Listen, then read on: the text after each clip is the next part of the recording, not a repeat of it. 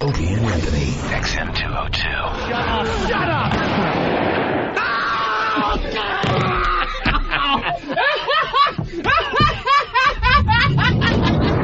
Opie. I'm scum because I'm a shapely European blonde. Anthony.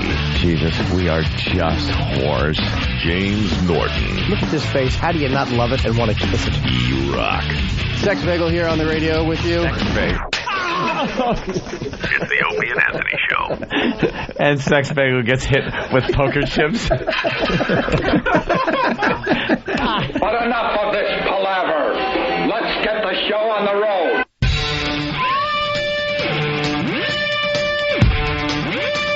Wakey, wakey.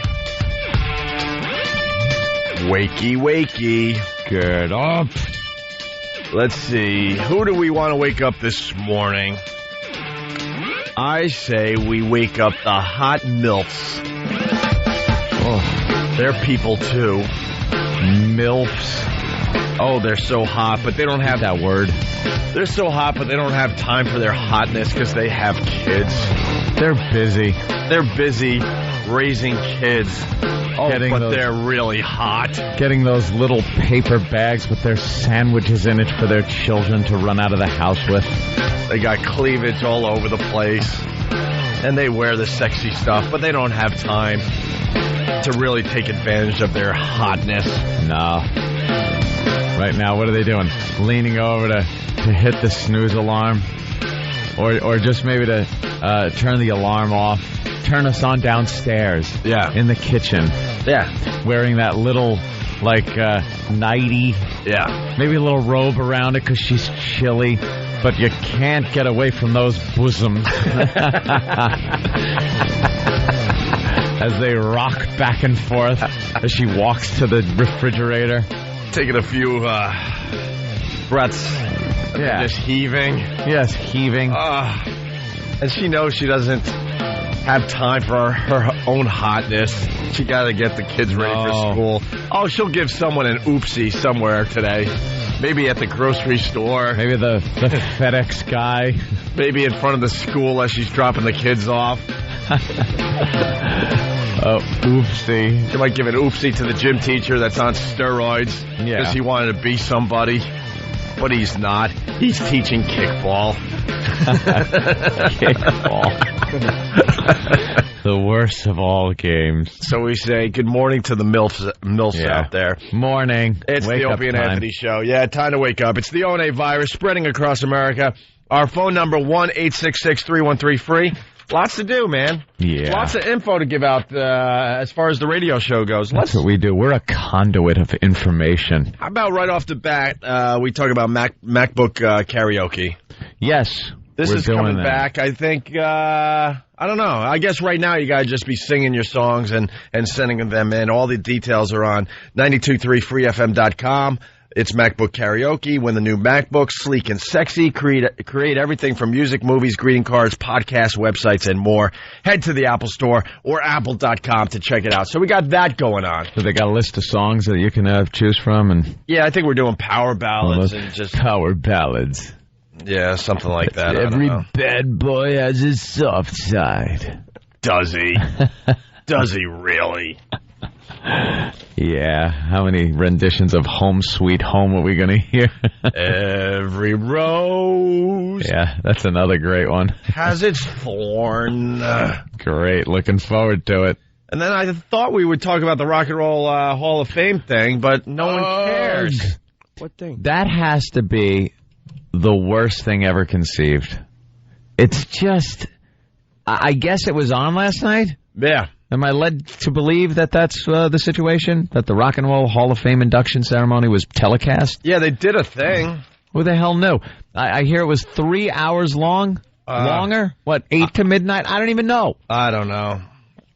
4 hours. 4 hours long? It wasn't 4 hours. 4 hours long at the Waldorf Astoria. And who got inducted? Patti Smith. Did she really? Her and her arm? I kept seeing her. Armpit hair? Or was she just there because she has nothing else to do? Her armpit. You think that'll be in Cleveland? Just a big patch of her armpit hair hanging up there? in like a special display where you could give it a sniffing? Well, you had the Ronettes, you had Patti Smith, you had, you had Van Halen, which is kind of strange because it was Sammy Hagar and Michael Anthony, the only two guys that aren't in the band right now. They were the ones that were at the Waldorf Astoria. So no Van Halen was there. There wasn't a Van Halen. There were members that have been in Van Halen. Yeah, but actually the people with the last name Van Halen weren't even there. No. That's odd. No, because Eddie, I guess, drinks too much, and David Lee Roth is off doing what he does, whatever that is. I don't even. He's not a Van Halen. At this point. But and then what about Alex? What's he doing? He was a no-show as well. Because I guess he doesn't like Sammy and Michael Anthony. $2,000 a plate? What are they serving on that? To see has-beens? And then you had R.E.M. And Ronnie Spector, the Ronettes, whatever. What's the deal with that? You have to be in the business for how long? 20 years? Something like that, yeah. Jesus, tick-tock. R.E.M. Huh? R.E.M. is in, huh? Well, they started in the 70s. Yeah, I know. Yeah, they've been around a real long time. Damn. Let's go to Steve in Mount Vernon. Hello, it's Steve in Mount Vernon. What's up, Steve? Yo, what's up, dude? Hey, man. What's going on? Did you guys see that debacle last night? Was it on TV? It was on VH1 Classic. Oh, my God. Are you kidding? Dudes, it was the most unorganized thing I've ever seen in my life. Okay? Yeah. And as far as Van Halen, I mean, those dudes got to just get it together, once and for all, number one. Number two, I'm a Velvet Revolver fan. When they, performed one of their songs, what that was all about, I have absolutely no idea. Wait, Velvet Revolver was there? Yeah, they performed one of their songs. Supposedly, I had heard that they were supposed to be performing all of them. They performed one song, yanked them off stage like as if something happened, and then Sammy Hagar and Michael Anthony came on. It was just really weird, the whole thing. Wait, I'm seeing a montage right now on Channel 7. You got Michael Stipe with Eddie Vedder on stage. But before that, they showed Sammy Hagar and Michael Anthony playing? What were they playing? Sammy and Michael Anthony played, I wasn't a big Van Hagar fan. I forgot the name of the song. Why Can't This Be Love, I guess? Oh, Velvet Revolver did Why Can't This Be Love? No. Oh, with Sammy and Michael. That's kind of cool. Yeah, no. Velvet Revolver did, oh, boy. Ain't Talking About Love. Right. That's really not Van It was Halen. pretty good, No. but just the way they rushed them off stage and everything, it was like as if something happened. The whole night was just a mess. Well, because Velvet Revolver was there just to do one song. It's not about them. No, I know that, but They were there to just spice it up. It was about, I guess, Sammy and Michael Anthony doing a Van Halen song, and those two aren't even invited into the band right now. No. exactly. But Velvet Revolver was supposed to do a whole montage. All right. How long was Sammy Hagar with Van Halen? Maybe close to 10 years. Who cares? Yeah, I agree. I think he was stupid. He's a little fat face and awful perm hair. He has hair like Marion. Marion. He totally took The Rock out of the band. No, as far as I'm concerned. He's a great guy, man. Every song turned about love and this and that. Oh, my God, Steve, you went on and on and on. And now I'm frustrated because we had a lady, a MILF, that wanted to call and talk to us. I figured I'd get a couple seconds out of you about the dumb Hall of Fame thing. You gave us no info. You just babble. You babbled as long as the show last night. And then I was ready to go to Lynette, I guess her name is. She's a MILF. She wants to talk about being a hot mom that can't use her hotness. She has 6 kids, and she swears she's a MILF, and she went away. The name like Lynette. I'm sorry. Sorry for all the MILFs. Don't be sorry. All right, Steve. All right, dudes, have a great day. Well, we feel like, we got to talk about what's going on out there, and the Hall of Fame thing is, who cares? That was a big who cares. They don't really, they're not organized. No. They gotta make a league. A league? They gotta have a league or something. Like rock and roll is just this thing.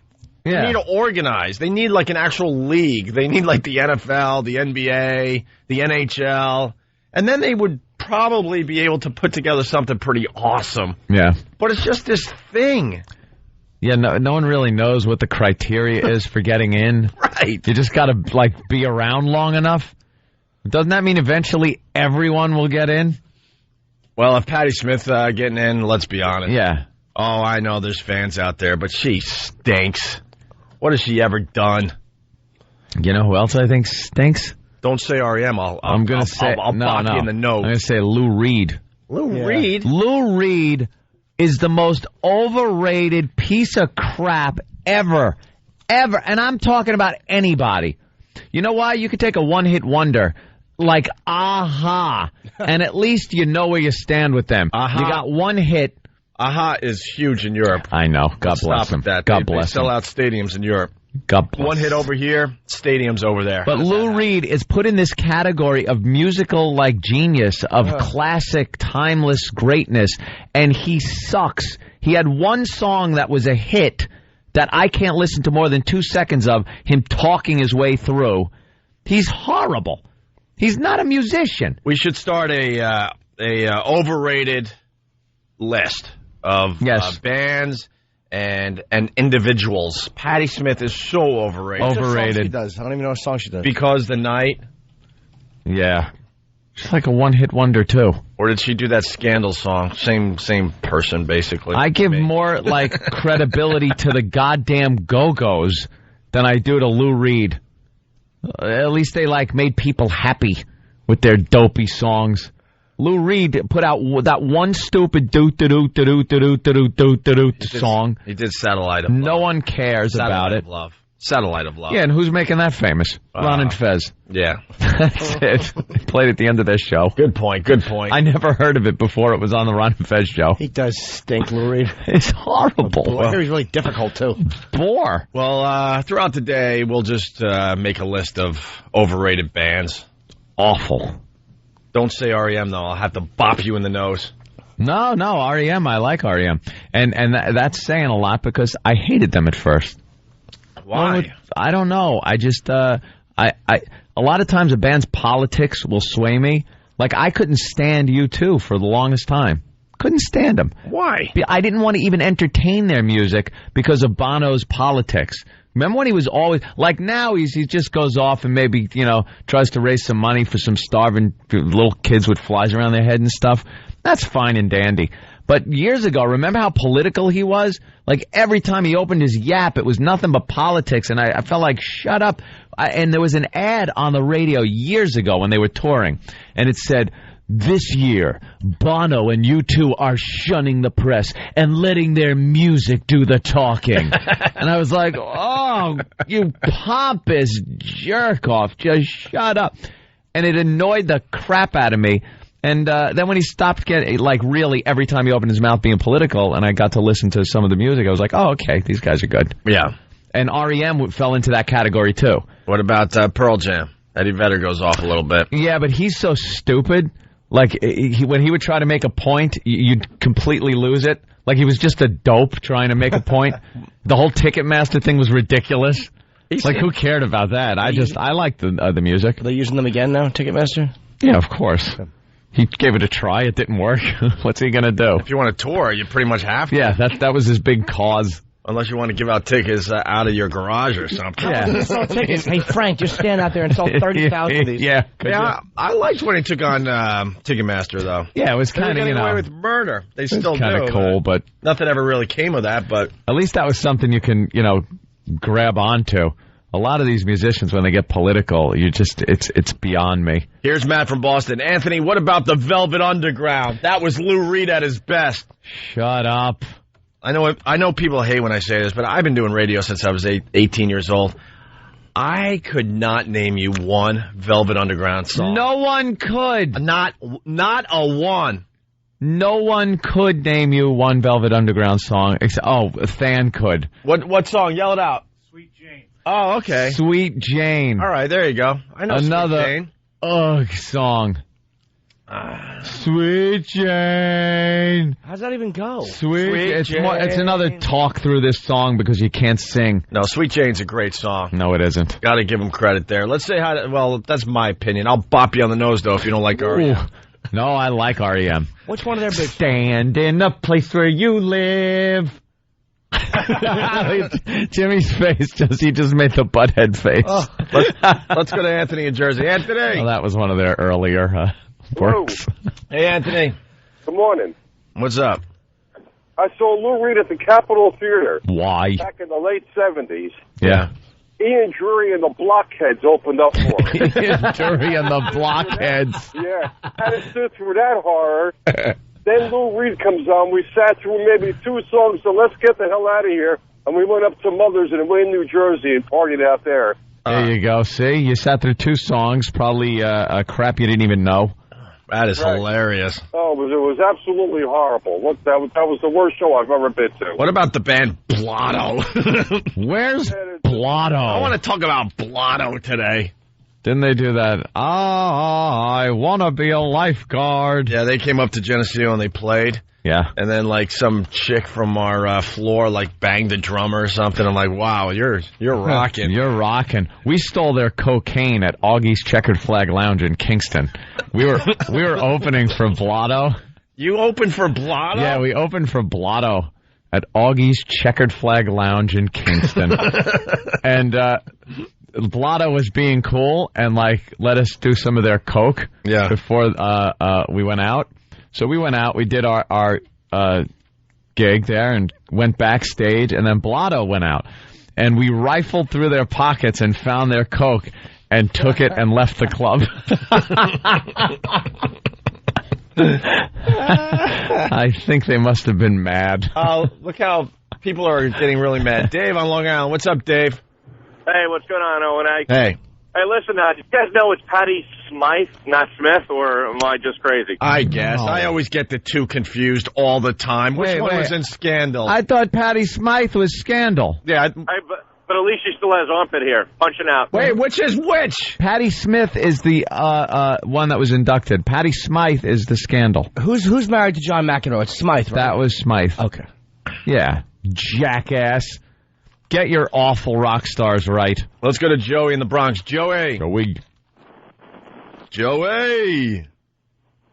In the Bronx. Joey.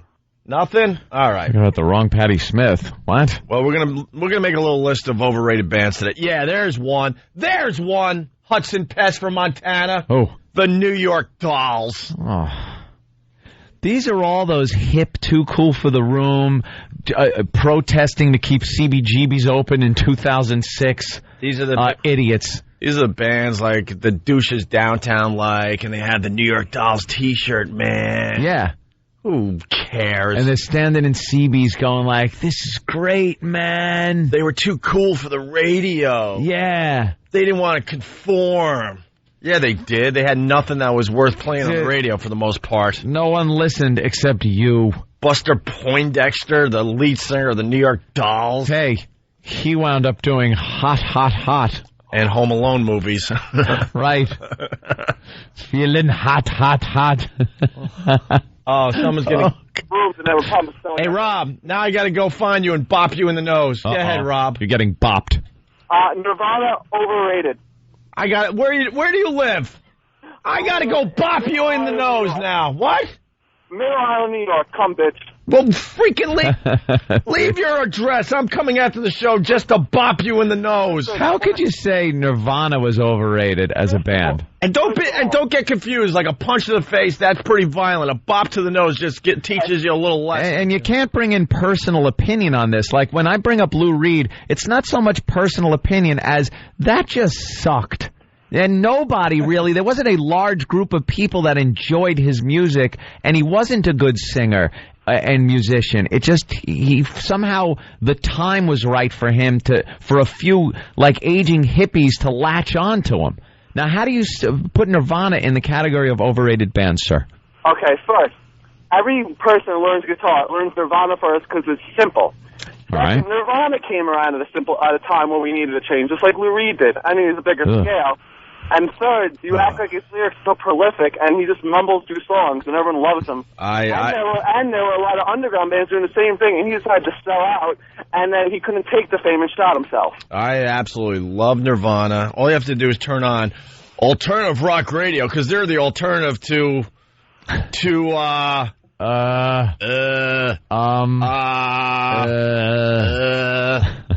hey, we're your alternative rock station. We're the alternative to, the other thing. The other stations that are alternative rock. Alternative used to mean something. What does that mean now? No, I mean, but the bands of today, you can just listen to, and you hear the Nirvana influence all over the radio. I'll tell you who I think is overrated is U2.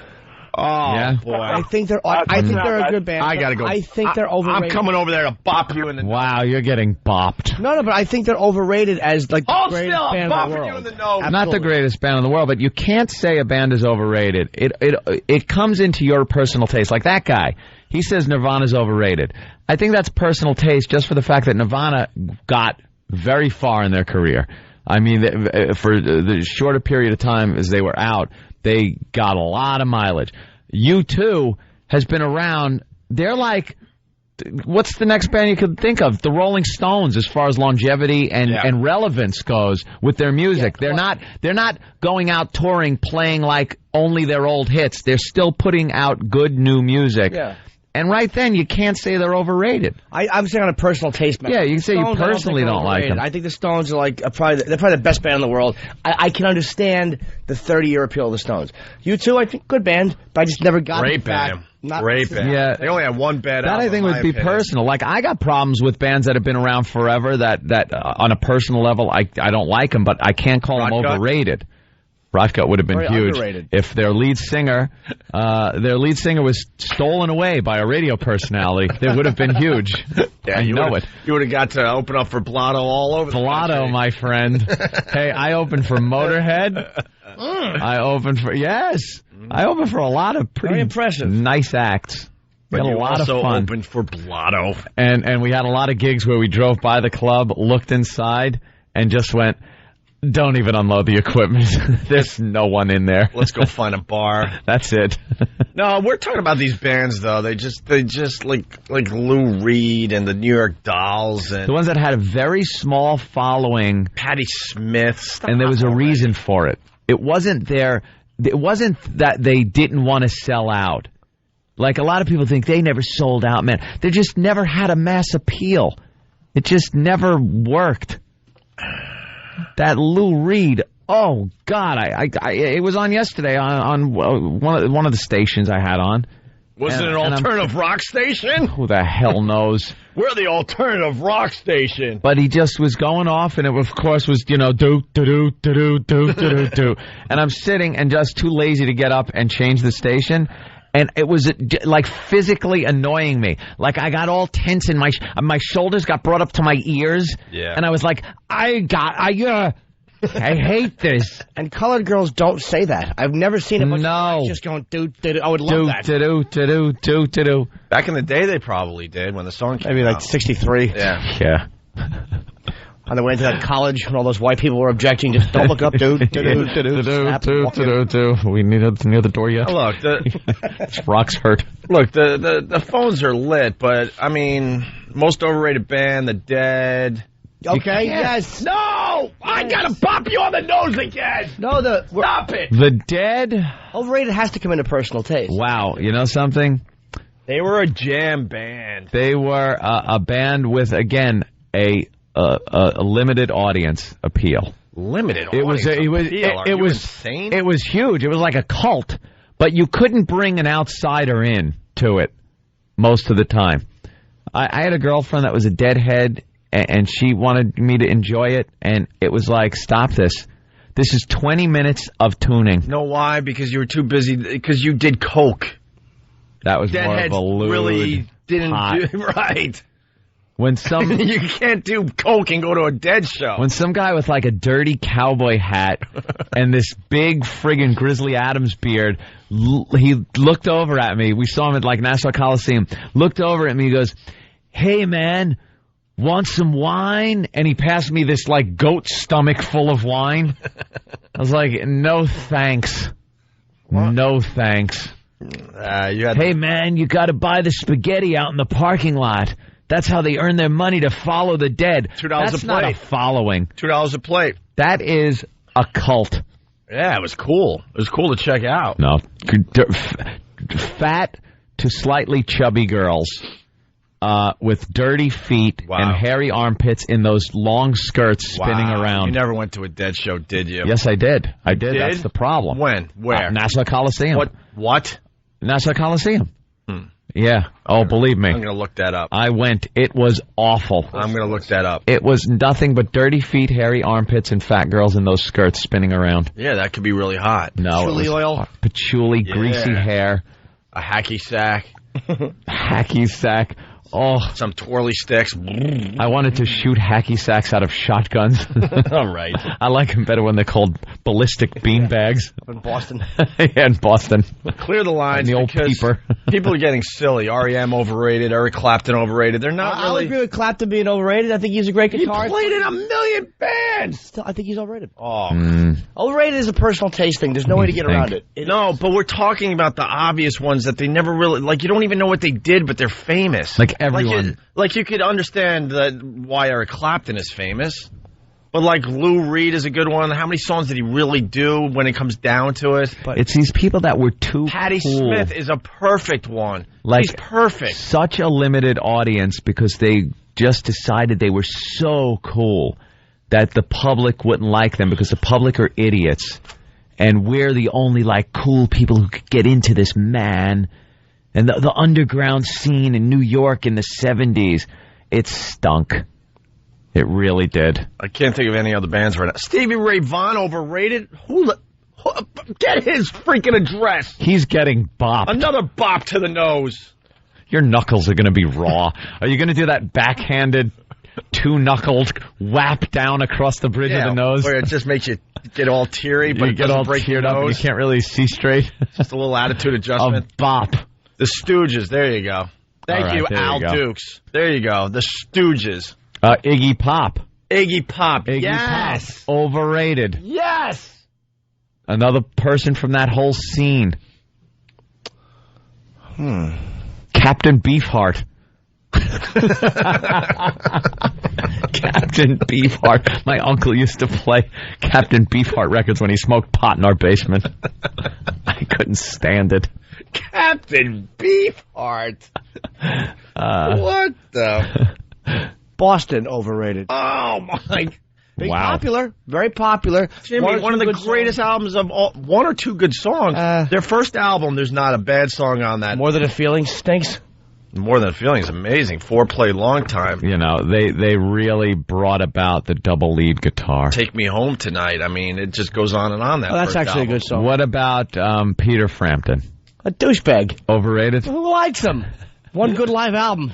The top-selling live album of all time. So what? I think Jimmy's onto something, though, with this Peter Frampton. Yeah? How many hits did he really have? That whole album was full of hits. Every song on it, everyone knew. Do you feel like I do? No, there was I did for the first 20 minutes of the song, but now I'm not feeling it anymore. You didn't like that? Can you move on to maybe something else?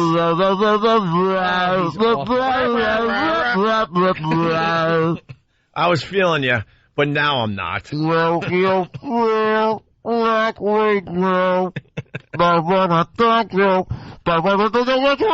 starts like carrying on a conversation with his stupid talk box. Shut up already. Yeah, I was feeling you, buddy. Oh, but now it's time for a beer. You should have been rubbing Rogaine into his head instead of talking through that stupid tube. All right, we got to take a break. We're real late. The guy from Boston died, by the way. Yes, he did. Brad Delp. 55. Very, very sad. He was in a Beatles cover band at the end of his life. Was he really? Well, he was in a Beatles cover band when we were working at AAF. We did the whole story yesterday, but he played at our Christmas party. Yep. And Anthony freaking went up and sang with Brad Delp. Got to sing with him. Yeah, not only did Anthony's band warm up for Blotto, Anthony, lead singer of Rot Gut, on stage with Brad Delp. Lead singer of Boston. How do you blow I think you it, did. though? I think you did Guns N' Roses that night. It was something like that. We did a Beatles song, and then... I think you guys went with some Guns N' Roses or something. It was rocking. Why? With one of the biggest albums of all time, why is he doing Beatle covers? That's just bad management, or is he... Because Boston was one of these weird bands. Problems. Tom Schultz he's a weirdo to begin with, and he made the album in his basement.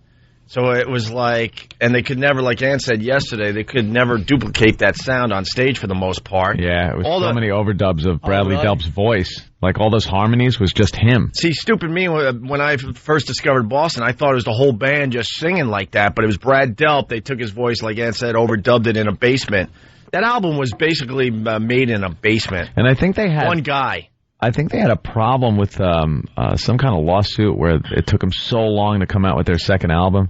Remember, it became a running joke? Yeah. Boston's second album? Why? Well, because what's his name? Forever. Tom Schultz was like a perfectionist and all that. Yeah. So, I don't know. Well, it was a strange band. Most overrated one, I'll say it before we go to break, Frankie Lyman and the Teenagers. Oh. All right. Hey, sometime this morning, we're going to give you all the details on the first O&A Traveling Virus Comedy Show. We got the details. Psych, There's man. one offer they have out. Definitely. I'm hoping that he does the show. Oh, really? Yeah. I'm hoping there's one of two comedians who's in the final slot. Yeah, we'll give you the lineup of comedians. We'll tell you where it's going to be. All that stuff sometime this morning on the Opie and Anthony Show. Hear what everyone else is talking about. O&A Uncut and Live, continuing the show on XM Satellite Radio starting at 9 a.m. Eastern. Visit xmradio.com to subscribe. It's the Opie and Anthony Show. The virus is spreading. You're checking out the Opie and Anthony Show, and we appreciate that. We got to move on. The overrated thing's just not working. It's overrated. Well, Led Zeppelin was overrated. That's not what we're looking for. It's mutated to a point where people are now just saying everything's overrated. We're just talking about those bands that you really, when you hear their name or an individual, you're like, yeah, why is he really famous in rock and roll? For what? Not bands you don't like. How can you say Led Zeppelin's overrated? I think they've kind of made a mark in history. That's a little silly. Yeah. Elvis Costello's overrated. He did a lot of music that we all know. Yeah. The New York Dolls, the Stooges, Blotto. Well, they were never rated. No. I just like saying Blotto. So we're going to move on, Travis. Get rid of these people. They mean nothing to us right now. Hey, we got an update, I guess, on the old lady, the 101-year-old. Huge story here in New York. Actually, not a bad old crow at that. God bless her, man. She's been talking on the news like crazy, and it's a national story at this point, I'm sure. She's got it together for 101, and she could take a punch. Oh my God! Does anybody mention the racial makeup of the assailant as they would if it was a 100-year-old black woman being punched by a young white thug? Yeah, we talked about this yesterday. The news said the description is a male in his 30s, and that's all they said. And it was like, why? You gotta kind of narrow down the list of suspects so people know to look out for a certain person. That's what they're trying to catch the person. Give all the info you can. And the easiest information you can give somebody is the racial makeup of the person. Because that way you could look. That's when you want to make a judgment based purely on the looks of the guy, is when you're looking for a suspect. You're not going to sit and talk to him. Hey, did you beat up an old lady? You look at the Bell shooting, okay? It was an awful thing. The cops shot this guy 50 times. There were black cops there, too, and they're still obsessed with the racial makeup because he was black. And there were black and white cops involved. Right. Something like this. This is all the media. They definitely weren't reporting that was a black guy, but now we've all seen the video, and it's pretty obvious to everybody involved now. That video is being shown around the clock. And we talked yesterday about the profile of this kind of crime. They have criminal profilers. And like we had Patrice on the other day, and he was talking about how serial killers and child abductors and stuff are mostly composed of white men. Crazy white crime. Crazy white crime. Yeah. Punching old ladies in the face and stealing their money, predominantly a black crime. Absolutely. It's part of the profile. It's just the way it is sometimes. Well, and people yell racism. You're a racist. You did whatever. That's just the way it is. Here's the latest on the 101-year-old that was mugged in her vestibule. The NYPD stepping up its efforts to find the mugger caught on camera attacking a 101-year-old woman. The videotape shows the brutal assault on the elderly woman. He broke her cheekbone. She was on her way to church. The entire police force saw the images during roll call yesterday morning. Outraged New Yorkers continue to flood the NYPD's Crime Stoppers hotline. So we still don't have the guy. No. As we broadcast this morning. You really can't get a good look at him, to tell you the truth. Someone's going to rat him out, though, man. That's the type of crime where your own mom has to, like, call the NYPD and go, oh, I just got to do this. It's like some of the homies got to know who was riding around on a pink bicycle, too, you know? Right. It's like he made his escape on a pink bicycle. He couldn't knock a 101-year-old woman out, and he ran away on a pink bike. I almost feel bad for this guy. I know. He's gonna take some heat in the joint. He should turn himself in. He's an embarrassment to himself. He was stealing money to take boxing lessons. What a sissy. I could knock that old bitch out. He actually grabbed the side of her head, hit her like 3 times that way, and then took her purse, and then he started rifling through her pockets. And when he leaned over to rifle through her pockets a little bit, she kind of gently leaned over. I think she was going back for her purse. Oh, of course she was. Going to try to grab it back from him, and that's when he gave her the old right and laid her out. And her little cotton candy hair moved, and her hat flew off. And her little hat, that's what bothered me. Yeah, when you see her little knit cap go flying off her head. When you see these videos, there's always a moment in the video that really gets to you personally, and that's when it really kind of got real sad for me, because I saw her hat go flying off, and I'm like, man, she probably knitted that hat because she had nothing else to do with her life. It was chilly, so I decided to go out with my wool cap on. And a giant Negro hit me in the face. I was listening to a news report this morning. Everyone's calling the NYPD, not with a tip. They're basically calling the NYPD to tell them what they're going to do to this guy if they find him. Oh, yeah. Yeah, people want this guy really, like, beat up. But if the cops worked this guy over when they caught him, there would be outrage, and the cops would be arrested, and you know, there'd be a big grand jury, and so there's no real justice or winning or anything. The Central Park jogging case. All of a sudden, it's the race of the assailant and not the victim. Yeah. Good. Hey, you guys, and the NYPD has a lot of pressure. A lot of pressure to find this guy, because it's one of those cases where everyone is paying attention. Oh, yeah. Everyone's watching. I think we should give a reward, yes. I have an idea. What do you got? Reward? Let's set Keith Robinson up and get him to take the fall. I'd love to get one of my awful friends busted for this. Who knows? With the way he was talking the other day, it probably was him. Jesus, what a creep. Oh, he's a creep. Should we call the press and tell them we're offering an award? A reward. An award. Imagine an award. We want to give him an award. It's a cotton fist. That guy is awful. An award for punching like a butterfly. No, it's a big fist with fairy wings on it.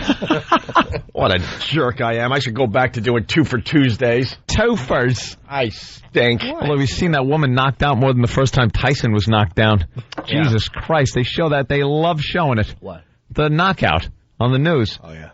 See, the news knows what people want to see. Is it true? But they present it Hold like... on. This guy, I didn't know this part of the story. So far we know the guy knocked a 101-year-old lady down, but not out.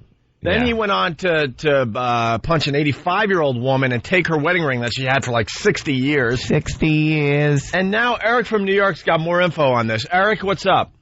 Well, as news reports say, you guys may have overlooked it, but we go back to the pink bicycle thing. Prior to the 101-year-old, I believe he beat up a 7-year-old girl. That's how we got the pink bike. Well, I don't know if you have to beat up a 7-year-old girl. Don't you just take the bike? You just push her down. You just give her a little push. You mush her face. You take your palm, stick it in her face, and just push her. Yep. Give her a little bop to the nose. Yeah. And take her pink bicycle. He may have just slapped her. He may have just slapped her. That's true. Why is this guy still out there? It seems like it's pretty, this is an easy one. I know the surveillance camera stinks, but... And there's no sound. You can't hear the old lady going, "I'm still standing, Larry." He never got me down. Is that his name? No, it's Sugar Ray Robinson. Yeah, Sugar Ray. Right. You never. I'm still standing, Ray. Let's go to Mark on Long Island. Mark, what's up? Me down. Marky. What's up, man? Hey. There was a story in Newsday a couple years back, and, same story, blah, blah, blah. Police are looking for a man in his 30s, so on and so forth. And I was so infuriated, I called Newsday. I got through to the newsroom, and I said to him, why didn't you put the race of the person? And the woman said to me, all smug, we didn't want to exacerbate racial tensions anymore. Spineless. Yes, that's what the media does. They're making political statements instead of doing their job, which is give us the facts.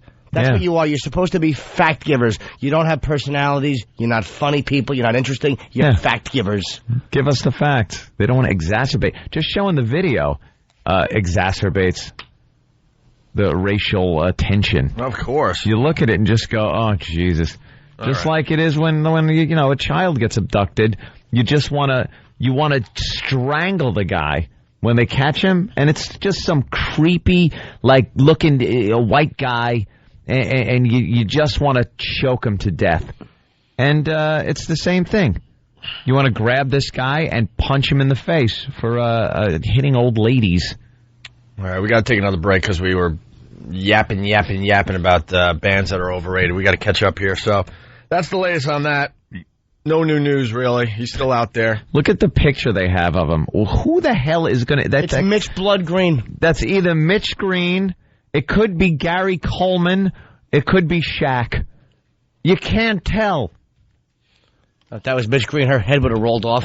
If he threw one punch and her head and hat flew off, then you look for Mitch Green. Her head, too, yeah. It would just be a headless torso, and she probably like a praying mantis would have walked into the 30 feet and then fallen. She just wants to live out her days in her little apartment that she's had since, rent control. Since Prohibition. I pay $35 a month. Oh, E-Rock. E-Rock screwed it up. E-Rock screwed it up. Now I can't even do it. You had one job and you blew it. What was he supposed to do? He was supposed to hit this. I had rent control in the old days. Oh, Johnny, this looks like a wonderful apartment. We'll take it. We'll live our lives here, Johnny. Just me and you together. In this wonderful white neighborhood. Let's celebrate with a lucky. All right, Johnny. I love you. I love you too, doll. Then, fast forward 3 or 4 decades, and then this is what you got going on in the neighborhood. Why do they play the music so loud, their kind? Why do their kind of... I better go to church. Where's my wool cap? Where's my wool cap? I just want to be warm for my walk to church. Oh, good. This young gentleman's going to help me open the door. Thank you for holding the... Ow! Why are you punching? Ow!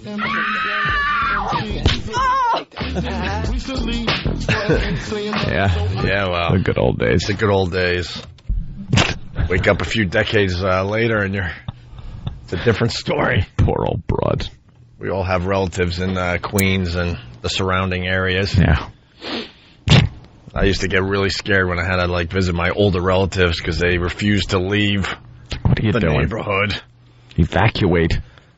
Jesus. All right, blah, blah, blah. It's the Opie and Anthony show. Oh, Milfs! Where's Janet?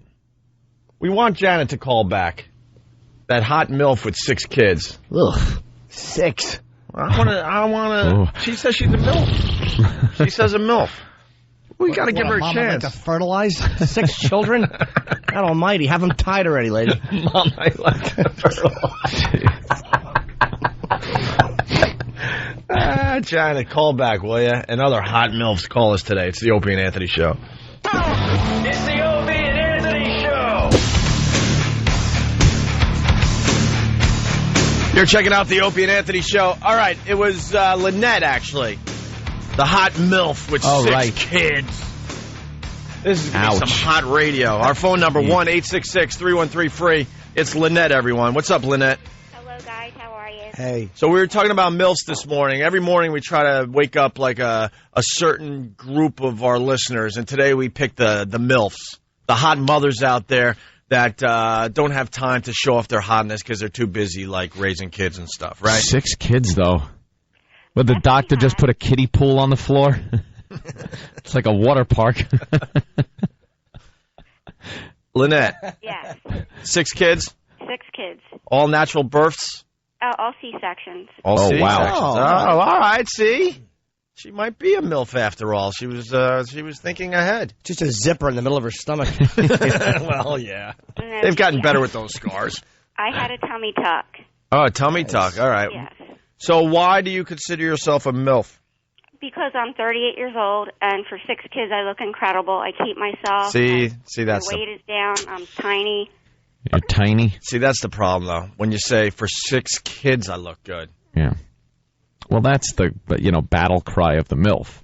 For 6 kids, I look good. Hey, for my age, I look good. For being married so long, I look good. But that's not saying much if you say, for 6 kids, I'm looking good. For 6 kids. I mean, you could get away with saying, hey, for having a kid, I look good. For having 2 kids, I look good. When you get up to, for having 6 kids, I look good, there's a problem there in my mind. For 6 kids, if you walk without an echo, you look good.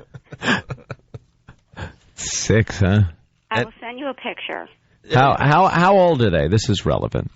18, 16, 15, 13, 11, and 10. Why so many kids? Why so many? Yeah. I would have had 12 if I could, but I couldn't have any more after my 6. Why? Oh, what happened? What happened? My Busted body's a just pipe? wearing out. It's a lot. 6 C-sections was a lot. It just wore out your body? Yeah. You really would have had 12? Yeah, I love kids. We wanted a bunch of kids when we got Well, I've then been become a married 20 teacher. years. What are you, religious? What are you, religious? No, but my doctor was, and he wouldn't tie my tubes for a while. Jesus. It's unethical. Yeah, it really is. But I just got my tongue pierced, and I love my kids. I hang out with my kids. I'm a great mom, and I look great. You're the mom with the pierced tongue.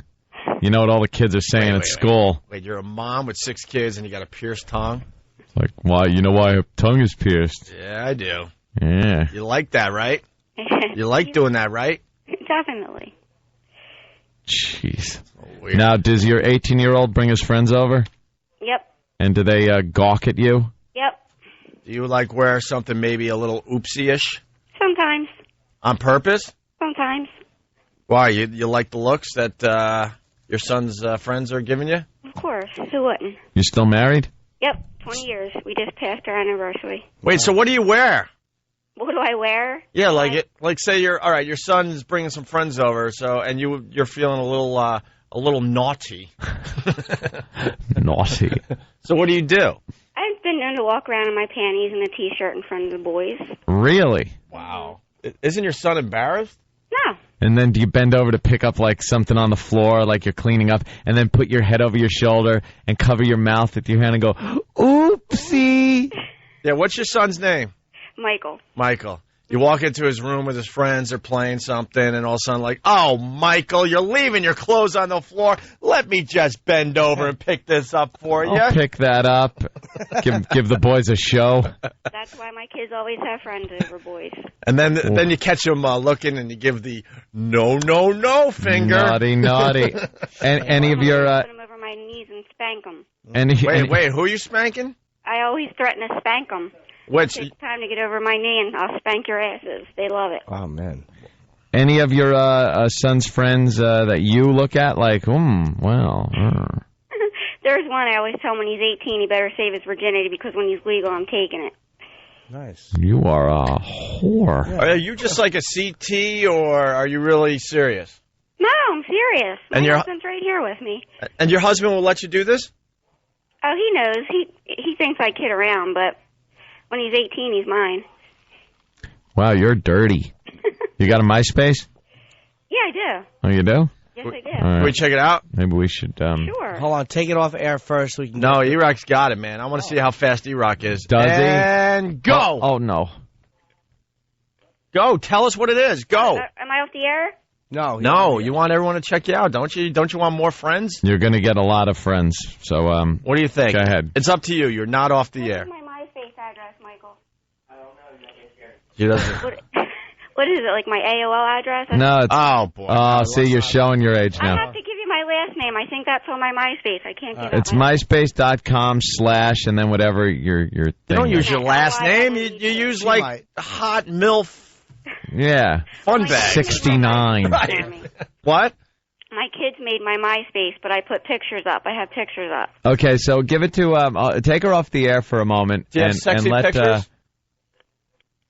All right, hold on. Yeah, they'll take it inside. We're going to put you on hold for a second, and then you're going to give your MySpace address to somebody else, and then we'll look at it. Right now, Travis is going, ew. Yeah.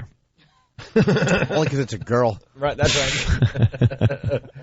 All right, let's say hi to Will the trucker. Will, what's up? Hey, boys. What's up, Will? Guys, I'm a little bit worried this morning. Why? I'm a male in my 30s. Uh-oh, you're a suspect. You're a suspect in the mugging of the 101-year-old. So am I. I've been in Texas here for the past 4 years, but... You got an alibi. Yeah, I'm just... Are you white? Black? White. Oh. Yeah, well, they're looking for everybody. They're looking for everybody. We can't racially profile this guy, even though we have him on video, and he's black. Right. What are you hauling today, Will? Got some flammable gas. Oh, you got some flammable gas? Yeah, some popcorn. Yeah. Popcorn? All right, well, I got to get back to the MILF. Thank you. That would be an interesting explosion. Yeah, He only got now. Stephen from Bayshore. Her MySpace account is myspace.com/stretched and busted. All right, Lynette. It's a private address. We can't get in. All right, well, I'll go. What do I do how do I get that out? I'll go take it out, but then I got to go to get my kids off to school. Of course. See, because she's a MILF. All right, well, call us back. Maybe we'll do something with you a little later. All right, guys. All right. now. Bye, Lynette, with 6 kids who think she's a MILF. Speaking of MILFs, this cute little story today. Michael Ciravong has a very fast car, and he wanted the Toyota Supra to have a souped-up name. So on his license plate application, he wrote, "Got MILF," and he got it. Yeah, I just thought it sounded funny, like got milk, and then the term MILF was getting popular, so got MILF. I didn't really think about it. So you got a license plate that says "God MILF." I bet they took it away. You think? Yeah. Why would they do that in this day and age? Not allowed. Why in this day and age? It's vulgar. Why is that vulgar? I don't know. They're pretty strict with the license plates. Some people can have snuck some through, pretty clever ones. But for the most part, anything that sounds dirty or anything or offensive, they take it off. So what do you think, Jimmy? They get rid of the license plate? Because Americans are a bunch of whiny faggots. Mm-hmm. And I'm talking to all of you out there. Yes, we are. So I'm sure they did. Well, we were talking yesterday about how you can't boo at oh, yeah, I heard that. a certain high school revolting. now during sporting events. And they think this is good for America. The nerds are running the country. It's another way for soft, weak people to not feel soft and weak. The wussification. And the Chinese are coming. They're just going to take us. It's going to be real easy when they finally decide to take us. Yeah. We're not even going to give them a fight. I think we could just hold their heads at arm's length and let them swing at us. In the old days, yeah, but not anymore. We're getting a little wimpy, a little soft. So what do you think, Jimmy? They take it away? Oh, I'm pretty sure they did, yeah. It is, in the most delicate of terms, a term of endearment for a married woman. A MILF is an attractive mother. Oh, but several mothers didn't find it attractive. Emails of disgust rolled into the Department of Licensing. It was offensive and not humorous at all. Next thing Michael knew, the plate... Well, you know who complained, right? Yeah. You know who complained. Oh, the mix. The yucks. The yucks complained. The yucks. God, ugh. The ones who MILF stands for, man, I look fat. That's the one. Yeah. A bunch of fat, complaining hens. Why do they get their way? How do you complain about a license plate? Why would that offend you? With letters. It's not even the words spelt out. It's just a...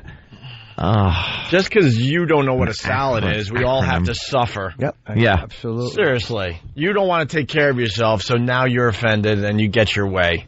Come on. Not humorous at all. Next thing Michael knew, the plate was canceled. Yeah, I was a bit surprised, shocked that somebody would stoop that low to ruin my fun. He'd claimed on his original application that maybe it meant manual incline lift fluctuator, which means... I just made it up. No. I just made it up. He knows he ain't getting it back, so screw it. Yeah, I just made it up. He should have come up with a real thing that meant to him. Yeah. So stupid. Well, he tried.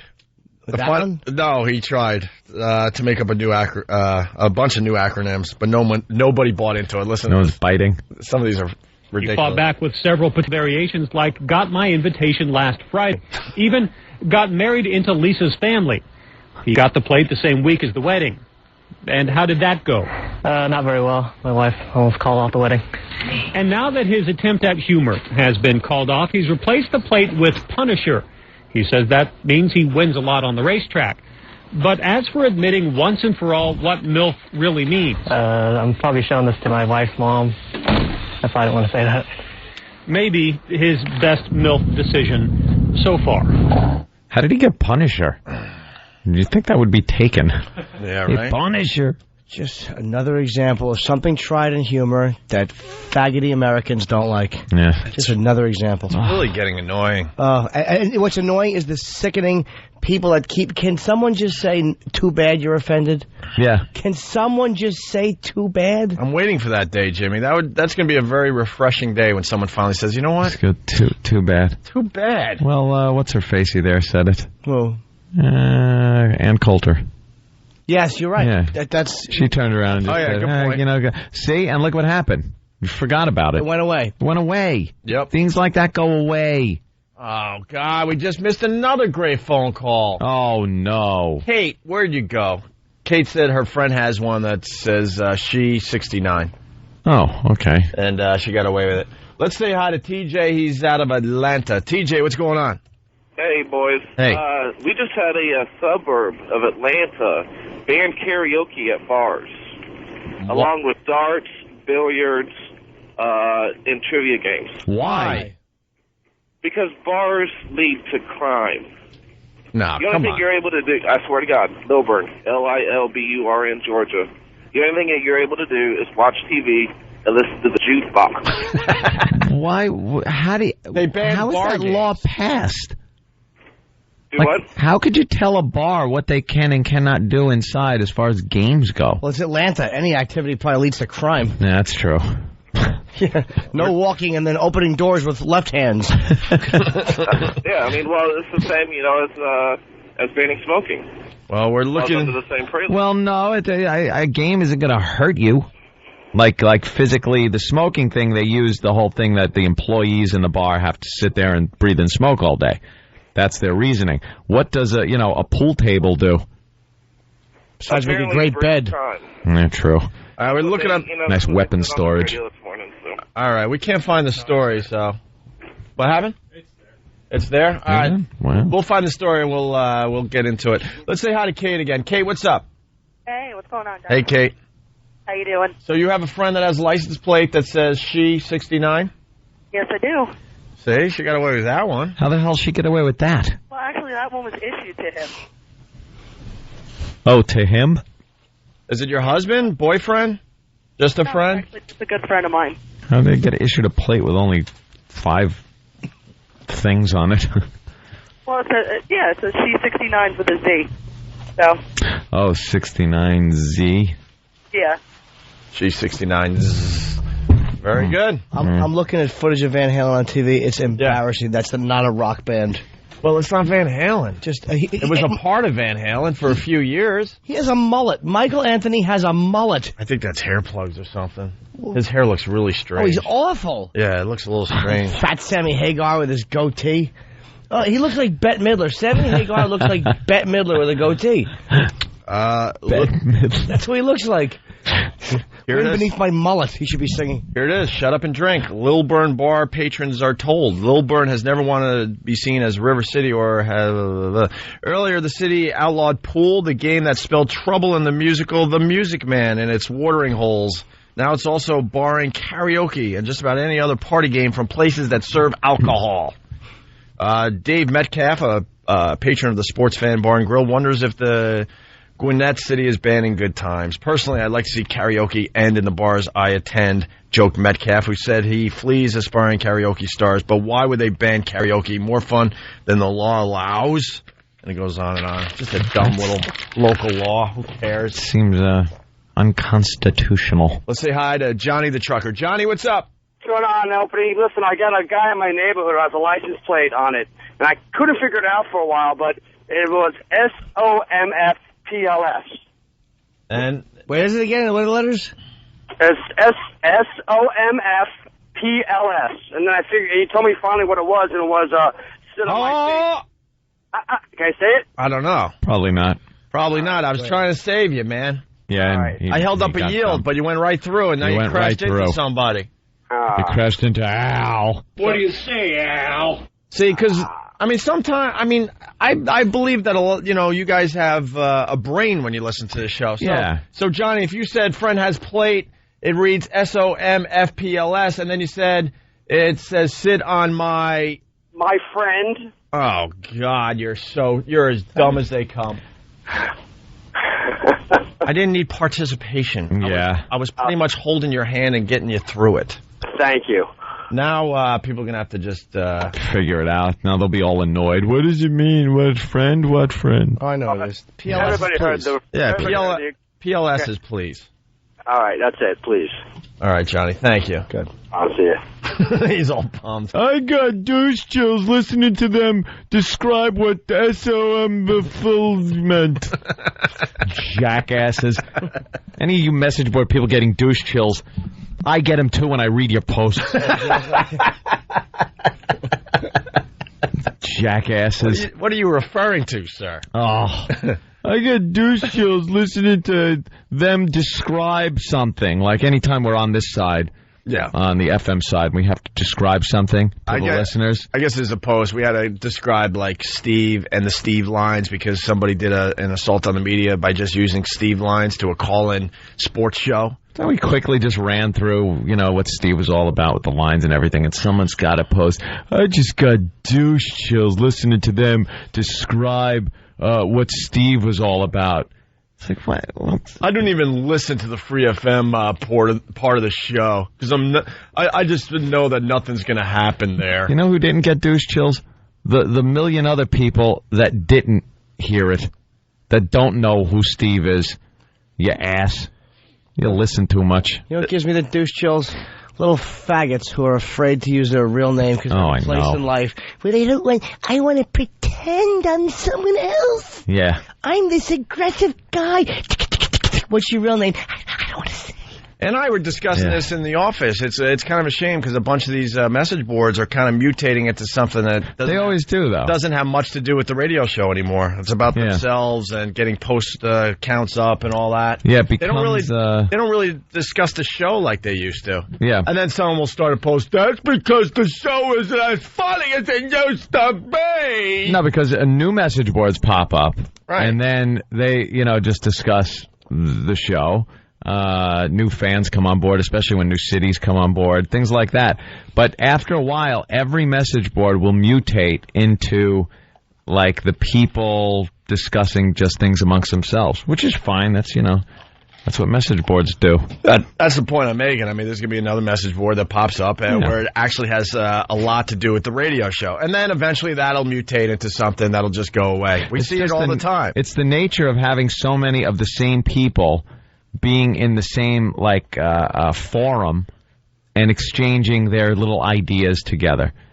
They change subjects. That's what they do. All right, and they get cranky. Let's say hi to Ed in Florida. Ed. Hey, got a friend of mine who's got a plate that says I love anal. It's ANL. The DMV was convinced that it's the initials of his fiance. Oh. That's pretty smart. That's a good one. Yeah, I hope Al didn't dump out of that because we haven't said anything else. No, that's as long as you say that much and that it's his fiance's initials, you can get away with that on regular radio. Very, very good. All right, we should take a break. We got O&A traveling virus info. Want to do it after the break? Let's do that. I say we should. We're going to announce our first stop on the O&A Traveling Virus Comedy Tour. Toot, toot. I picture us on a little steam train going around the whole nation. Toot, toot. What's our first whistle stop? The first date will be announced after the break, and I think up to 9 more to follow, something crazy like that. We only did 4 last year. We're doing about 10 this year. Wow. Yeah. I'm scared. It's the Opie and Anthony Show. It's the Opie and Anthony Show. The virus is spreading. Opie and Anthony!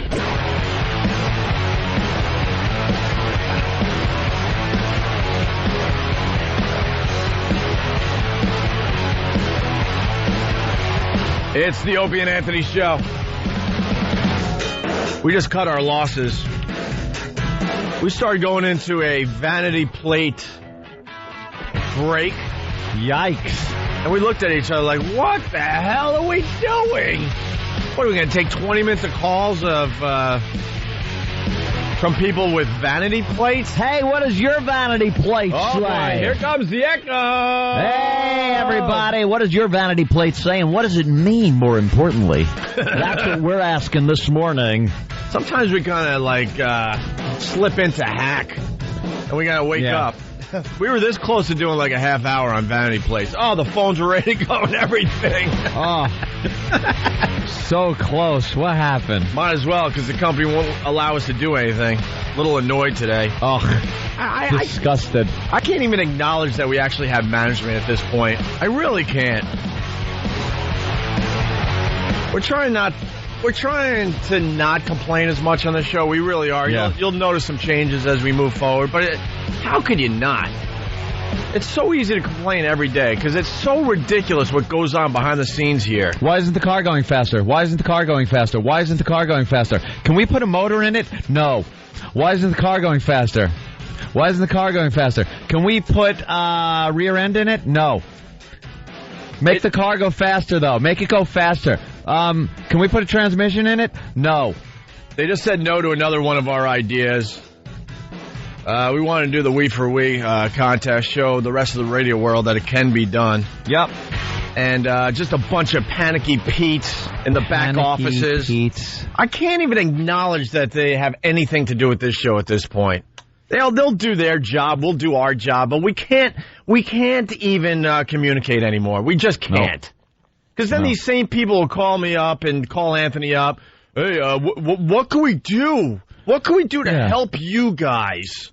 We know you guys, want to do well and stuff. What can we do to help you out on that? Well, let us do what we do.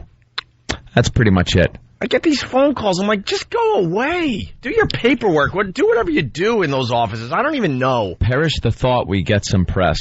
Regardless, if some people are pissed at us or whatever. I know. Heather Mills hopping across the floor getting ready for Dancing with the Stars. How great is that?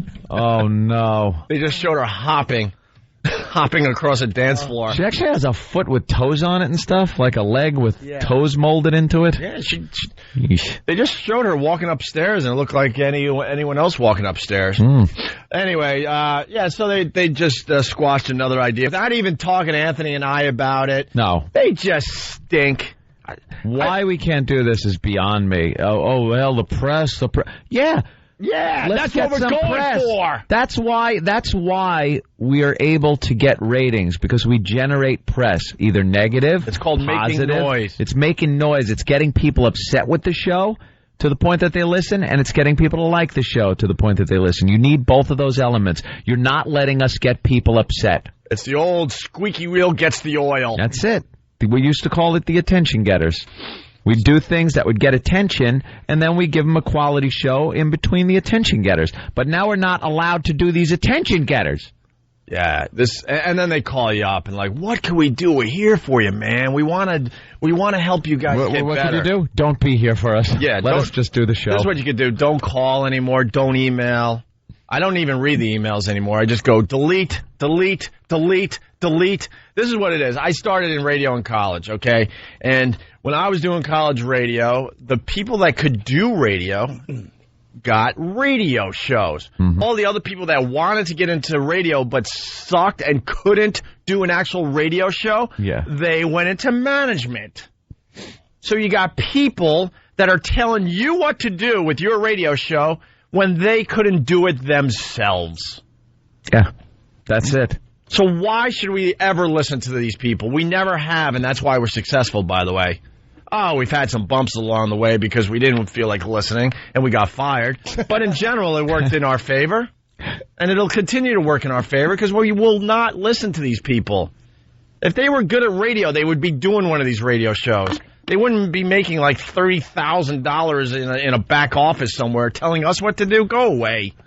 What are they worried about the bad press? I'm not sure what the press wouldn't care. They wouldn't care, first of all. And even if somebody wrote an article that said, oh, my God, because here's what they're afraid of. I'll spell it right out. Oh, they're trying to capitalize on the death of a woman. The woman that died from the We for We contest that went on. She drank too much water. She got water intoxication and died from brain swelling. And a station, was pulling a promotion, We for a We. So we want to do a contest with the same name, We for a We, and they say that we can't do it. By the way, it didn't get one phone call from people to discuss it. Don't worry about it. They discuss it through Steve, and I'm sure Steve didn't describe it right. No. We're going to have people doing it for the kind of... It's We for a We, and somehow has to involve foundry music. And we're going to hit him on the head with frying pans to make it more interesting. Steve is stupid. He probably didn't even get it. We're doing it in France. It's about saying yes. It's we, yes for yes. And then there's someone in management that is obsessed with the fact that we don't need to do those type of things. Yes, we do. We just don't need to be doing this type of radio. Yes, we do. We made our names doing this type of radio. It's an element of the radio show. It'll always be an element of the radio show. We have to continue pushing buttons and making noise. Yeah, we don't need to do it every day. Then you should go program another station somewhere else. Don't need to do it every day or every month even. But occasionally we have to do these things. It's part of the formula. You can't pull out a piece. You can't pull out one little cog in the wheel of this program. It doesn't work. Let us just do these things. Yeah, they're going to piss people off. But we're not going to violate FCC rules. We're going to annoy people. You're going to get letters. What happened to radio stations fielding like letters from angry listeners? They used to get it all the time and go, this is great. Look at all these letters. Yeah. People are annoyed. They're pissed off at you. This is fantastic. Now it's like one person writes in that's upset about something and just shut it down. Oh, my God. Yeah. They lose their minds. They've lost all perception of what makes a show work. They lost their balls. But, and then they'll call like, I really don't know what's going on. Well, I do. You said no too many times. Yeah. You said no too many times. I don't want to hear it. It's a bunch of fraidy cat white guys. You know who's got guts? Black stations have balls. Yeah, they let them say anything. Yes. Yeah. Just about. Yeah. Absolutely. Unless it upsets the Asians. That's where they have their problem. Well, yeah, but they've just been kicked around so much for it, they've probably backed off a little. So they said no again. And then they'll say, well, this one was an obvious no. Was it? I don't think so, first of all. What about all the other ones that you said no to? It adds up after a while. Don't you get it? What was the contest going to be, or did you not describe it? Was it going to be the same as them, or was it going to be different, or we don't know? It's a We for a We, man. Yep. Okay. Yeah. Why give it to someone else with enough balls to actually do it? That's right. Yeah, because another station would. Another station will do it. They'll find them, at the management team that actually has a set, wants their shows to succeed, and let them do it, and they'll do it. Mm-hmm. So, we just sit here and go, all right, can't do it. And it's not even like the old days where we would do it, because in the old days we would, but we'll get our asses thrown right out of here now. Lawyers and contracts and wordage. It's not a word. And then, like I said, then they'll call. We really have to do something. What's missing? What's missing? I fielded all these calls. I'm like, just roll my eyes. Whatever, dude. We'll play it. We'll play it your way. Because you had a successful radio show. Yeah. You know so much about radio because you listen to radio. That makes sense. That's always made sense to me. We need to adapt. We have adapted. We've been doing this show for a year. We've been doing a show over there at XM for over 2 years. Don't worry, you know best.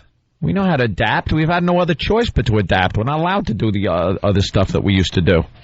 All right. So there you go. Enough of the bitching. Yeah, that was our bitch. You guys complain too much. They said no to another contest. Who's saying no to it? It's so irritating. I don't even know. It's not even. You can't even get a name. Like, no. Who's the guy? Who's the guy that said no? Well, it's a board. It's a conglomerate of people. It was a bunch of people. Harumph. They actually approved of the contest, but they were scared of the PR it would generate, the negative PR. Am I correct in saying that for the most part? Because if you don't get it exact, you're going to get the email. No, that's not what I said. Yes.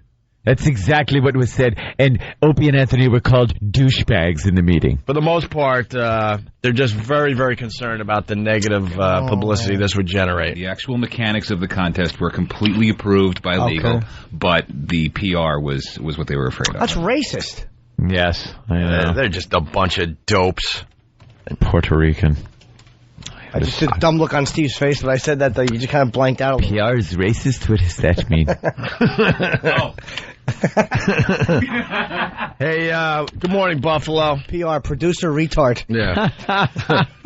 Let's say hi to Buffalo once again. Buffalo loves the Opie and Anthony show. And we love Buffalo. We love Buffalo. We love New York. We love Chicago. And we think we love Philly. But we're not sure. They're not sure. I was reading an article about the new ratings they're doing down there. They have a whole new way of figuring out what you guys listen to, and they can't read the numbers. Yeah. No one could read the numbers. They came out in kooky hieroglyphics. They actually came out as Egyptian women turned their heads sideways with their arms all twisted and funny. Ratings are coming in every day for all the cities we're on. And Philly just threw their hands up in the air and went, we don't know what this means. So we're announcing we're number one in Philly. Yeah, might as well. Because no one's going to tell us differently. Because really, no one knows. No one knows. I'm serious. No one knows. They're bringing in, like, code breakers and stuff. They thought they had this new system that's going to rock, and like I said, no one could figure it out. No. I even called people. They're like, I'll pass. I don't know.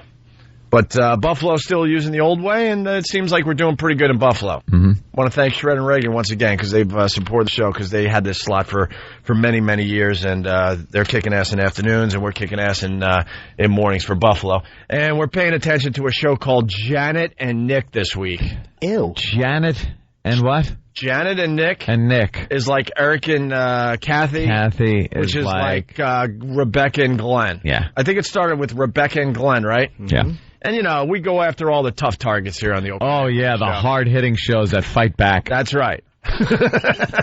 These are your typical shows with the guy host and the hole that sits next to him and just goes, yeah, oh, God, oh, now, and throws in the comments that stops funny dead in its tracks. Oh, they really are. They're like made of lead. Women, it's like when there's a joke coming, a lead thing with breasts just stands up and stops it. You just hear a clang, and there's the funny hitting it. They're like made of Kevlar. Women are like Kevlar when it comes to humor going through. You take your shot, it's aimed perfectly at the funny bone, but what happens? Funny joke. Oh, guys. Thanks. Oh, I don't know if we... Oh. Well, I think it was. Do you? Yeah. Shut up. Exactly. So we got today's Janet and Nick clip. Because we want to pay attention to Buffalo this week. Let's hear what kind of comedy's coming out of that. Well, they did a whole break on setting their clocks. Because daylight savings. Yeah. Hit music station. Good morning, 6:33. Janet Snyder. The number one hit music station. Of course it is. Because you're the only one playing that music. The hits. And Nicholas radio slogans. And a little bit darker than we're used to. Yeah, clocks moved this weekend. Not cool. Yeah. Wake me up in the middle of the night. You kidding me? I have to do my car clock and a couple more clocks upstairs, and then I've got all my clocks changed. Oh, no. Wait, I did this one on the computer. Oh, I can see where this is going. Did it? Like it's mad at me for trying to reset it. Now, what do? I click on the time? It'll reset itself. Why? It just, I don't know, mine did. Try yours, you right-click it. Then what, adjust date time? And then we're under the clock where you see the little, the real numbers. Put the 6 over the 5. Apply. Well, can't I just go forward more? Hold on. Oh, my God. Well, that's AM PM. I'm not near the keyboard right now, so I gotta... All right, hold on a second. This one's mad at me. This computer's like, not that time. Wait, what do I do? Put a 6? Yeah, put a 6. Okay, that looks good. Okay. AM. Okay. I had to change it for now. Yeah, for now. See what mine does. Next up, I defrag my hard drive in real time. Stick around. Did they just set their clocks on the... Updating my virus software. Be right back. Are you kidding? That's what they did? They reset their computer clock live on the air, Opie. And then she has to act dumb? Yeah. Well, act. No, you can tell she's acting dumb. Yeah. We don't give that, the whole much credit to begin with, but who can't click on your time and then put a new number in? You know why she was acting okay. dumb? Because she's like, so I put a 6 in? Yeah, you put a 6 in. No, put a 12 in. That's to identify. Sure, she'd like to put a 12 in. Meet the new co-host. Janet's a size queen. That's right. Her nickname on MySpace is Janet the Girthmonger.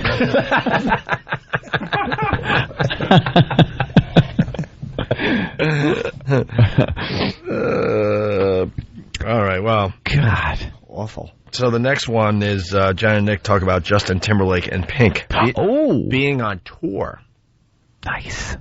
How sad that they're on tour together, but they barely see each other. Well, I think she just kind of looks at it. He's out there juggling all the starlets. Yeah. The dogs, the starlets. Right, exactly. Oh, his dogs were so beautiful. What do you have, bulldogs? No, boxers. Boxers. The most beautiful, well taken care of boxers. They're just gorgeous. But, he brought them on the road without crates or anything. And they're a decent-sized dogs. And sometimes they need crates. They kept getting out. And, they learned how to push their hand down on the door handle. And were getting out backstage. Oh, nice. That's good. Yeah, that's what you want, a dog-free in HSBC arena. Yeah, that doesn't go so running well. Loose. So kind of crazy. Speaking of dogs, she should talk about the claw marks she has on each hip.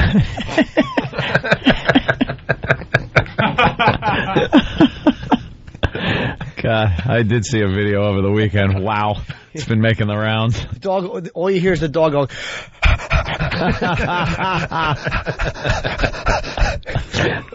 I love the dogs, though, in those videos. They got that same dopey face on. So dedicated to the job, The front paws sometimes are taped so they don't do anything. So they don't hurt anyone. I love it. They tape them up. A little overzealous. Ooh, I've been scratched with a dew claw. Looking at the camera like, are my dog friends watching this? Waving. This little taped up hand. Hey, Stephen from Bayshore, he's good for one every day. Golly, it sure is impressive how Janet and Nick keep up this madcap pace. Madcap. Oh, if anything's madcap. Well, we just took that Timberlake and Pink clip, and now we're going to make it funny and edgier and bring it into our world, the shock jock world. Right. They're outrageous. Here's that same clip. Funnier.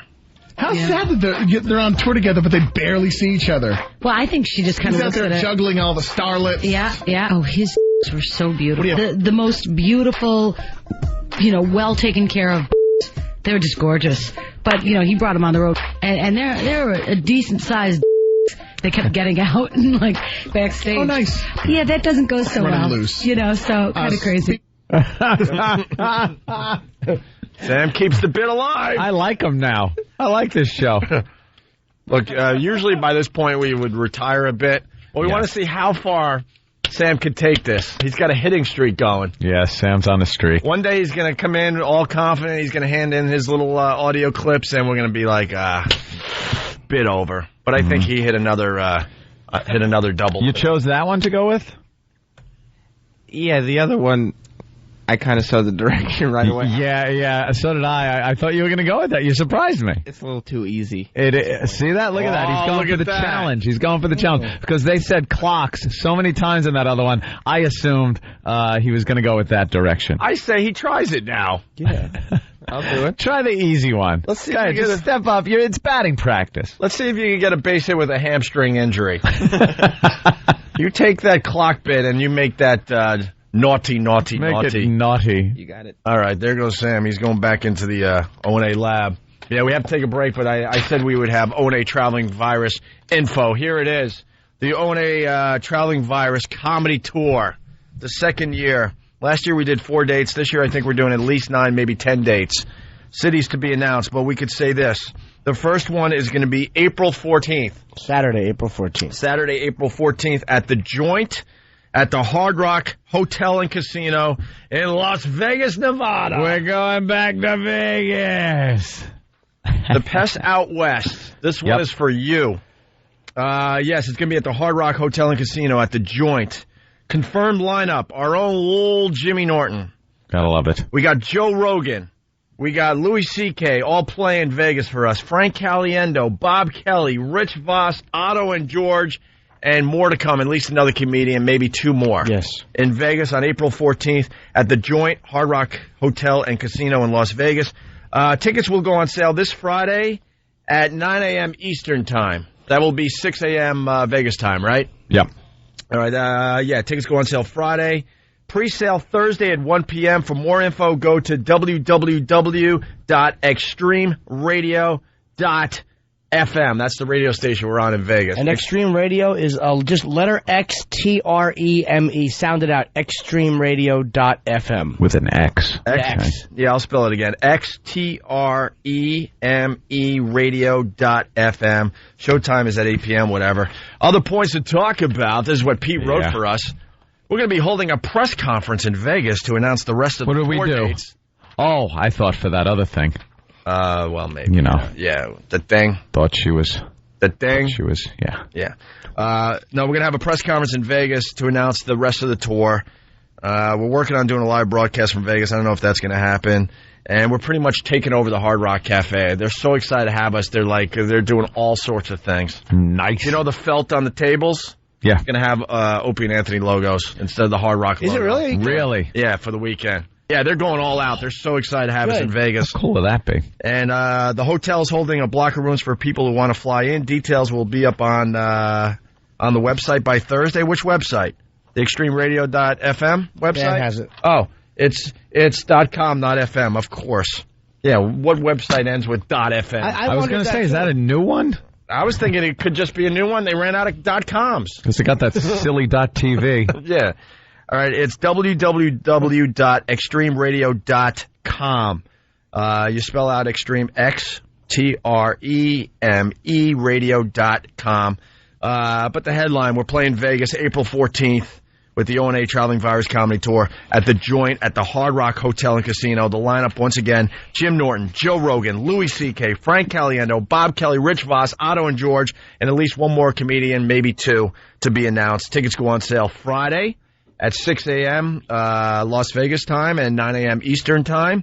And pre-sale will happen Thursday at 1 p.m.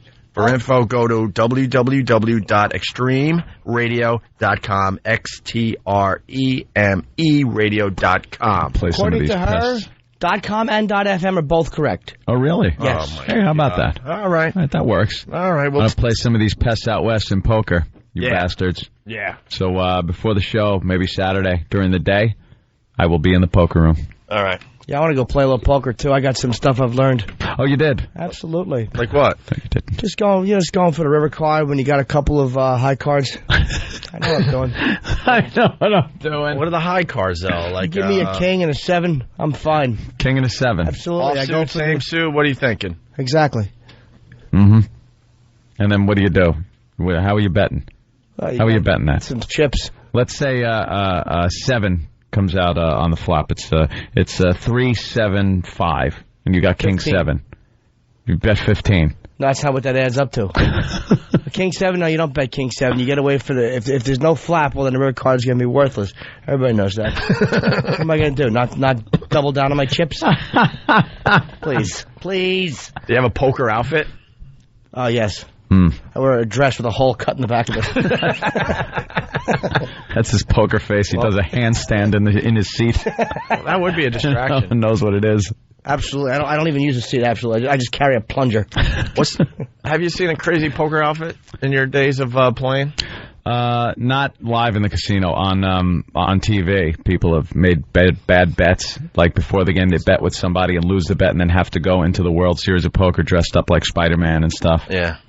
How about looking all silly? How about someone dressed as a tranny, like full makeup, wig, everything? There was a guy that had to come in dressed as a girl. Seriously? Also. Yeah. They've had, so they've thought of all these. I'll bet you they don't even lose bets. I'll bet you that's just the excuse they're using. They're not losing bets. I bet you they're using excuses to be wacky. Or to be wacky. Be a little zany. But it's too embarrassing to say, I thought it'd be funny in the Spider-Man costume. So like, I lost a bet. Like they got to honor their bet. That could be.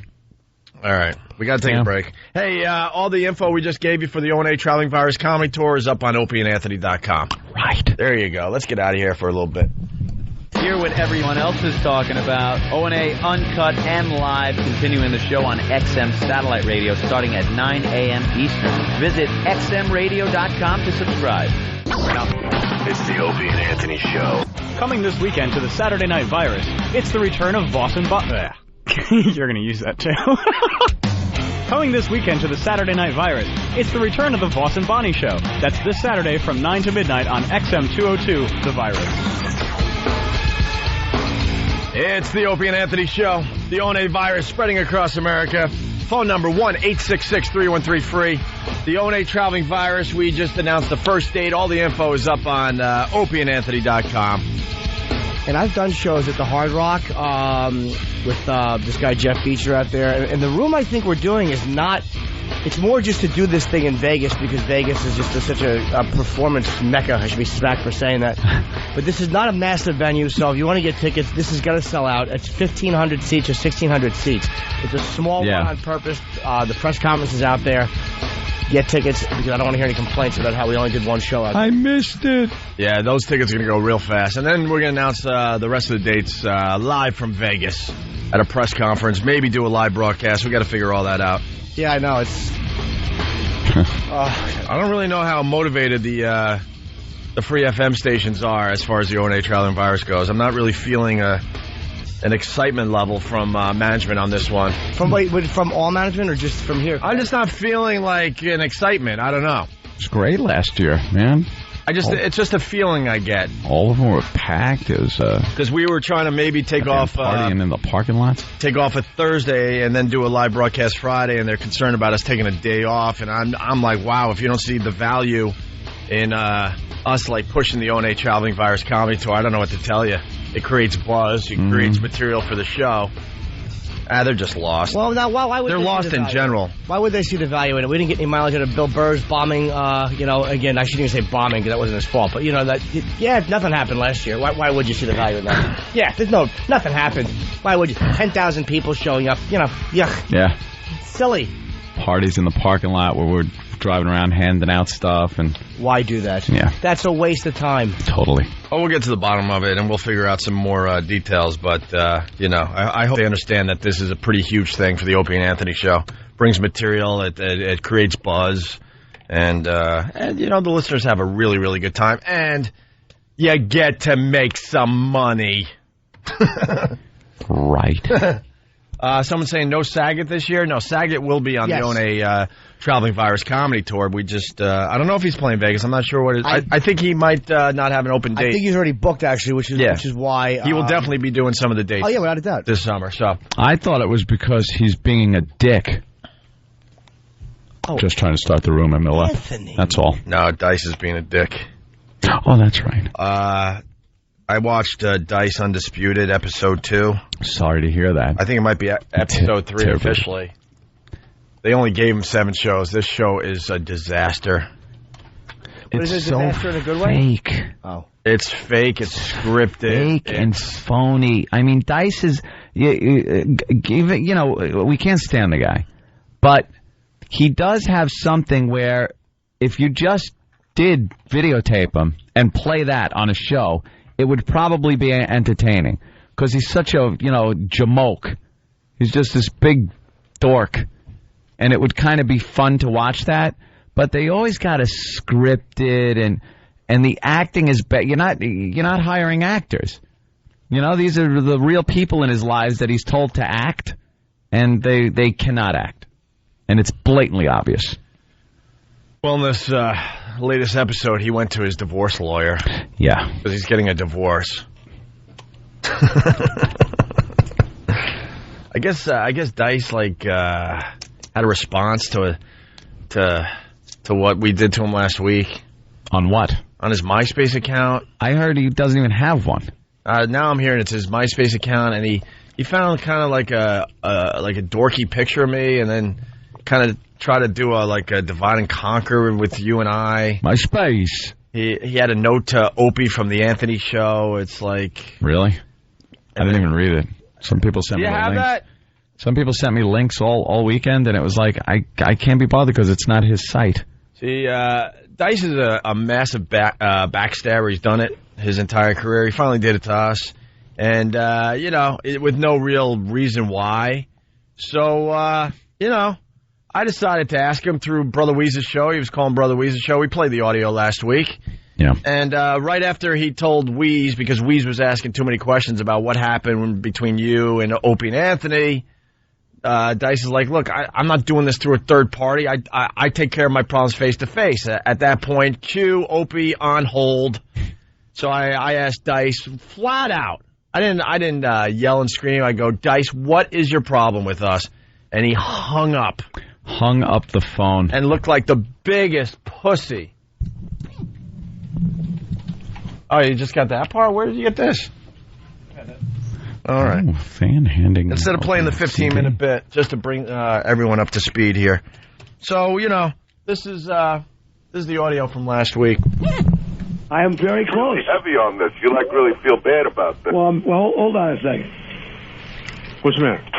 Oh, you there? Weeze. Yeah. Dice, what is your problem? I think you lost. Oh, I think you lost him. Of course we lost him. Effing pussy. Did he hang up? Did he? He hung up. Oh, man. I gave it a shot. Oh, the best my liberal ass can do. You did a good job, man. It totally shook him up. And then... Yeah, who's the pussy now? He has nothing against us. We did nothing but support that guy. So there you go.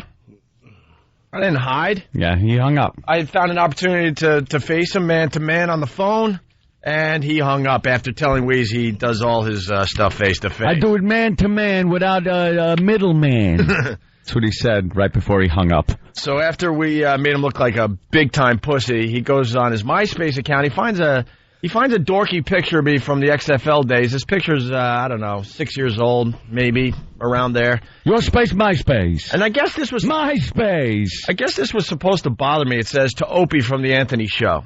The Anthony Show. Anthony in big letters. Oh, let me think of that. The Anthony Show. That would be nice, right? I'm looking at it up in my... The Anthony Show. That would be nice, right? Sidekick. Sounds like too much work.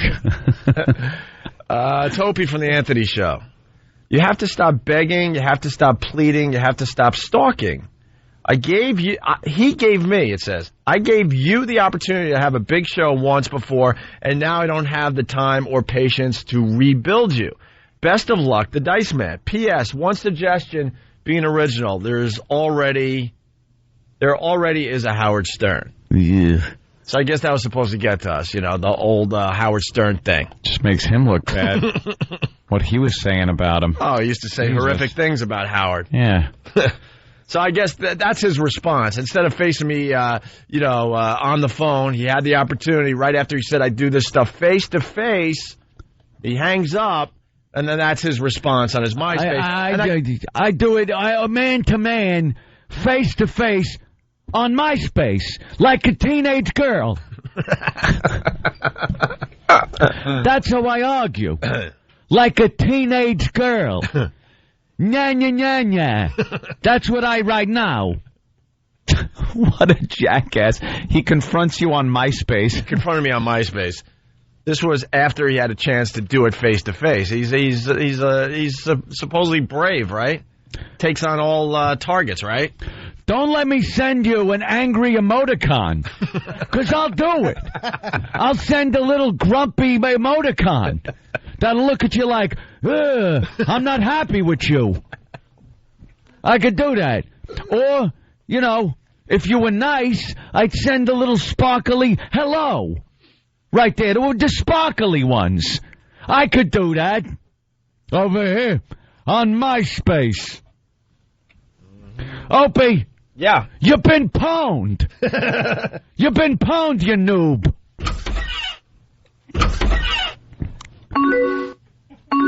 Comment me, I'll comment back.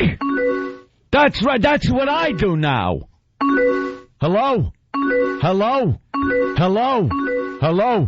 You here? Hello? Hello? Hello? Hello? Where's my inbox?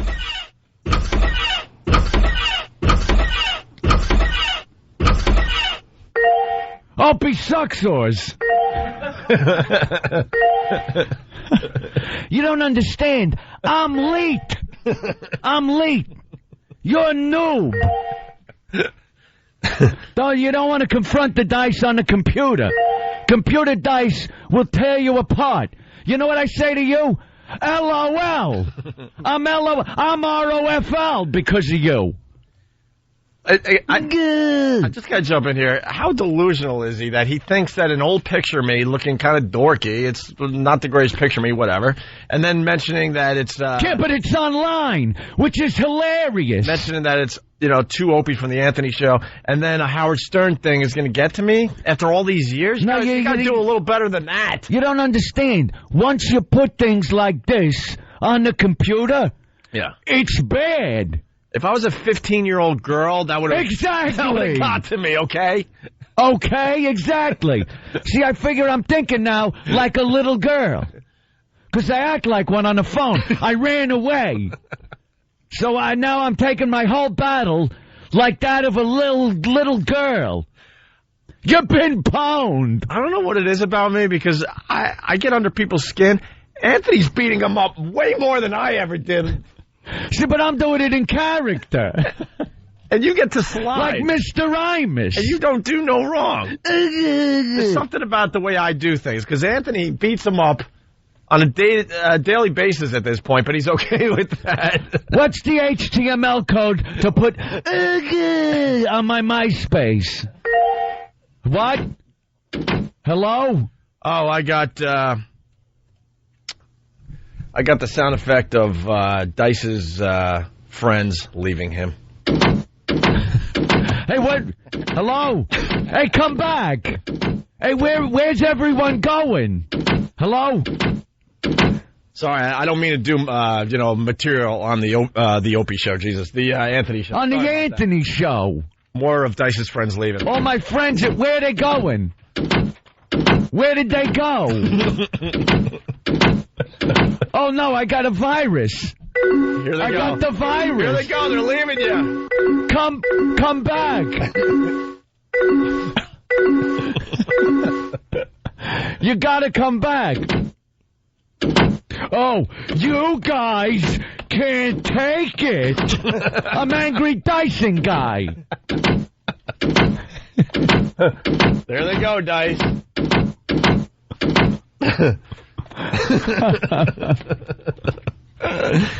Anyway, so that's how he responded on MySpace. Yeah, his MySpace. Like he's a 15-year-old chick. So you want to hear a quick clip from his show? AFK, BRB. What? Away from keyboard, be right back. Oh. I gotta whack the bag.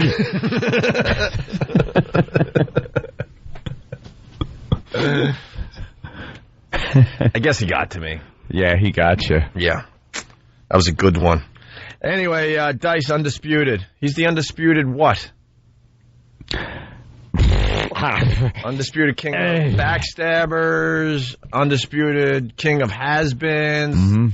What is he undisputed about? I will never dispute that his days as a reigning king of comedy are over. That is undisputed. I will never dispute the fact that he will never sell out Giant Stadium. No, he's going to sell out Giant Stadium. He's telling everyone that. All my friends from my friend list, I sent out a bulletin. And they're all answering. Hello? Oh, Jesus Christ. Hello? Why? Come back. All right, maybe I could do it just as fast. Be my friend. Be my friend. Be my friend. Be my friend. I can't type this fast. These are all your fans going away. I only got 10 left. Slow down. Guys. Where are my friends going?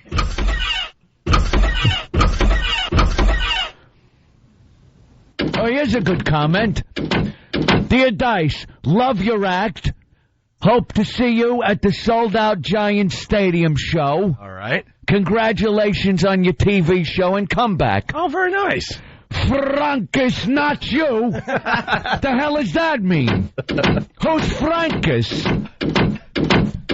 Why are my friends leaving? Because you're not funny anymore. Say something funny and you'll get... Why is my wallpaper a burning bridge? What happened? What's this one? Oh, this guy seems friendly. Yeah. Dear Dice, I need $5,000 to transfer you $5 million from my bank account in Nigeria. Okay. As long as you come to the Giant Stadium show. What's this one? I got my iPhone. You can too. Hello? It's a big smiling sun. You lost him. Please come back. Please. Dice's blog. Current mood, annoyed. / determined. Heroes. My dad, Opie. I'm a jackass. Oh, boy, you lost a few more fans. Hey, come back. They didn't understand the Iraq tie into that joke. Bastards. Yeah, well.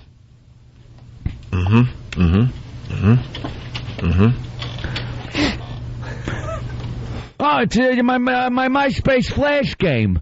Up at the top.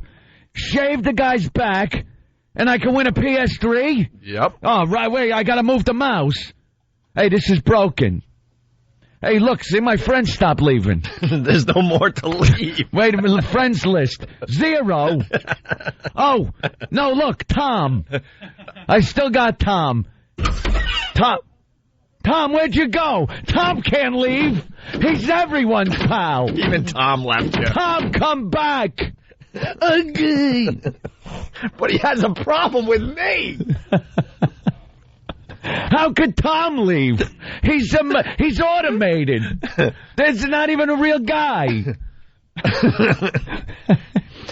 All right, well, stupid ass. Dice Undisputed, he goes to see his divorce lawyer. His wife wants the dogs. Listen to the really bad acting by the, quote, divorce attorney. Mr. Fabersham! If you think I'm doing that play, it's out of the question. Out of the question. Guys. Peloponnese. Rachel, you've come. Oh! Back. By the way, the pests are keeping him busy. They just keep sending comments on his MySpace. Oh, yeah. And he just keeps deleting them over and over and over again. At this point, you shouldn't stop.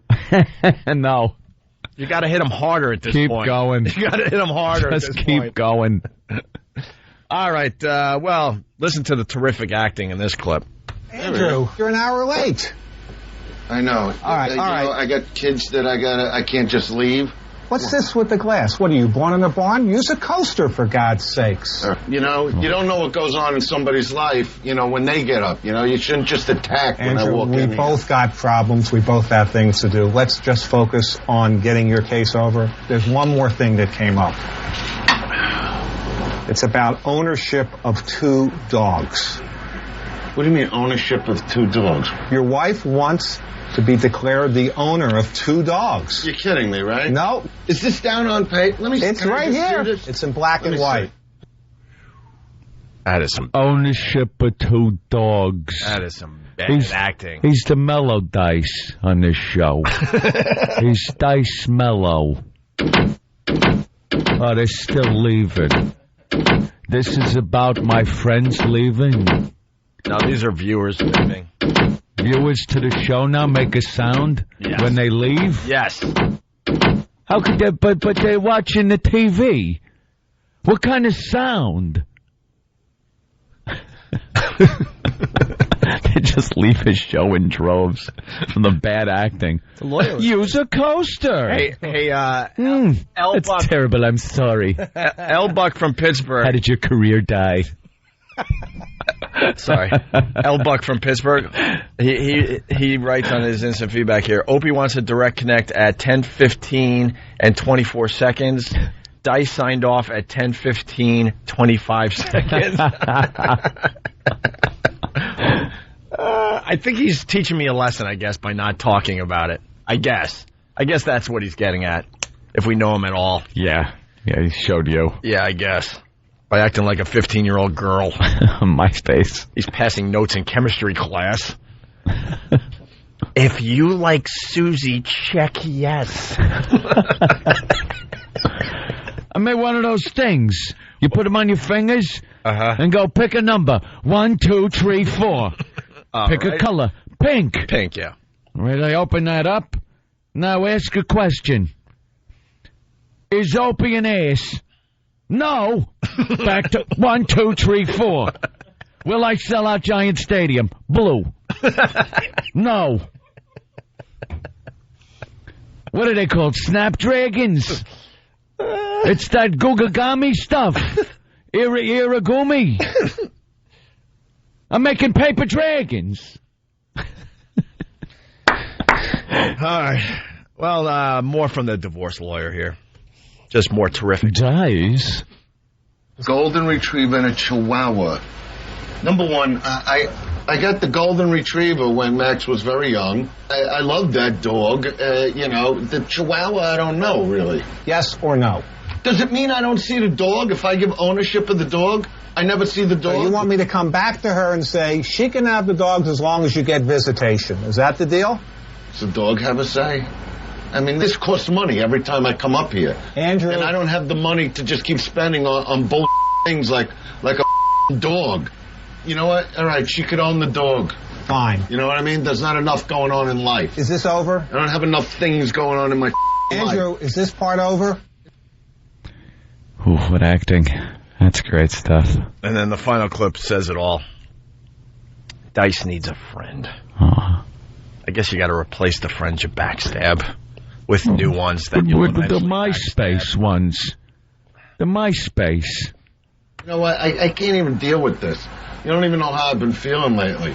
You know, with taking care of the children, and now I'm thinking of moving to the valley. I mean, what do you think? The plaque on the wall says Juris Doctor. It doesn't say psychiatrist. It was my mistake to treat you as a human being, okay? Sometimes a man needs a friend, you know? I gotta go. Okay. All right, Andrew.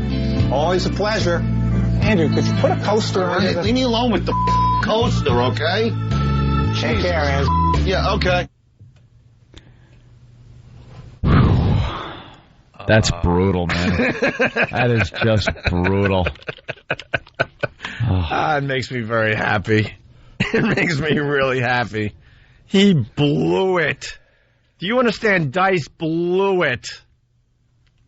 I got one MySpace friend left. Yeah? And I don't think even anybody can make a move. All right. Who? Richard Jenny. He can't.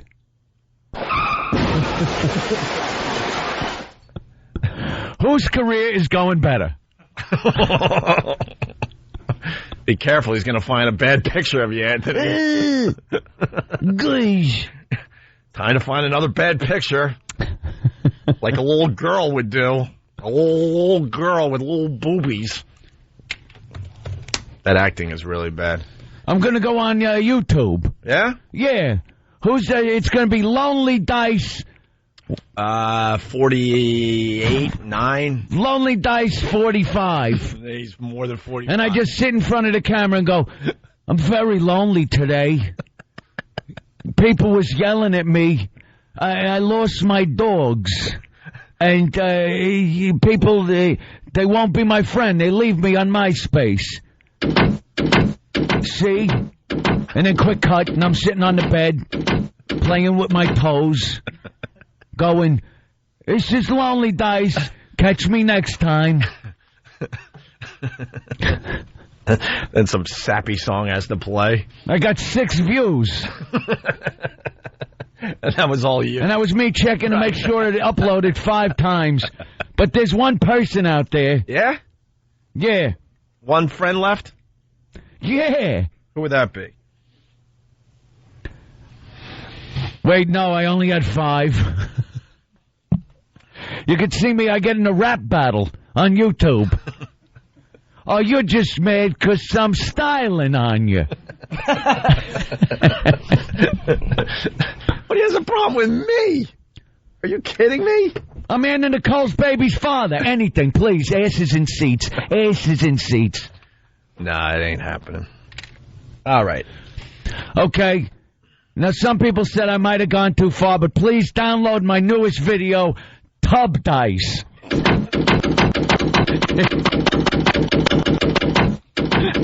You want to see Tub Dice? Obviously It was hard for me to get in that position. No, they're signing Believe off. me. They're signing off, Dice. You gotta bring them back.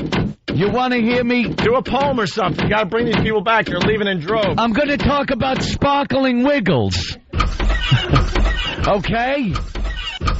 Come and don't leave. Now they're coming back in. Oh, here they go. Hey, you sparkling wiggles. There's too many sparkling wiggles at this party. Oh, Christ. You know we can't get it past... What do you say, Al? Past Al. Not clever enough. They're leaving you. Damn it. All right, we got to take a break. We'll be back with the Anthony Show. It's the Opie and Anthony Show. The Opie and Anthony virus. You're infected. Hey, this is Louis C.K. on the Opie and Anthony Show, and I'm at the Boston Comedy Connection Thursday through Sunday, March 28th through the 31st. So come see me, you fucking queers. All you fucking fags and queers in Revere and fucking Newton. Come to fucking the Connection in Faneuil Hall. You faggots. 617-248-9700. I'm from Newton. There was lots of rich Jews there. Okay, you fucking retards. Is this love that I'm feeling? Is this the love that I've been searching for? Is this love? Opie and Anthony, XM 202. Let's go. You're checking out the Opie and Anthony Show. Tell a friend, please. Please, please, please. Oh, please. We announced the first date of the O&A Traveling Virus Comedy Tour. Jimmy's got some of the info in front of him. It's Saturday, April 14th at the Joint at the Hard Rock in Las Vegas. And there's going to be a press conference there announcing the rest of the dates. Confirmed lineup is myself, Joe Rogan, Louis C.K., Frank Caliendo, Stupid Bob Kelly, Stupid Rich Voss, Otto and George. And there's 1 or 2 more acts they're working on. And tickets go on sale this Friday at 6 a.m. On Ticketmaster. And the pre-sale is Thursday at 1 p.m. This will probably sell out fast because it's a very small venue, just doing it because it's in Vegas. So go to www.extremeradio.com. And our showtime is Saturday, April 14th, 8 p.m. Very good. I like to give out info. They tell me I'm good. You really are good at it. You're very good at it, Jimmy. We see the other comics just bomb with their plugs. I'll be playing some comedy club in Pennsylvania. Yeah, we don't pay these guys to come in. What they get is a chance to plug their future dates, and they can't even do it right. It's amazing how many guys... Like the fact that I'm working in the Ontario Improv in California this weekend, it's irrelevant to what we're discussing here. But the fact that they have no idea, like, even what club they're working at. Right. You know? I mean, anything. Any information on the club. They don't know. Yeah, I'm doing it. It's in June. All right, it's in June, yeah. Months in advance. Awful. Well, we gave Sam a challenge. He's back. Sam is back. Yes, we did. With his head filled with candy.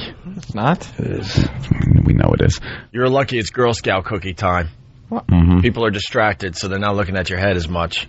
There's no candy. We're enjoying the goodness. Candy head. We're enjoying the goodness of the Girl Scout cookies. Okay. But eventually we're going to see what's in that head. Well, how do you explain that the inside of your cheeks, some of the cherry from the candy rubbed off and it's reflecting through in the rosy red cheeks? Those cheeks are bursting from the candy that's inside. Now, those cheeks are not going to be able to hold back the candy too much longer. Those are Red Hots right there. You know those Red Hots? They like cinnamony and they burn you. That's what's in your cheeks. You think his teeth are edible? Like chiclets or something? Well, they're very white, but I don't know. What kind of candy could his teeth be? I don't know. Yeah. Get him a walker and have him walk out of a building with a gray wig on. We'll see. Oh, sorry, I'm talking too much. It's the Anthony Show. Sorry, I was feeling pretty good there. Sorry. Hey, I want you to see another video. Yeah? Yeah. It's me. I'm in a hot tub with some girls, and I stand up, and then it looks like we're standing in a hot tub full of stew. It's the #1 video. On Break.com. That's fake, just like you're acting in your show. Yeah. Jackass. But I'm the problem. You're the problem. I do maybe 2 minutes. Anthony does hours, but I'm the problem. I'm not inviting you to my slumber party. How do you like that? Well, everyone else is invited, not you. I'm not going to be happy about that. Nah, nah, nah, nah, nah, nah. Not invited to my slumber party. We're going to stay up all night and tell ghost stories. And talk about boys. And talk about boys in our pajamas. Because you're a 15-year-old girl. Look at me, I'm Sandra D. We're going to sing songs. I was amazed by his response. I really was. You're making fun of me, Riz. All right, I'm doing grease lines now. I guess he's teaching me a lesson, though, because everyone needs Dice in their life. That's what it is. Everyone. Everyone needs him.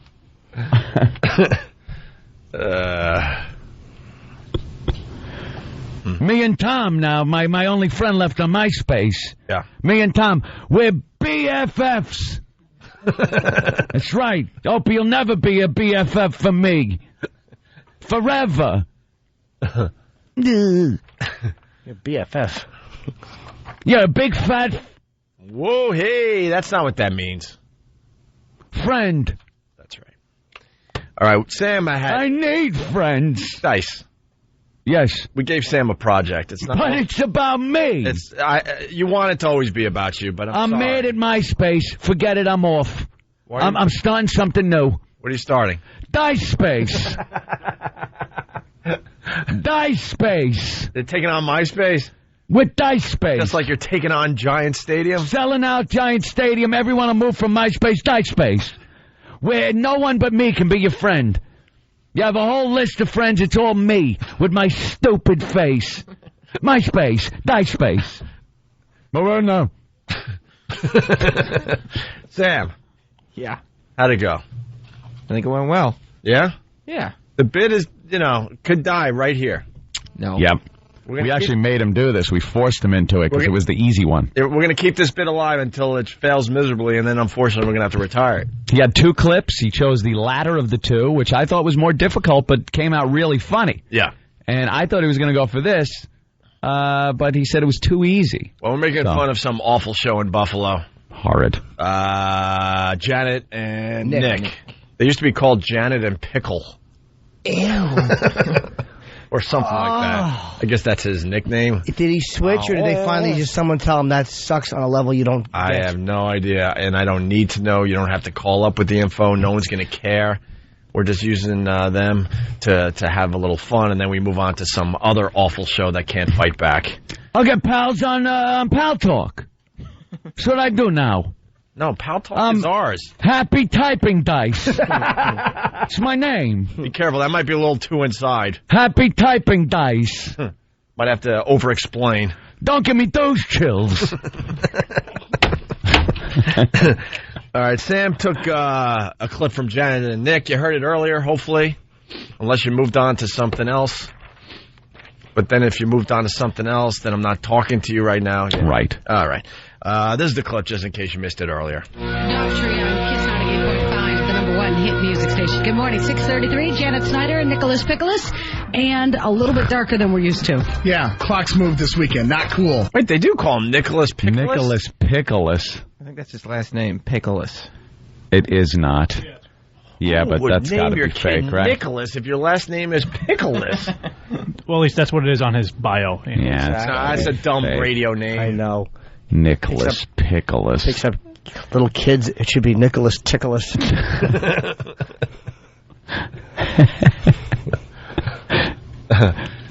Stephen from Bayshore. Good for many today. Dice needs to drop the word here from his famous line. Now it's just, I'm over now. I'm over now. I'm Dice from Monarchy. But he has a problem with me. I just want you to get under his skin to the point he finds some dumb picture of you. Oh, he will. Because I gotta see what his next response is. I gotta admit, it's becoming fun now. Yeah. All right, here we go.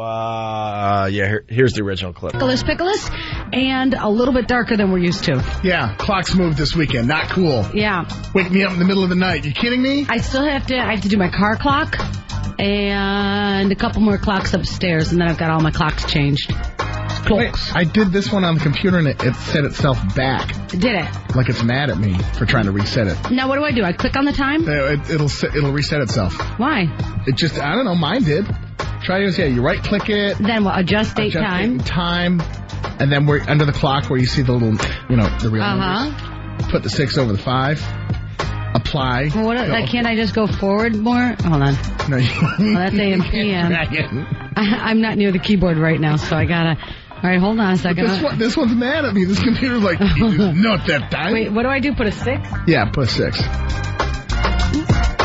Okay, that looks good. Okay. AM. Okay. I had to change it for now. Yeah, for now. See what mine does. Boring! Oh, my God. Boring! Nothing could be more exciting than listening to two people change a clock on a computer. All right, well, Sam took that bit and hopefully made it funny with some bleeps. Yeah, they get a little outrageous in this one, I think. Yeah, they're really outrageous if you listen closely. You have confidence, right? Oh, yeah. Oh, boy. Let's move this weekend. Not cool. Yeah. Wake me up in the middle of the night. You kidding me? I have to do my clock and a couple more clocks upstairs, and then I've got all my clocks. A little bit darker than we're used to. Yeah. I did this one on... It set itself back. Did it? Like it's mad at me for trying to it. Now what do? I click on the... Try yours, yeah, you it. Then what, adjust... And then we're under the where you see the little, the real... Put the...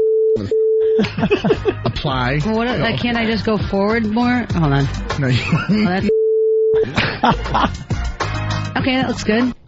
Oh, yeah. I stand up today. That's good. Bit's still on. That is good.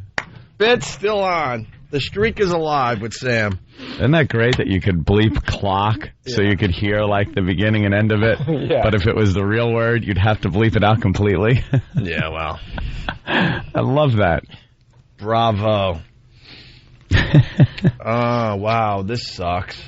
Oh, no, what, Opie? Ron in Connecticut doesn't like us. Ron. Oh, Ron. What's wrong, Ron? What's the matter, Ron? You want to suck a little bit? I didn't tell your secretary I didn't like you. I said it was entertainment. However, I still feel that, some of your bits are fabulous. I die laughing. But then I got to turn... Hold on. What bit do you like there, Ron? Go ahead. I'm sorry? What bit do you like? What bit do you like? Start there. Oh, my God. See? That's one of the funny ones. Oh, he was all geared up. You were part of a funny bit. Revved up. Jerk. Your opinion means nothing. We don't care. How do you like that? What do you have to say? It's not about you, douchebag. Is this real or fake? Yeah. This is Ruth Price at 3877. What's the problem, ma'am? Oh, there's some guy been checking the place out. How? Well, he went in the back. I have an apartment in the back, and he said he was looking for a guy. And he comes to my door, and said he's looking for an apartment. So I live alone, and I'm an old lady. Where is he now, ma'am? I don't have no idea.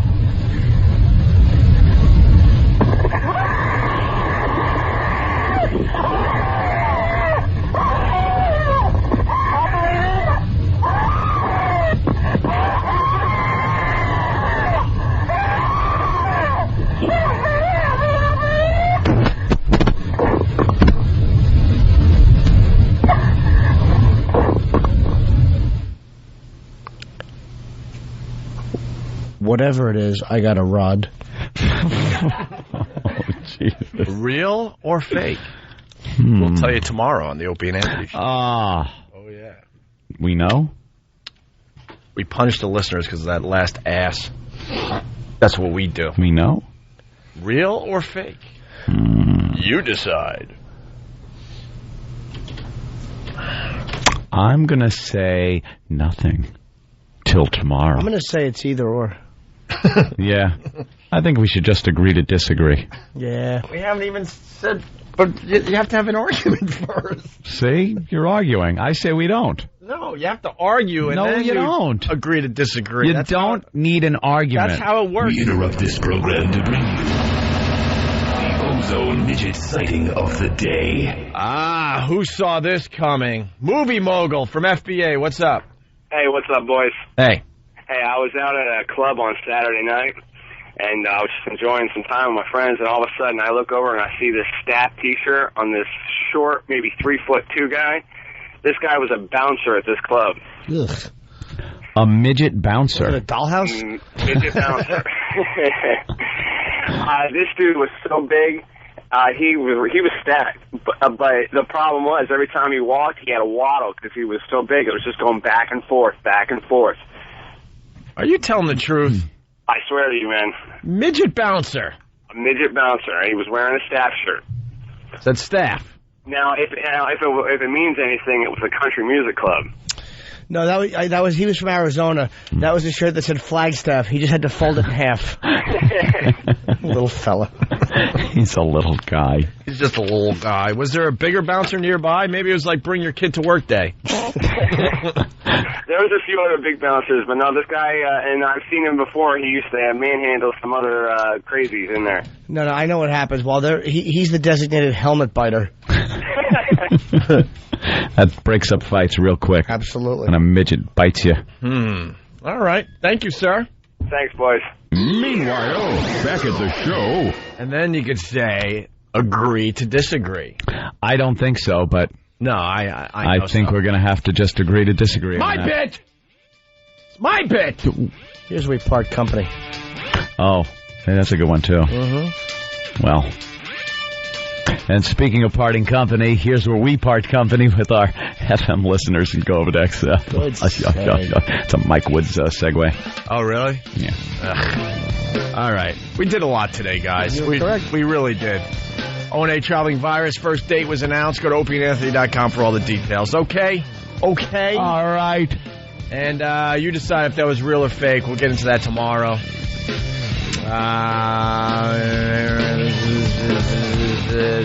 Okay. Yeah. All right. If you're not joining us over at XM, have a great day.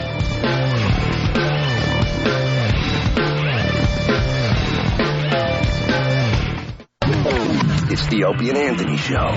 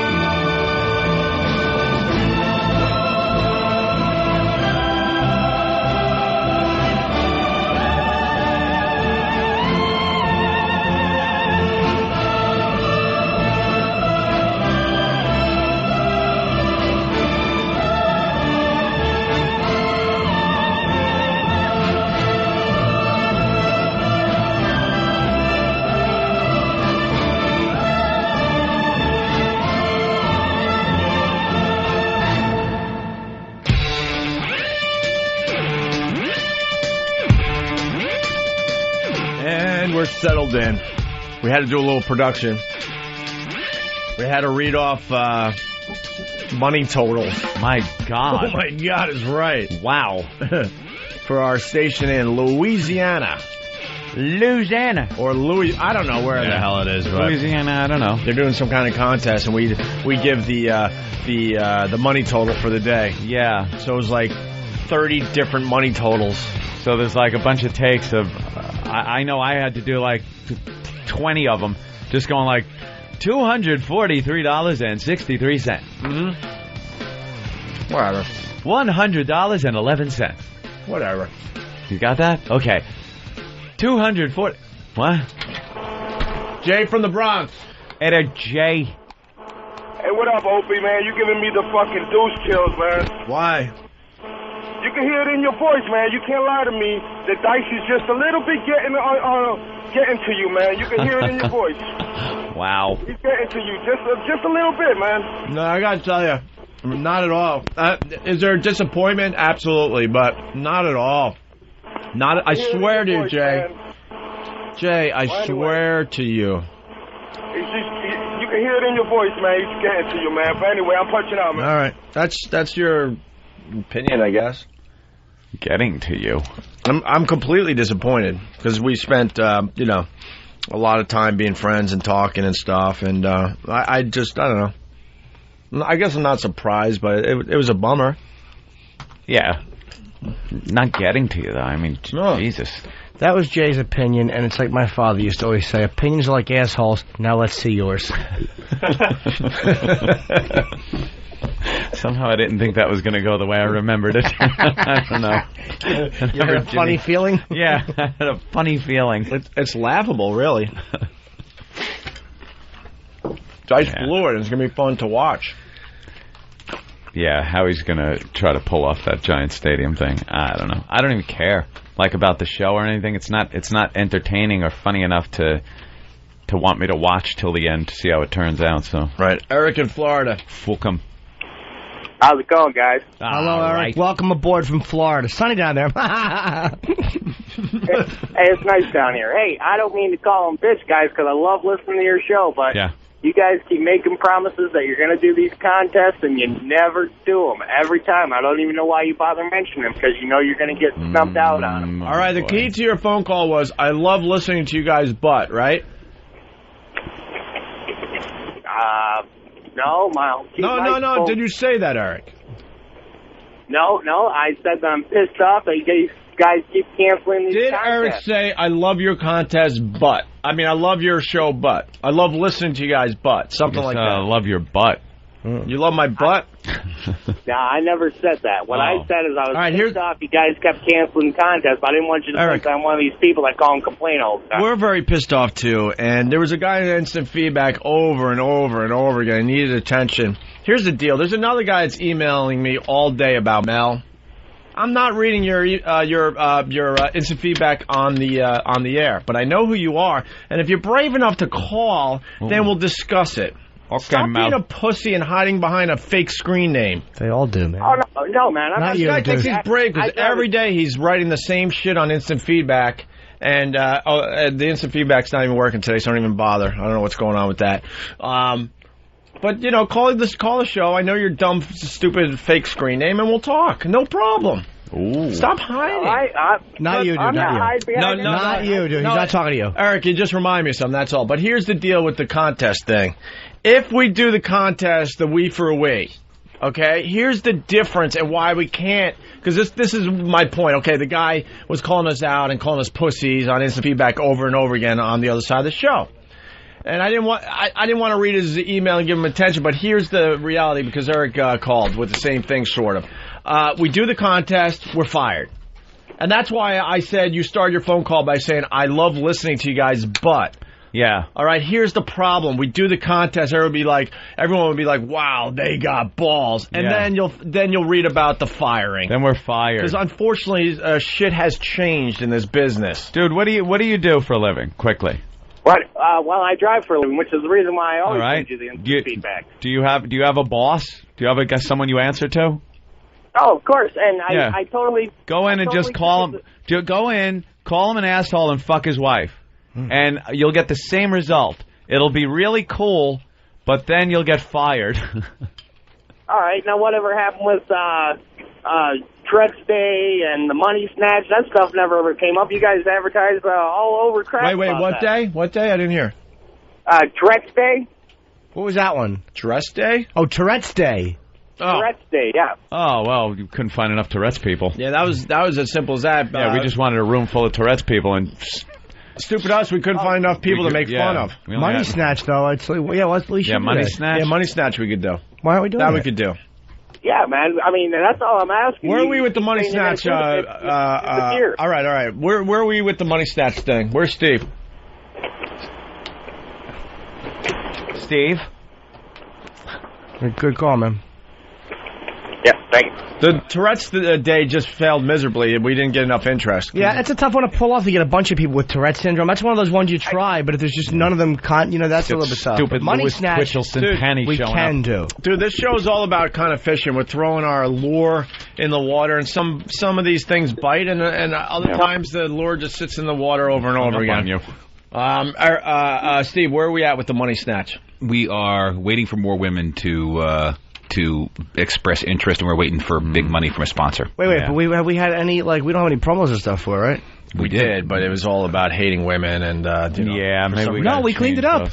Yeah, you got the latest version? I cleaned it up substantially. All right, let's hear the latest promo for the money snatch game. Right? The Opie and Anthony Show is all about finding creative ways to give people who need money a little extra money. So far, so good. So we came up with the Money Snatch. Good. The Money Snatch is a festive little contest in which young women are invited to the studio, placed in a room chock full of money, and whatever they manage to hold on to, they get to keep. No problem So whatsoever. head on over to opieandanthony.com or foundrymusic.com if you want more information, and try your luck at the Money Snatch. There is, however, one small catch. Oh, boy. 1, you have to be totally naked. 2, you ain't carrying that money home in your hand. 3, if it falls out of your cooch before you make it out of the room, you're shit out of luck. 4, no crying. We hate that shit. It's funny, man. It's definitely funny. I like that Come on. That was bad? No, that wasn't as bad. It was...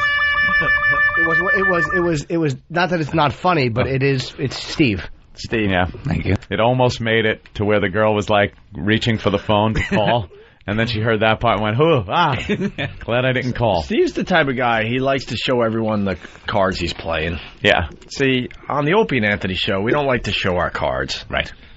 We like them to come in here thinking there's going to be a very nice little contest going on. And then we hit them And there will be. And then we hit them with the horrific details when they're here. And at that point, it's too late to back out. But they're already, okay. How many people have signed up? 2. Oh. 2. Well, there you go, Eric. I think if we could incentivize people with a big cash prize. Incentivize. It's a good word. What?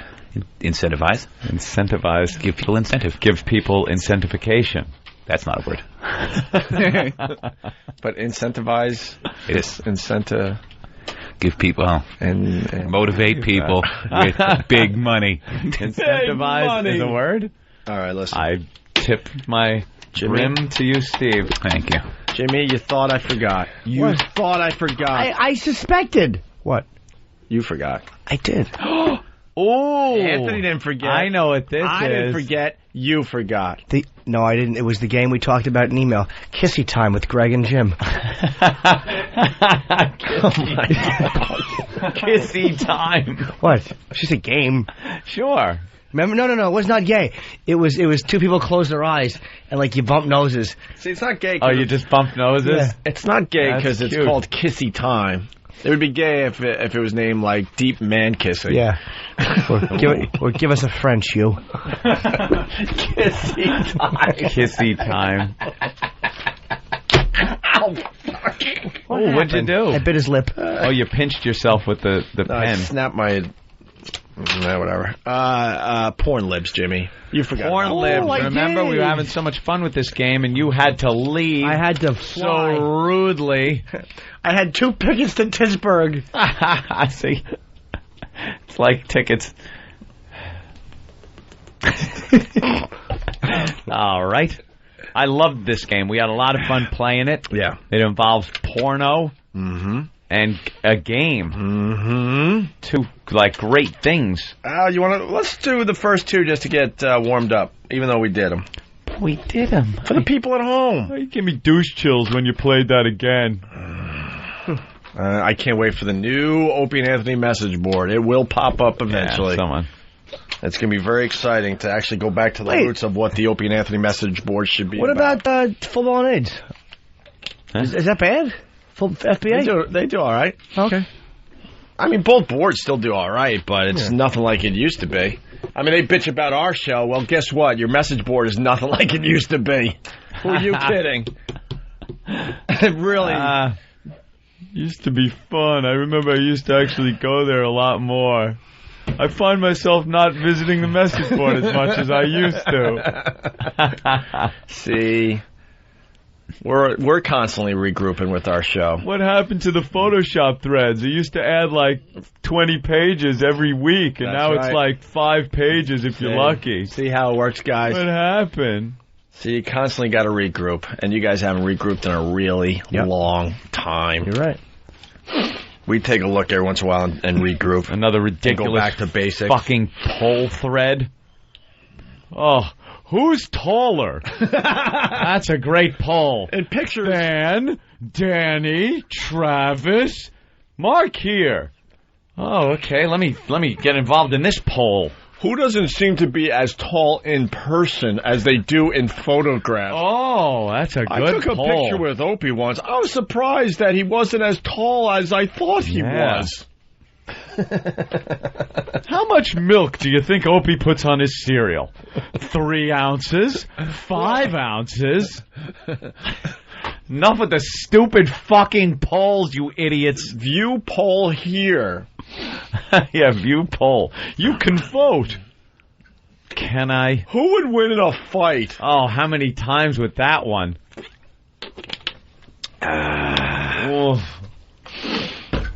All right. Porn Libs, Jimmy.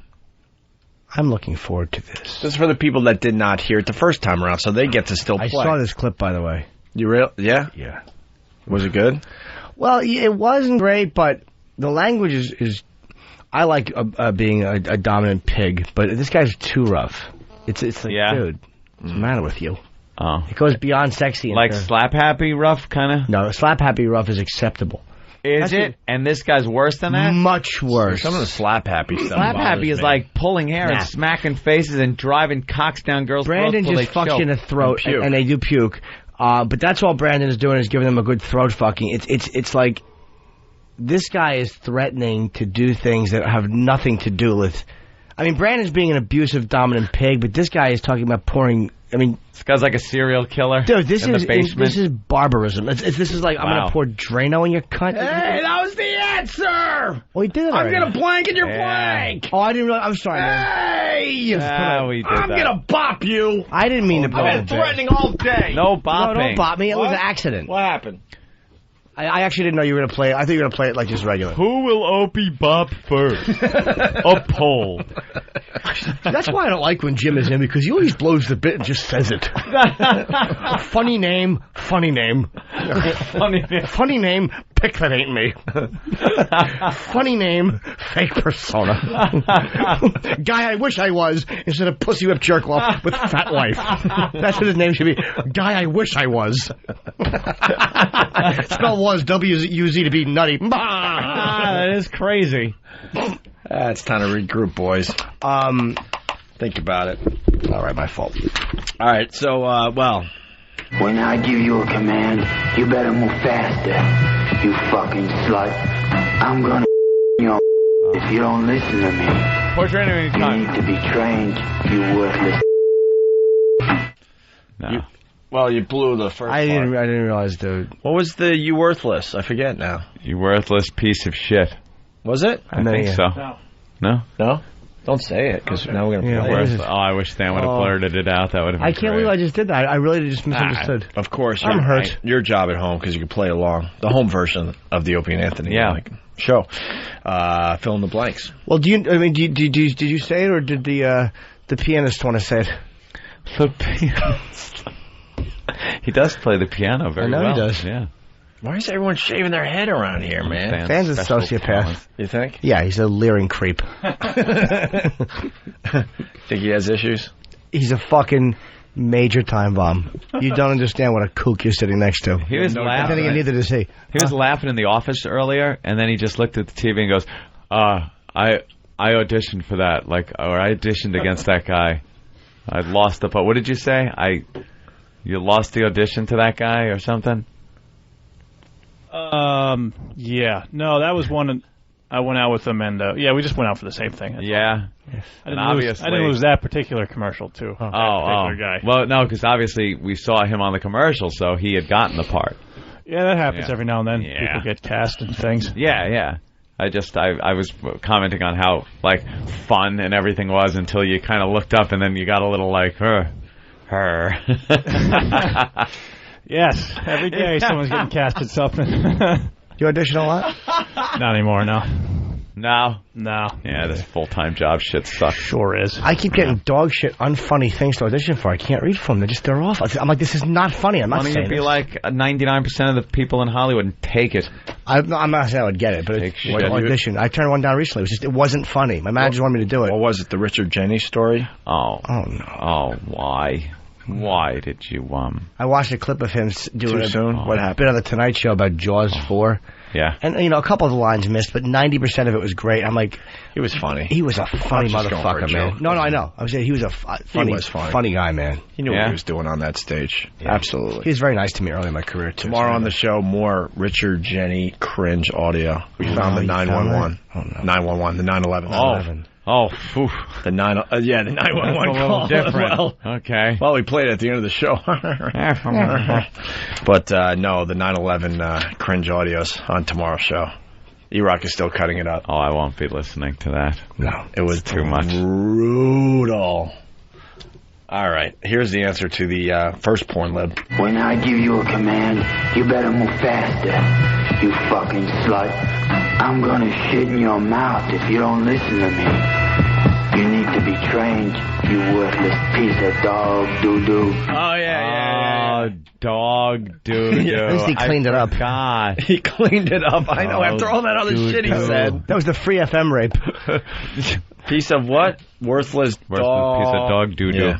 He sounds like a real, creepy guy. He's awful. What does he look like? He doesn't look, I thought he'd be bald. He doesn't look like, he looks like Tony Iommi in the 70s from what I remember.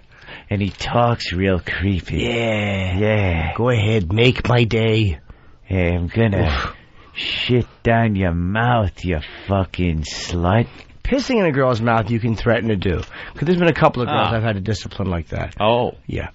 Make them watch you piss and then clean the tip. Clean it. Oh, Dice is on the line. Holy crap. Oh. I was just joking. I was only joking. I got you, though. Of course he isn't. I was looking for the name, going, where? How does he know? What happened? See, that would take balls. Here we go. Here's the next porn lib. My is better head than you. Suck me better or I'll pour down your... Yeah. That was the one.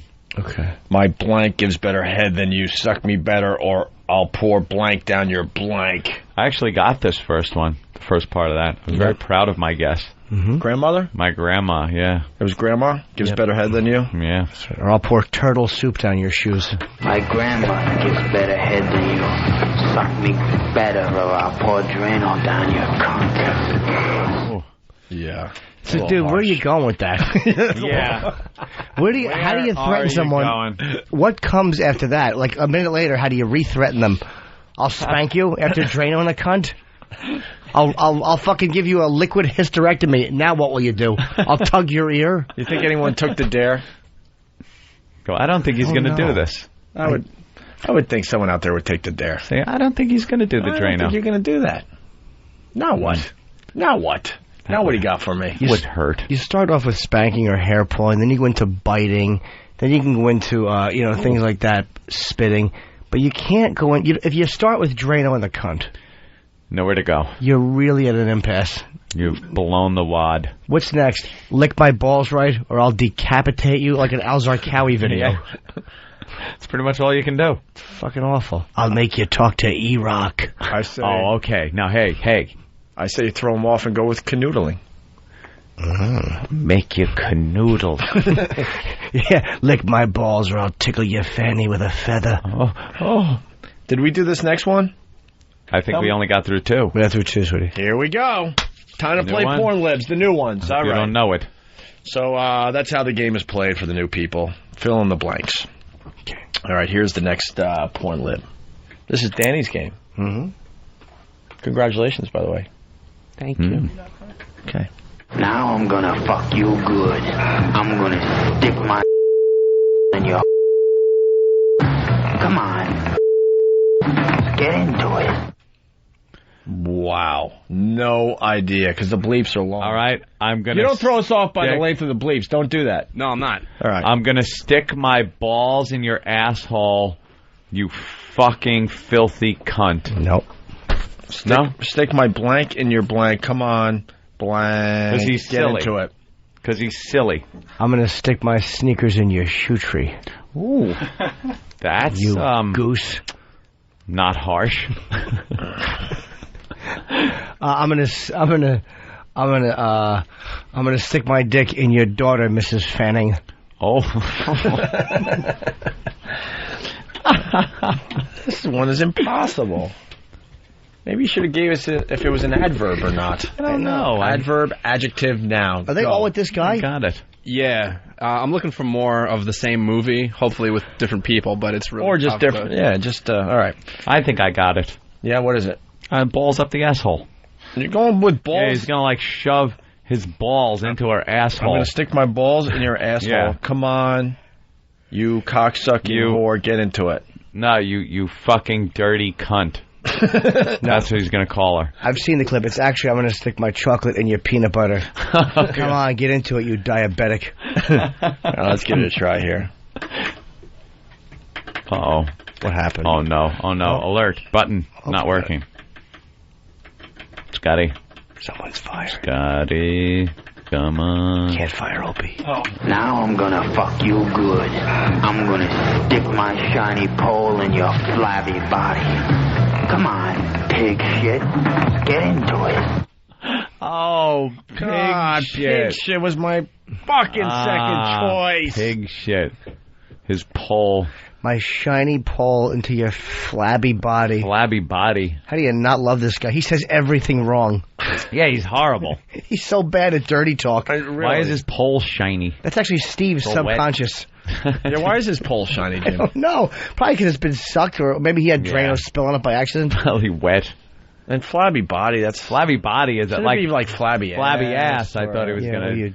Or your... Go with there. Or, I don't know. Your flabby body. He's just going for things that hurt. Yeah. Oh, yeah. Jeez.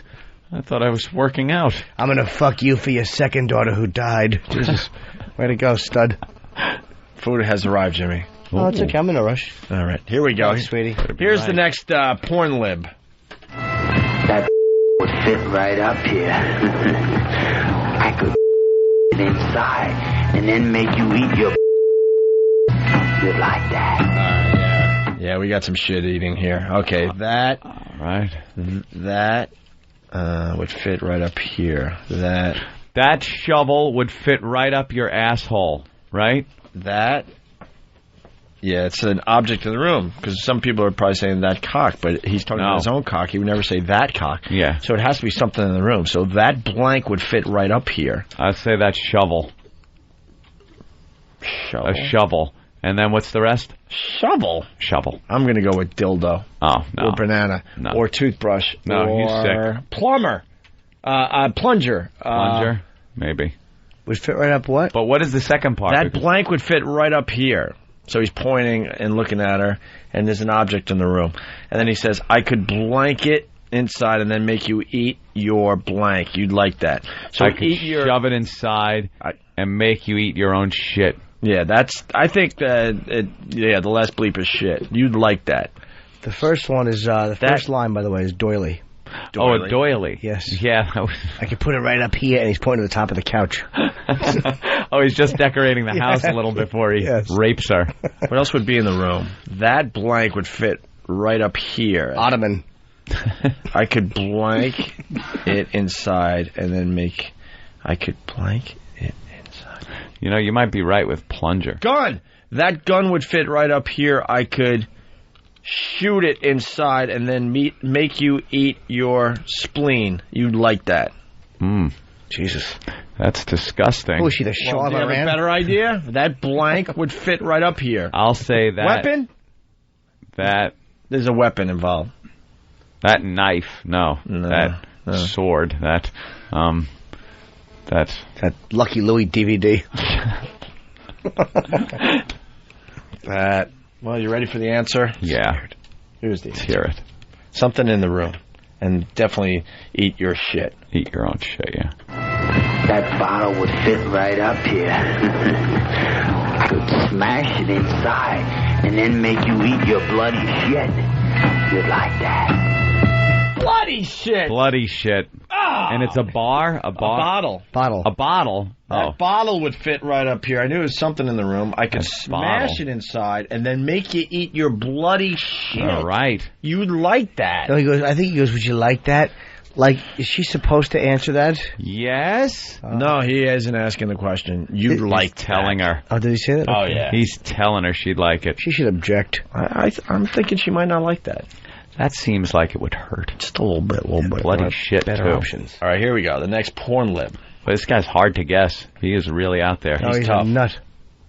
God, you're a... Oh, I'll just play it. Oh, yeah. God, you are a filthy pig. You don't deserve my... You don't even deserve a...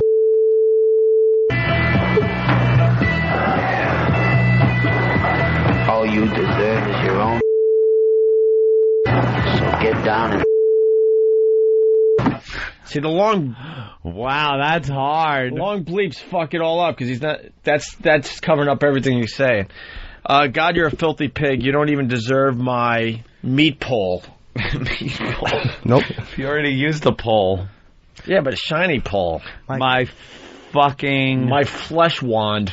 You don't even deserve my gooey load. my gooey... My ooey gooey rich and chewy inside, tender flaky golden cakey outside knob. You don't even deserve a blank. No, it's you don't even deserve my company. All right, let's go here. God, you're a filthy pig. You don't even deserve my something about his load. It's got to be something about his load, but he describes it in a certain way. My hot batch of fucking love slop.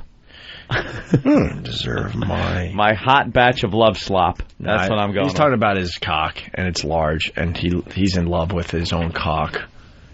So, God, you're a filthy pig. You don't even deserve my whatever he likes calling his cock. Yeah, his cock. You don't even deserve a good ass fucking dog's fucking love slobber slime cum. That's what it's gonna be. Like something about his jizz, and then you don't even deserve a dog's fucking jizz. Wait, does he describe his cock, then talks about his jizz? And no, it's all just jizz description. Jizz, and then all you deserve is your own fucking shit smeared in your face, you cunt. That's what I'm guessing. Jimmy? You don't even. I've said you don't even deserve and it was parking citation. So get down and what? Oh, boogie. Oogie. So get down and eat your own shit. Lap up your own shit. Right. All right.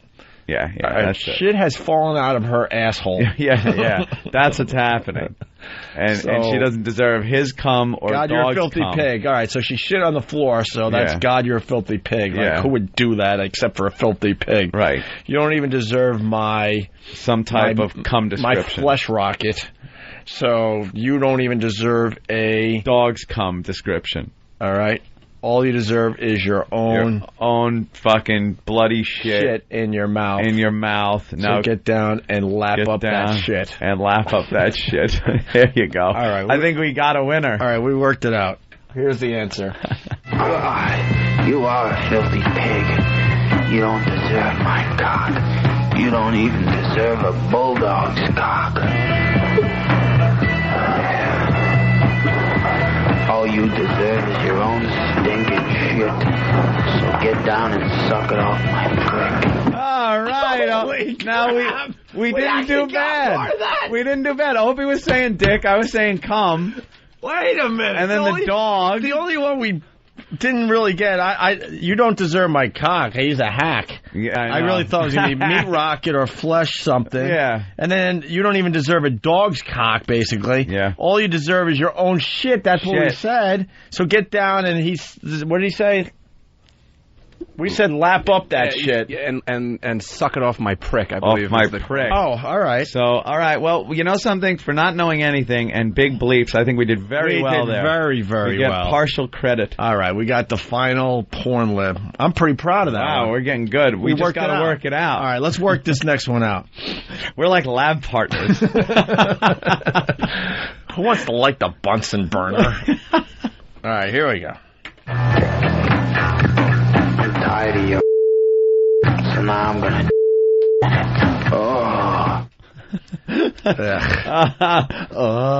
Thanks, Danny. That was a good one. I'm tired of your asshole, but he's gonna like say flabby or stretched out, dry or sloppy. He's not happy with the asshole. But he's fucking it. Can we hear that one more time? Sure. Yeah, let's hear that. We're going to work this out together, guys. Let's go. I'm tired of you. So now I'm going to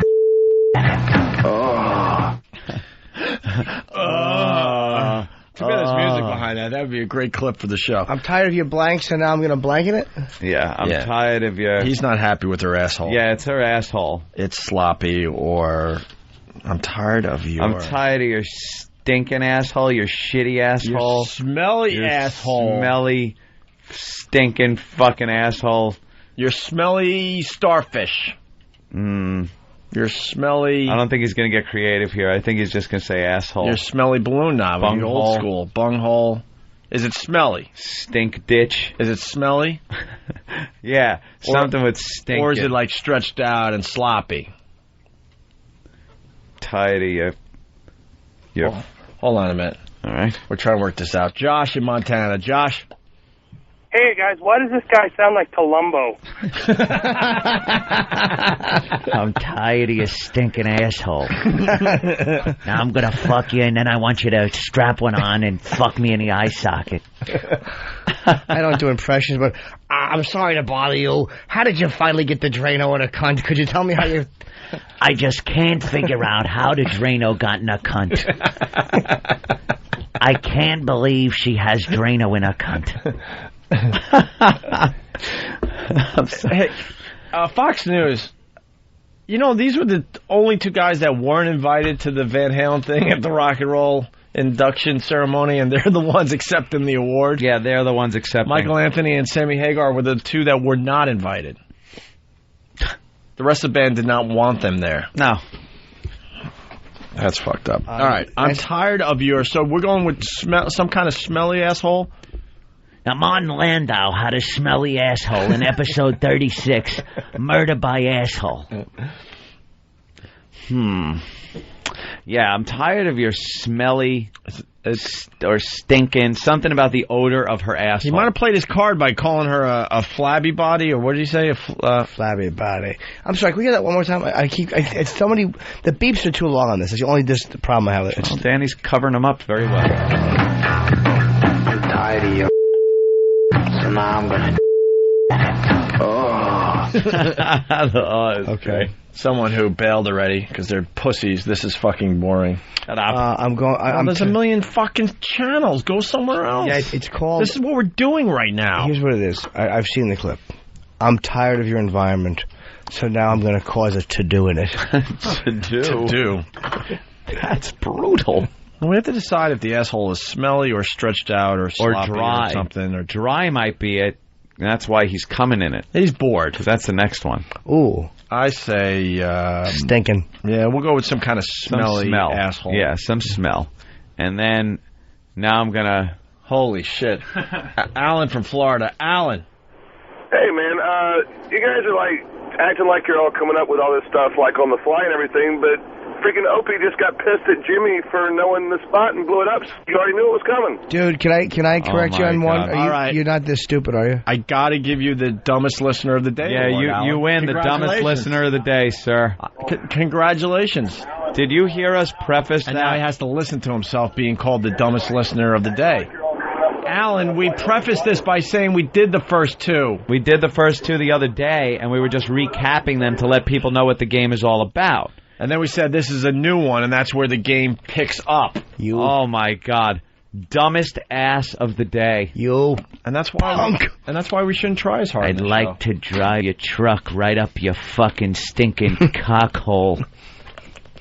Take my shiny pole in your flabby body. That could be line of the century. What happened? What's the matter? I thought this was my water. I think it was from yesterday, and someone spit in it. No fucking way. Smell the mouthpiece. Smell it. Nope. No. Just smell Don't it. hold it over the board. I swigged it. Don't hold it over the board. Nope. There he goes. He's guzzling it down. Hope he thinks it's April Fool's today. Is Dice on the phone spitting his water? But Dice is getting to me. April Fools. Don't forget. We can all tell. Yeah.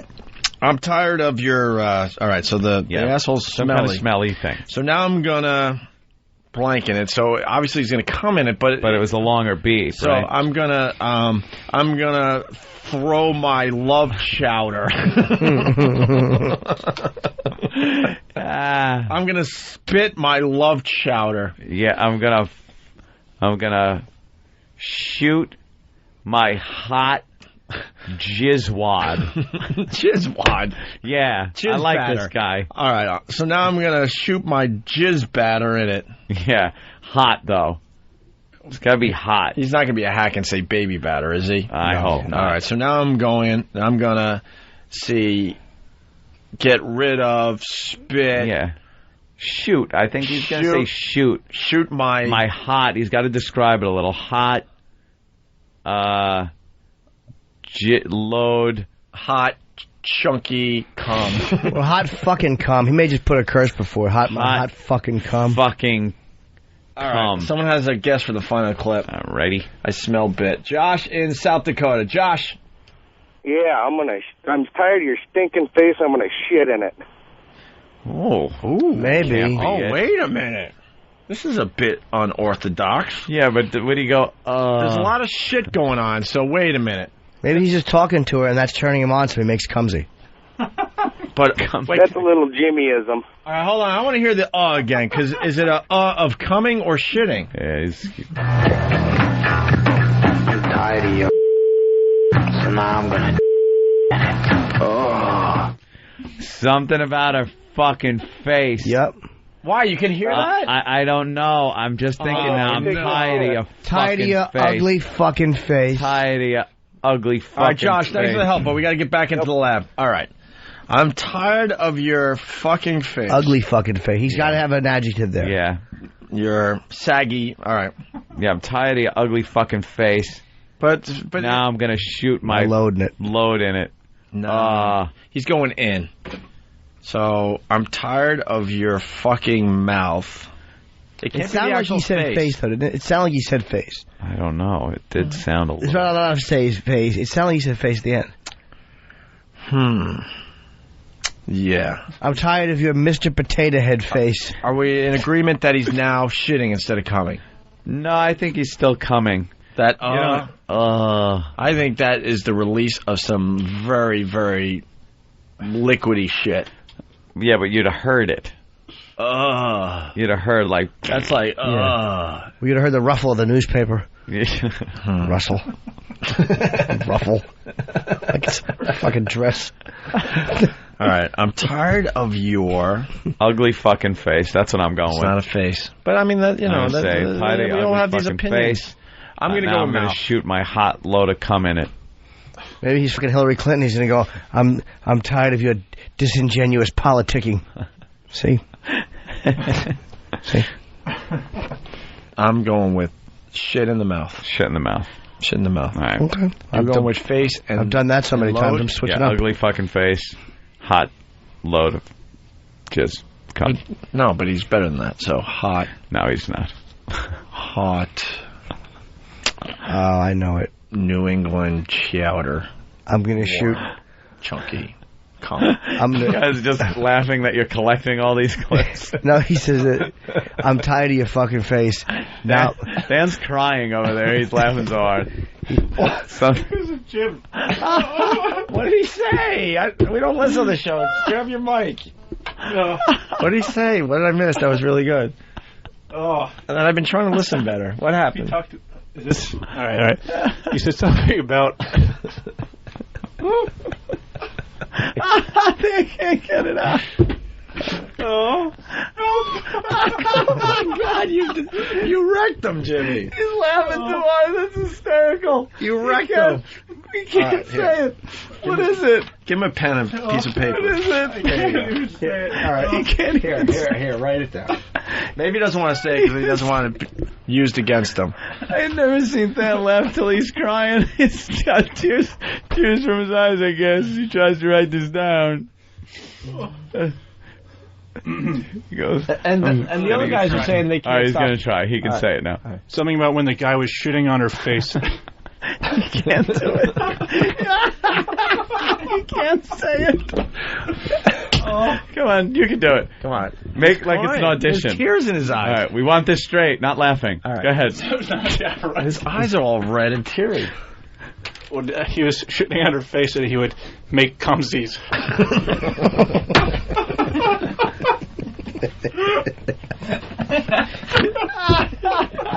Yes, we heard the cumsies. Oh, that really hit home. Make cumsies. I don't think he said that. All right, here we go. You ready for the answer? So yeah, let's hear it. We all got our answers now. I'm going mouth and some kind of shit. You guys are going ugly with fucking face and some kind of hot load of way of describing cum. It's I'm tired of your fucking face. Now I'm gonna dump Travis's thermos into it. Same thing. Hot load of cum. There we go. Sorry, Travis. Did you say kissy time earlier? Yeah. It's a game between Greg and Jim. I'm tired of your ugly face, so now I'm gonna jerk off in it. Old school. Face and just jerk off, but it was the cum. I'm tired of your ugly face. How do you not love this guy? We play that clip every time Tom walks into the room at CBS. How about every time he comes in? I'm tired of your ugly face. I'm tired of your ugly face. And now I'm going to beep in it. Please, can that be his intro music? Tired of your ugly ties. Porn Libs. I believe it was fun. Danny, very good. I like job. the Porn Libs. I would love to see him get some more. I know it's kind of hard for some other clips, like from different performers. Yeah, he's going to try. We have a different vibe. Yeah, that guy's just got a special talent. Yeah, I was looking this morning for the name of that tape, and I'm not even close to finding it. Slap Happy stuff could be good. Yeah, Brandon's could be good. It's an animal. Yeah. I might want to go slap Little Happy. Canadian with that massive dick. It's frightening. You need the chatty Cathys up there that just talk as they're banging these women. I thought Googling, in quotes, Drano in your content was going to yield some kind of result. Find a website. Well, yeah, the result is a knock at your door.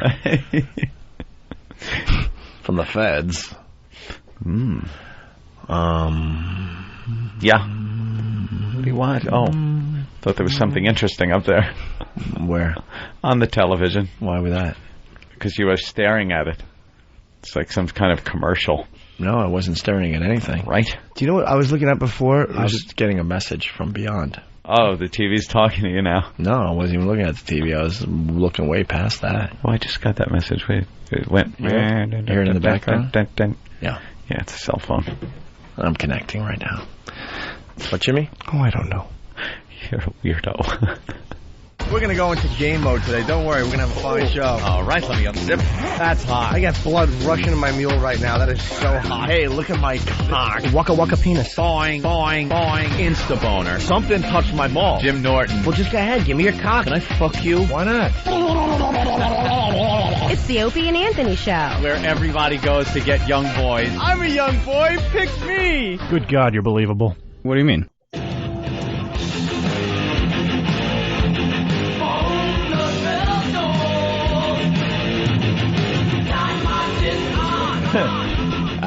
Osama bin Laden's 50 years old today. No, it's not today. I think it was a couple days ago. Oh. The big 5-0 for Osama. Well, time travels a little slow. I mean, news travels a little slow. Do they have cards, the belated birthday card? Happy belated. Send one out. 50th. To his cave. Osama. Or is it Obama? Osama. Oh, see? You're just a right-wing. Wait. What's Obama's other name? Barack. Barack. That's right. Hussein. Barack Obama. His middle name is Hussein. Barack Hussein. Obama. Yeah. And happy birthday to... nice name. To the douche. Henry in the Bronx. What's going on, guys? Hey, what's up? 8 Air. Nothing much. Hey, our hearts go out to your community there, Henry. What? Why do you say that? You know, there was when there was big fire, bro. Big tragic fire. Oh yeah. All eyes are on the Bronx. It looks from the news. It looks like everybody's in mourning in the Bronx, and we just want to say, Godspeed. Hope you guys get through that. I should really watch the news. You didn't hear about the fire in the Bronx?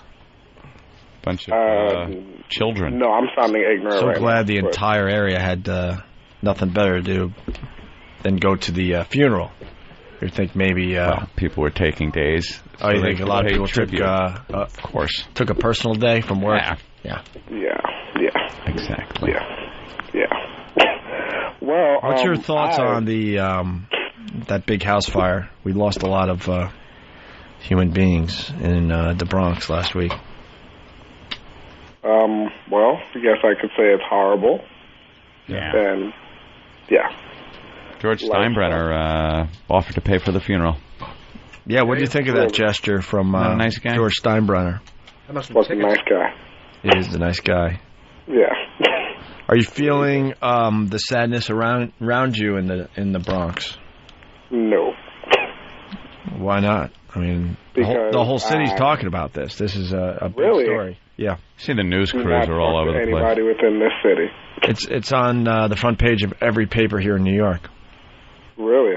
Yeah. Pray this never happens again. 9 coffins, 10 lives, Not the Post, and a though. world of grief. Not the Post. No, not the Post. No. The second string, they have a cop with a puppet thing. They're talking about cop salaries. And really?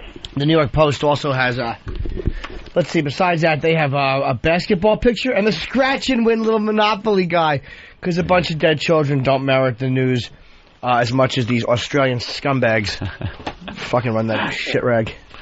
Hey, Henry, am I safe to wear my Mets cap in the Bronx? In the Bronx?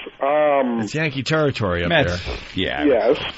Not Red Sox. You'll probably get ridiculed while walking down the street, but... For wearing the Mets cap, right? Like a girl, though. Yes. Like a girl. Not like if you were wearing a Red Sox hat, then you get beat up. Right. But they'll just goof on you like you're a girl. So has the fire affected you personally? Like, No, it hasn't.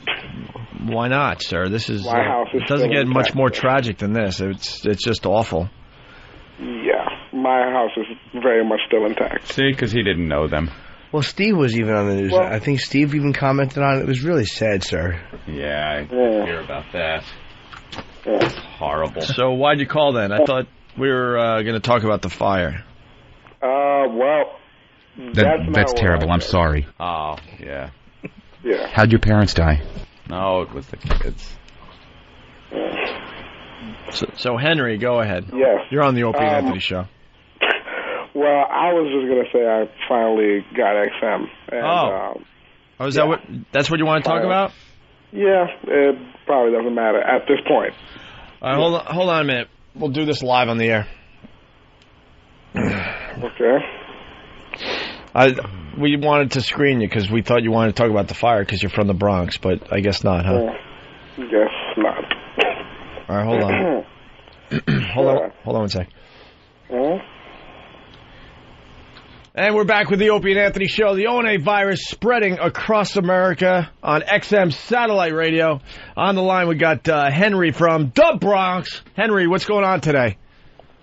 Yeah.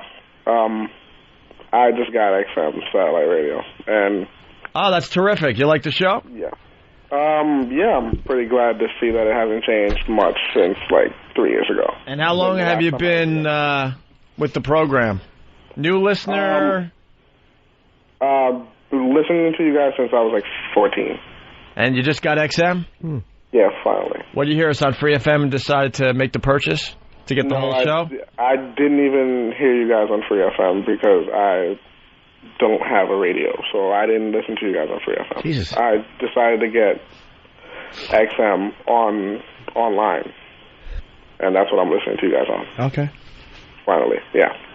And I was just glad to hear that nothing has changed, since 2003. Because you guys are fucking awesome. And that's it. What do you mean we weren't on the air, Danny? Huh? We weren't on the air in 2000. Yeah, I screwed up. You want to try the break again? What's the matter with you?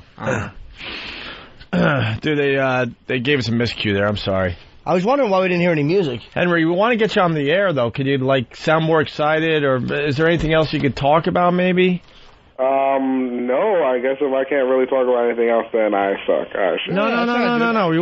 We like hearing from the listeners from the old days. Like, do you have a good sex story or something crazy that happened to you?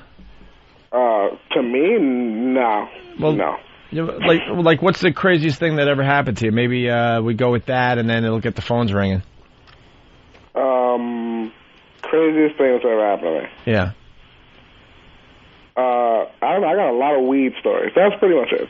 You got a good pot story? Well, that's not bad. We could do pot stories today. A lot of weed stories. All right, give me one weed story. Let's see if this is good enough for the radio. One weed. There was a point where I quit smoking weed for like 3 years. Why did you quit? Because I got so fucked up one day that I was just like, no more weed for me. Wow. Hey, that's not bad. We could do that, That's right? pretty good, because then that'll get a lot of people to call up with a similar story. One thing, though, instead of 3 years, because we had a guy who quit 3 years, could you say like 6 or 7 years? Just make it longer. Yeah. Make it a bit of a longer time. No one's going to know, No one cares. Is that cool? Sure. And does anyone know you're calling the show? No. Could you? No, I hate to do this, but we're kind of letting you in on the inside of the inner workings of the show. Can you admit that, you'd quit weed because you started getting some strange thoughts and went, wow, man, I'm not gay, and this fucking weed is making me think some crazy shit. Making me gay or something, that would kind of be And then funny. you realized that I gotta quit weed because this is crazy, and you quit the weed, and obviously you're not gay. That's your out. That'd be kind of funny, I think. Yeah, it's similar. It's just punching your story up a little bit. We call it punching it up. Yeah, but I highly doubt that would have. Well, no. We got 40 seconds. It's like you're acting. 40? Oh. Well, what could you, dude? It doesn't matter. It's radio. What could you just add to the story that kind of makes people go, wow? I saw squirrels doing backflips. That's how fucked up I was. I guess, I don't know. Did you really? Yeah. No, he didn't. He's just saying that. Which that's kind of cool. I actually was hallucinating to the point where I saw. All right, let's go with the hallucinating angle. So you smoked a lot of pot and you saw squirrels doing crazy things like backflips and stuff. 10 seconds. Sure. Yeah. What could we add to it though? Just something crazy. How about maybe the squirrels having sex or you? Sure, squirrels. Yeah, they might have been having sex, or they could have been doing anal. Going for the 2 point for conversion. Yeah, no one's going to believe that, though. They're going to be, Yes, just say that you were hallucinating. Who's going to believe it? You were hallucinating. You just said it was radio, though, so who cares? Yeah, but who's going to No, but there's some. As soon as you say that, people are going to know you're goofing for the show. You know what I mean? We don't mind if you tell a lie, but it's got to sound. We want to make it sound real. Yeah, absolutely. Right. So you were smoking a lot of pot, then you started hallucinating. The squirrels were doing backflips. And you started seeing squirrels having sex You don't think the anal is too much, though? I mean, I don't know. Are people going to analyze it that much? If he's hallucinating it, why couldn't he be hallucinating anal? Yeah, why couldn't I be hallucinating them? Then, because how could you tell on a squirrel if he's doing anal? But again, he's hallucinating. It's all his mind. I think people might go for that. Yeah. All right. They probably go for squirrels and anal. Fine by me. All right, Henry, hold on. We're about ready to get back on.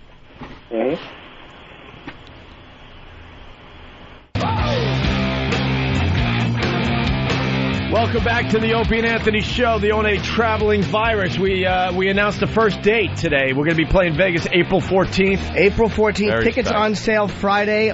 Thursday is a pre-sale at whatever the radio is. 1 p.m. ExtremeRadio.com. All the info is up on OpieandAnthony.com. But we announced the first date. We're playing Vegas April 14th. We got 8 or 9 comedians. Yep. It's going to be a great, great time. We'll have more details as the week goes on here. But what you need to know is all the info is up on OpieandAnthony.com. All right? Our phone number, 866-WOW-WOW. On the line, we got Henry from the Bronx. Henry, what's going on? Yeah, I just got played by Opie and Anthony on the radio.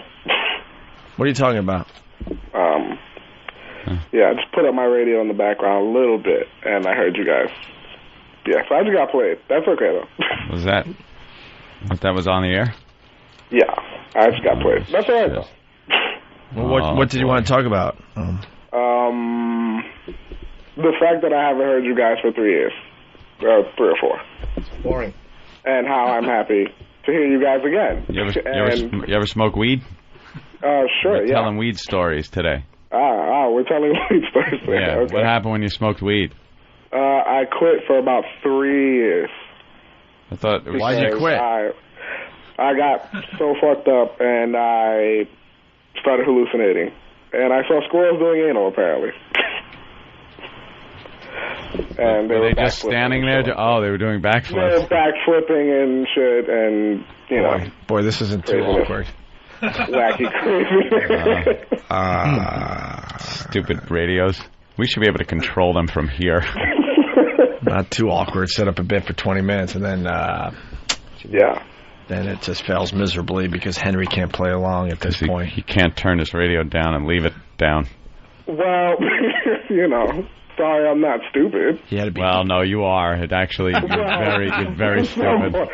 We're just sorry you're not stupider. Yeah, you just weren't quite stupid enough, but you were really close to being just as stupid as we needed you to be. You had to be curious like his sexuality, and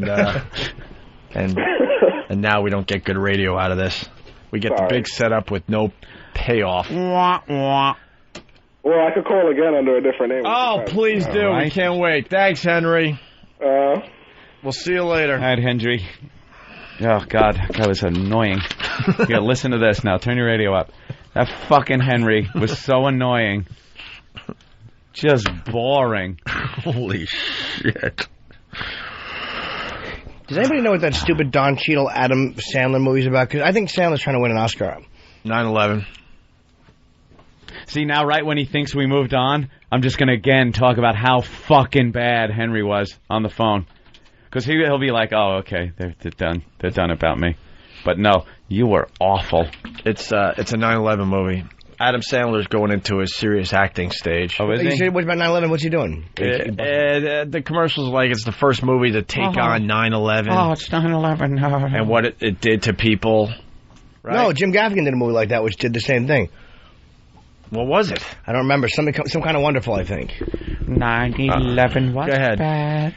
Just a quick... made a lot of people sad. Don Cheadle's wonderful. Shut up. The IMD plot outline. Hold on, let me just stop thinking like someone's grandmother.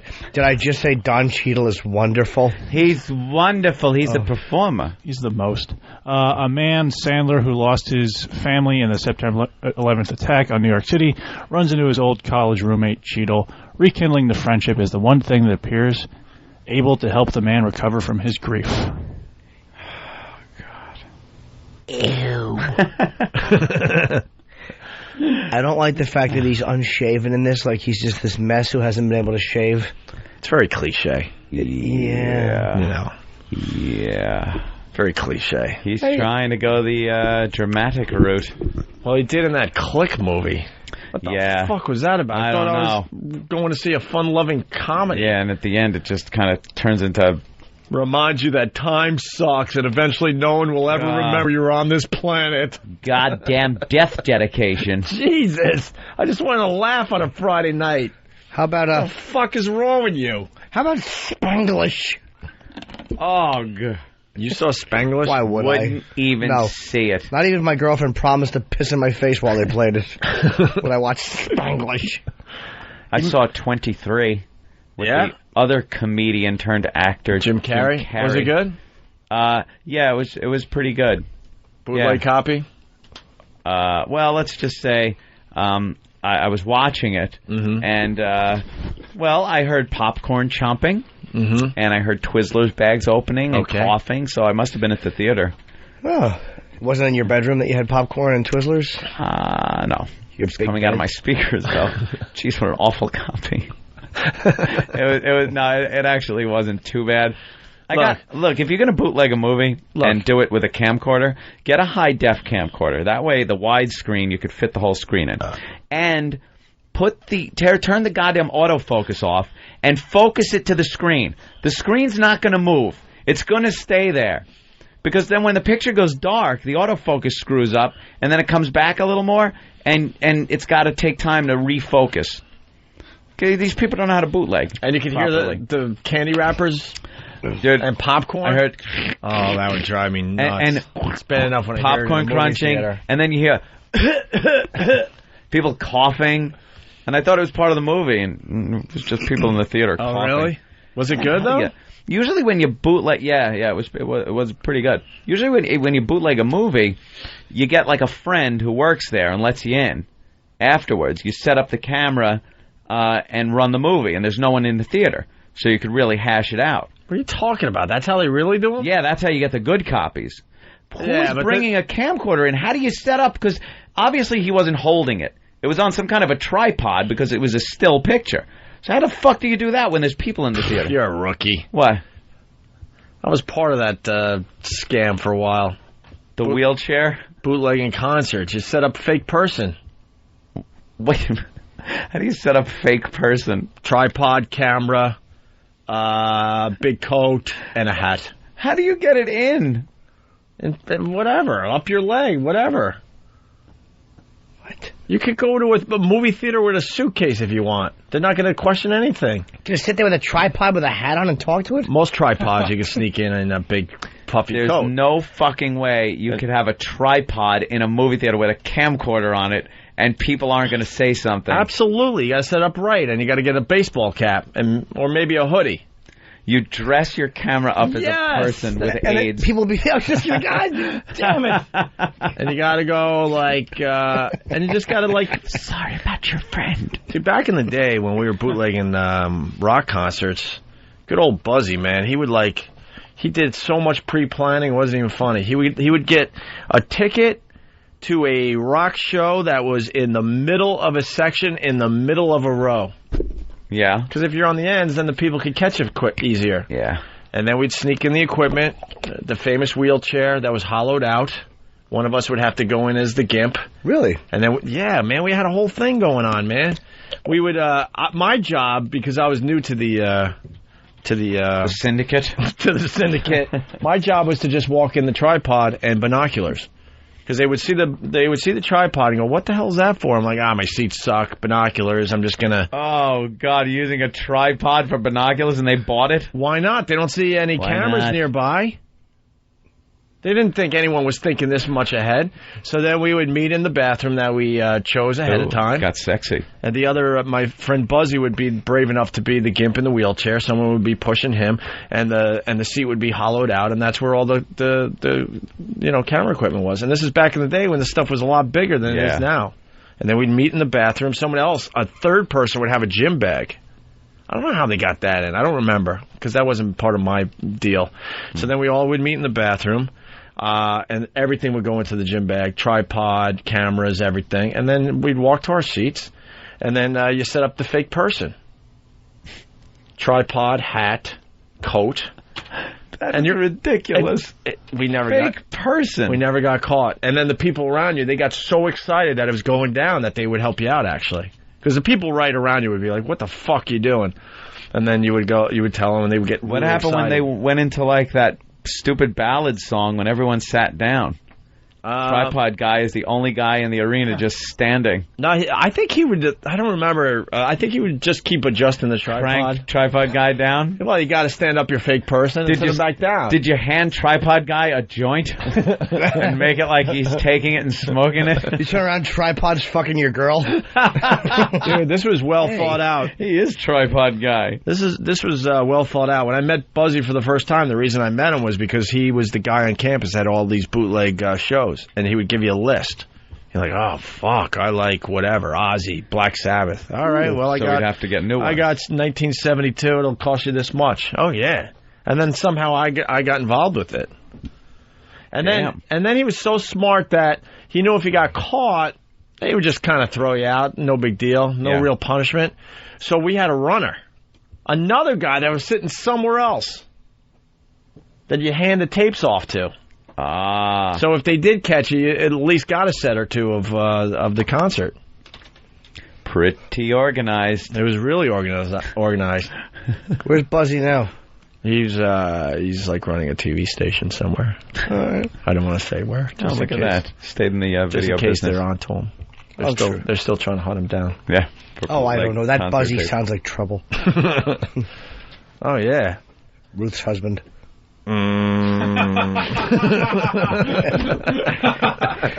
me. I heard. No. It was funny. Something tells me that Tham wasn't laughing at the joke, but the magnitude of the bombing. Oh, that was a good one. Shane from Bob. What did he say? Oh, he said right on your face. Oh. I had both arms full, and I tripped, and I went face first into the pavement. Ruth's husband. See, because it's wordplay humor. Right. It's not even worth me getting up. I'll hit it with my foot. That was a little ankle car crash. Yeah. By the way, Shane from Buffalo, how did Opie wheel a wheelchair into the middle of a row? Yeah, well, I didn't explain that when we met in the bathroom. Now you're wheeling your friend in because he has to take a dump in the bathroom. We would get all the equipment into the gym bag. Now, the guy who was doing the wheeling would take the wheelchair to the nurse's station. You could fold it up and go, we'll get the wheelchair after the show. I got my buddies sat down in his seat, and we'll come back for the wheelchair. Gotcha. He thought everything out ahead of time, and then he would go back and get the wheelchair. But why not just bring the camera equipment in and tell them you're filming?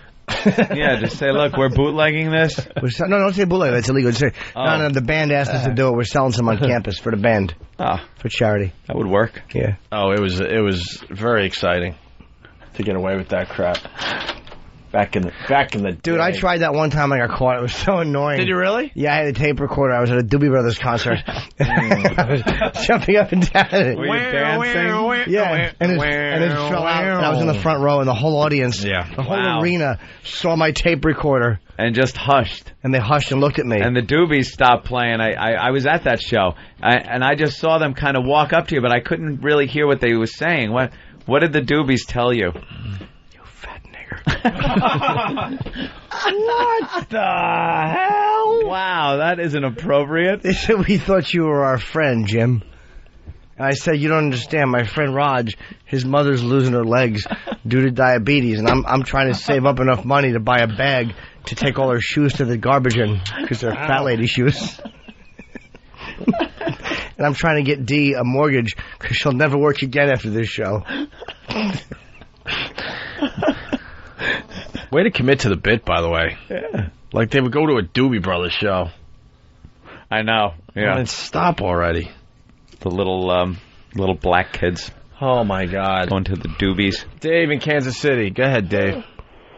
Oh, I got to call Bravo Sierra on you, man. Where are these videotapes now? Because there is such a market for bootlegs. I mean, for instance, the Ozzy Osbourne with Randy Rhoads, there's like only one existing concert footage. Honestly, I don't know if he has Randy Rhoads footage. I swear to God this is true. I don't talk to Buzzy as much as I would like to because we're both leading our lives. He moved away. Right.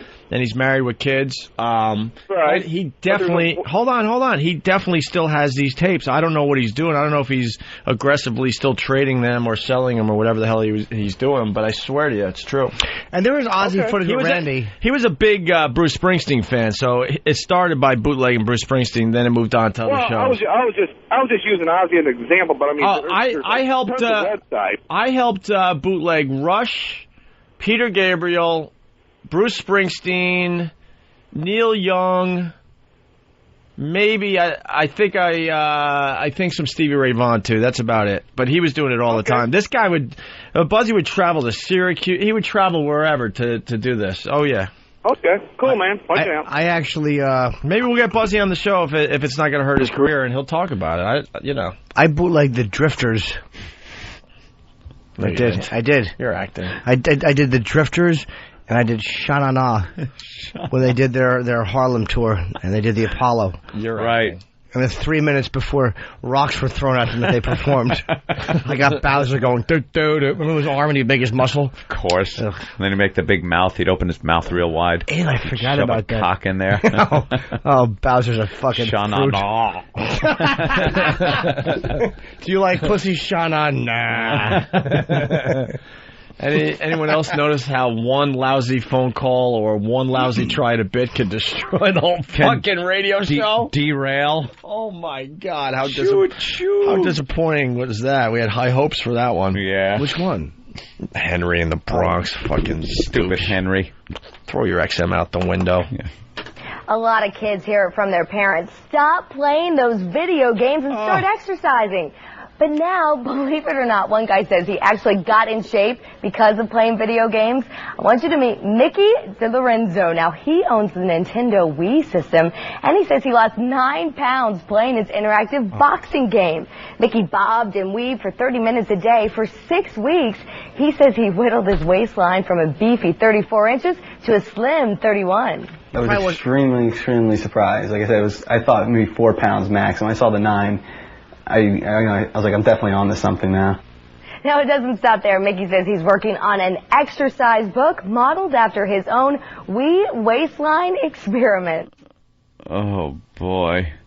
Well, Fan is an expert on the Wii. Have you noticed any significant weight loss due to Well, I was doing some other things with my life and health that might have created more weight loss. No. Yeah, you were actually on some kind of a nutrition plan. Yes, and getting exercise. Other ways. Yeah. You don't think the Wii adds to that by bobbing and weaving? Yeah, I think if you're a total slob. Yeah. I think this guy was like at 309. Well, he went from a 34 waist to a 31. Yeah. You got to be a nerd. He probably wasn't eating right because he was probably eating less because he was on the fucking video game all day. Yeah, just playing the Wii. Nicky, that stupid fucking non-inspirational story. Why? He lost some weight. Fuck him. Fucking, he's getting exercise by a book. How awful is that going to be? Bob with the video game weight loss? Fuck you. It's going to be a Wii weight loss. How about this? Drink so much water to get one that you're in a coma and you lose weight when you can't fucking get up. That's right. That Jennifer's losing weight in California, too. She's down to 6 pounds. Gosh. Fucking pile of bones. Hey, we don't need the bad press, Jimmy. Fucking douches over there. Oh, they're the fucking worst. I hate everybody. They are the worst. How about hold your iPod for a wee, you idiots in radio? That's why you're getting killed. Ugh. What's your favorite game on the Wii there, Than? Probably Zelda. Zelda? Mm-hmm. You use those wacky controllers with it, or do you... Sure, you swing your sword around with the... Yeah? Do you really? Mm-hmm. That's too much work. You don't have to, like... I like working out, and I like really playing video games. To I just don't like doing it together. You don't have to swing it as hard as you would a real sword? Yeah, the controller is much more sensitive than people give it I saw some people playing Wii bowling when I was playing poker last weekend, and it didn't look fun. Really? No, it just didn't... I saw Wii golf. Wii golf? Mm-hmm. Yeah? How was that? A little strange. That's fun. I don't like the big Japanese-looking cartoon characters with the big eyes. It takes you out of it. The big round eyes, big heads. Big round Charlie Brown head bowling. But you can make it look like you, Anthony. You could customize your me, as they're called. A wee me? Just a me. No, it's a wee me. I am not doing you got that. A wee me. Little facial hair. It's great. Yeah. Have you made your own character? Oh, yeah. Ugh. Did you get my haircut? No. Oh, you better it's the old me. What is the Wii you do? It just stalks the other fucking members in the Wii? I don't stares at them.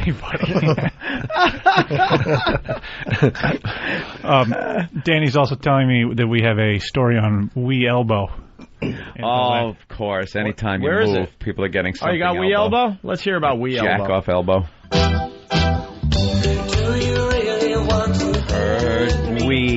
Technology can be a pain, literally at times. Sufferers of Nintendonitis and BlackBerry thumb now have to watch out for Wii elbow. A recent Wall Street Journal story highlighted the repetitive stress injury affecting some of those playing Nintendo's new Wii video game system. Unlike previous video game controllers, the Wii uses a remote control-like device that is motion sensitive. Makes it sound so fun. While playing a tennis game, you swing back and forth, just like a real tennis player. And just like the pros, you can wind up with a sore elbow if you play for hours on end. One doctor told the Journal that gamers should treat the experience the same way an athlete does with real competition. Shut up. That means stretching beforehand and taking care of injuries when they occur. Oh, my God. Sticking your fucking elbow in ice afterwards. Where did that come from? The gay channel. It's just something I found in Delette. They're running it on I think, some XM Lifetime channel. Jeez. Running it Jesus. on. Hey, what happened? What the hell's that? It's my phone. I don't know who that is. I'm not picking it up. I'll pick it up. Someone in Jersey. I'll pick it up. Maybe. Going to Jersey? All right. Nice call, Lou. Man took call during rape, police say. Timothy Michael Siebert was in the midst of raping a 49-year-old woman, according to police, when he answered a cell phone call from his...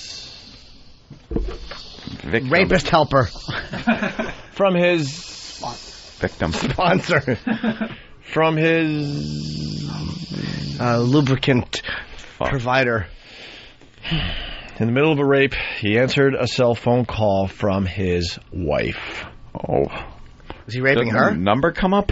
Huh? Doesn't the number come up? Well, maybe I won't answer this one. That's right. The woman was so close to the phone she could hear Siebert's wife yelling at him. Oh, that's just terrific. Oh, could you hold on, please? Could you just lay there motionless and not scream like you're being raped? My wife's on the phone. Goddamn Rich. Hello.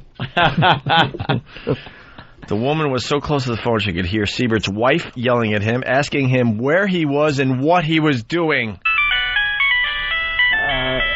Hold on 2 seconds, honey. Yes? They got the guy. He's 24.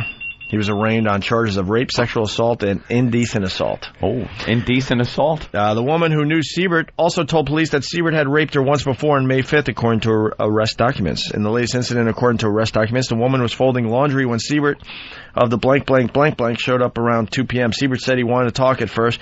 They sat on a swing outside, but then Siebert followed her into the house after asking the woman for a drink, according to arrest documents. Wait, they knew each other? And he raped her one other time, so why are you letting the guy in the house? Yeah. Once inside, Siebert pushed the woman down a hallway and into her bedroom when he forced her to have sex with him on the bed. At one point, the woman who said she tried to resist told Siebert that she hated him. Oh, that's good. After the telephone call, Siebert went to the bathroom, returned to get dressed, and left.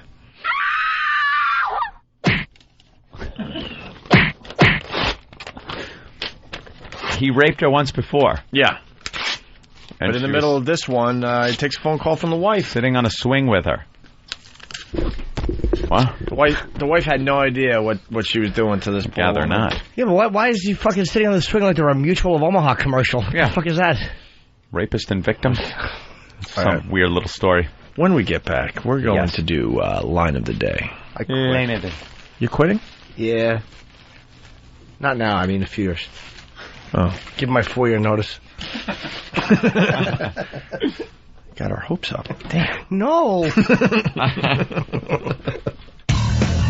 The current it boys of FM talk are the New York-based duo of Opie and Anthony. And the talk is racy and raw at times, pushing the limits as far as they can. Show your hairy pork chop. My mother smokes crack rocks. I'm for drunk teens. What are you kidding? How about I lay you down and give you a little bukkake? We laugh. We're gonna have a disgusting body fluid blowout. Gay porn. Hey, could you soap up your bad place? The sluttier the better. I would definitely be willing to have sex with you if we both already had AIDS. It's certainly not your father's talk radio.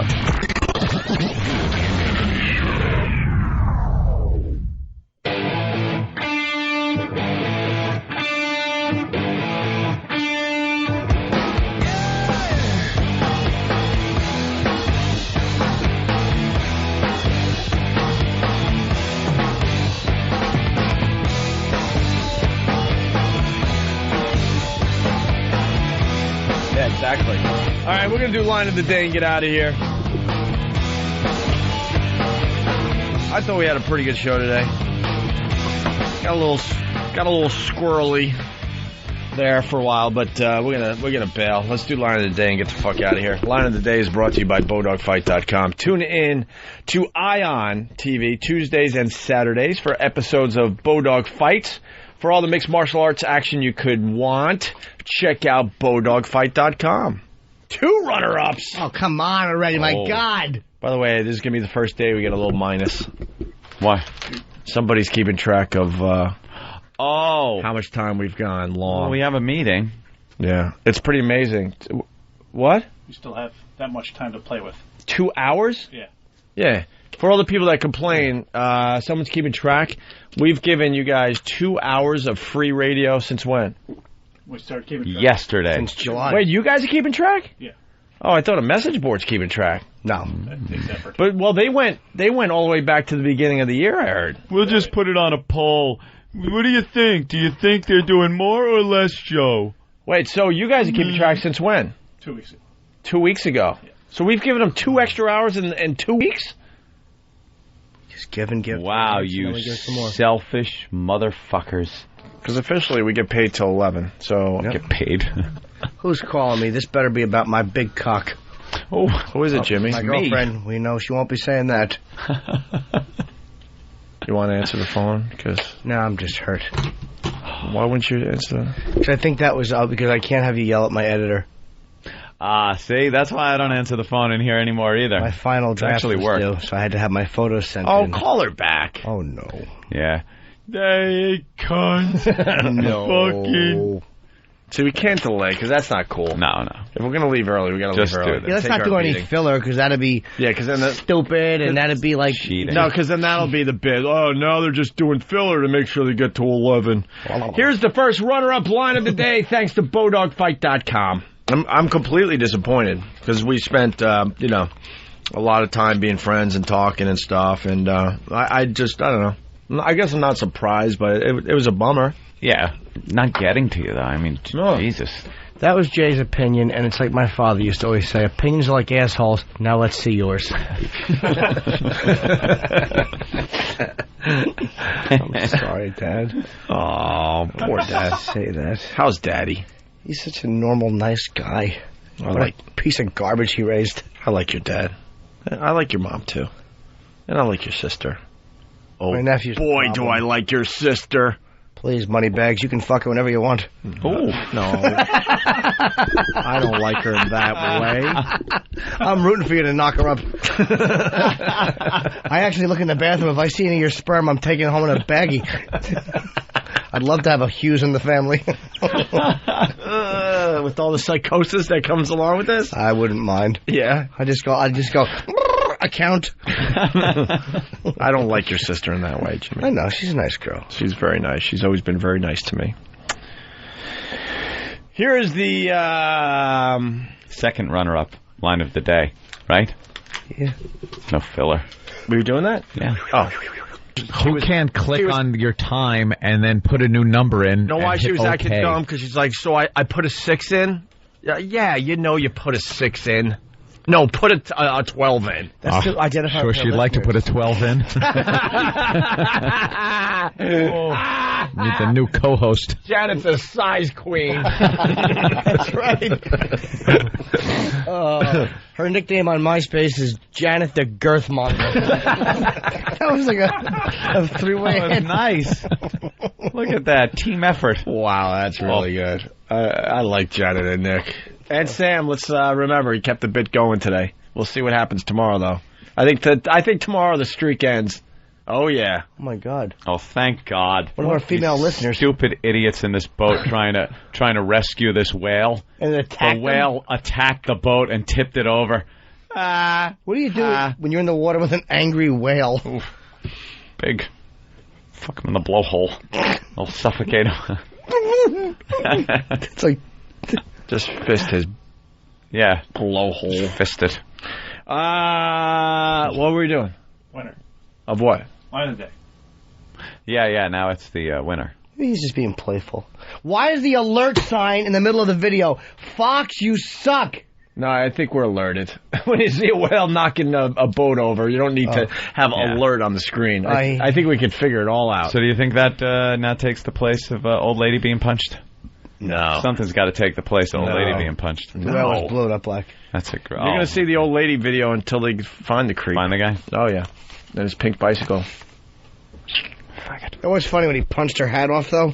Yeah. That little hat went sailing. That's what I would want to do if I saw her in that. Just sock it right off her head.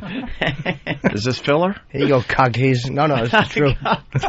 This is material or filler? Oh, it's material. How is a 101-year-old woman in a walker being a cock? Exactly. That's all she's being. No, you're either a cadaver or you're a fuck toy.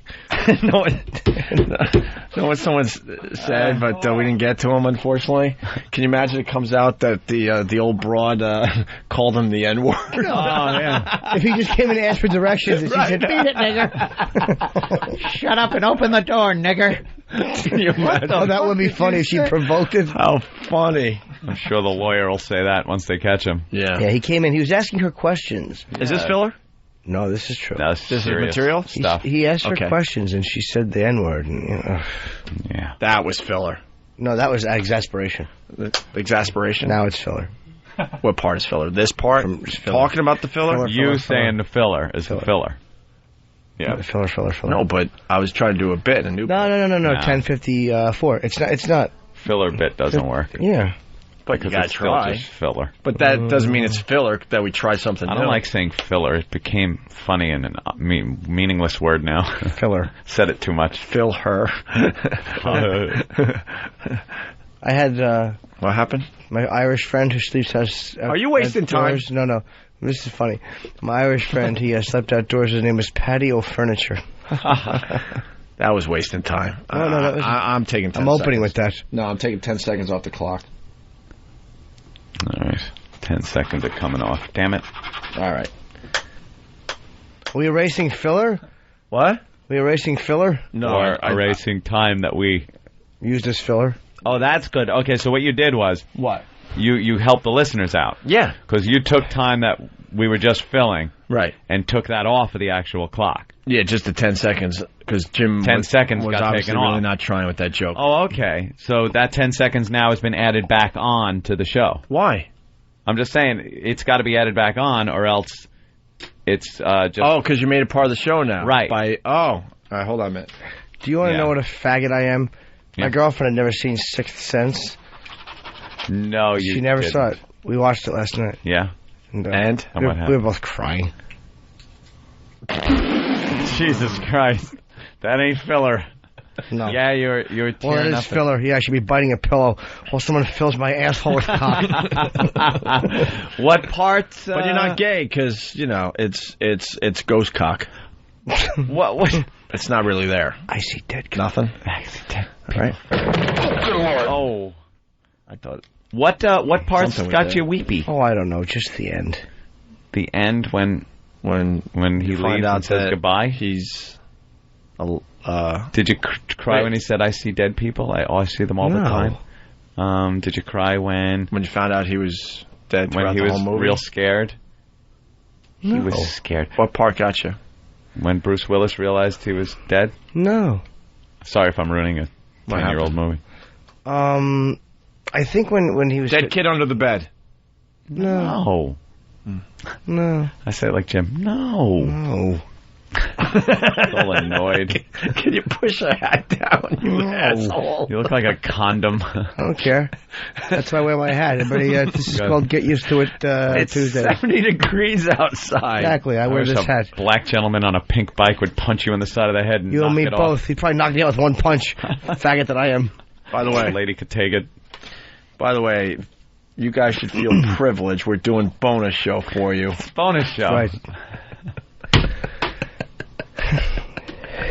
Gotta get the stats up. What assholes. All right, are we ready for the line of the day? Are you going to tell us what part you cried the at? part where she was talking about talking to her mother. Oh, where he's in the car. Yeah. And the bicyclist that's been killed comes up to the window, all creepy. Yeah. And then the kid starts telling his mom in the car what her mother was saying when she was dancing.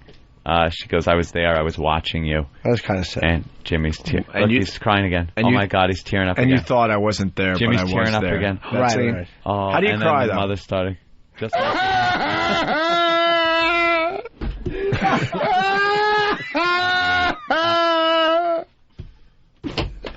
It's that abrupt. Your girlfriend just look at you like, there's no warning at all. There's no warning. Like 1 minute I'm fine, and the next, like something sad will happen. I'll just go, oh, I don't.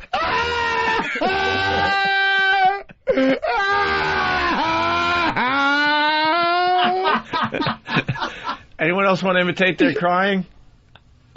No, we were crying quietly. Actually, it was like it was like it was like the wet face, but your nose is getting stuffed. Oh, so you breathe through your mouth. Take the big gulp.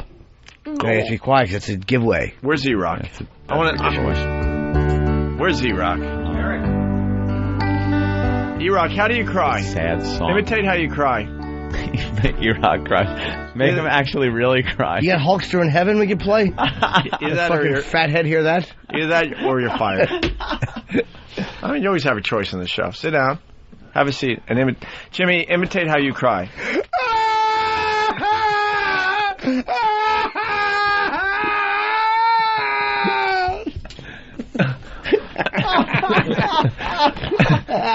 Anyone else want to imitate how they cry? Danny?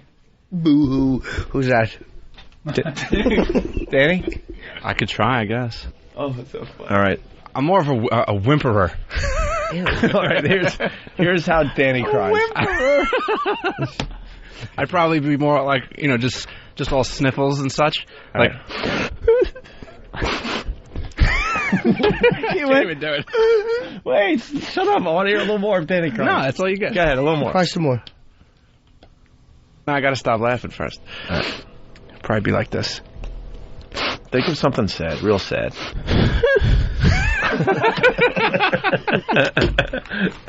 Who else? Sam?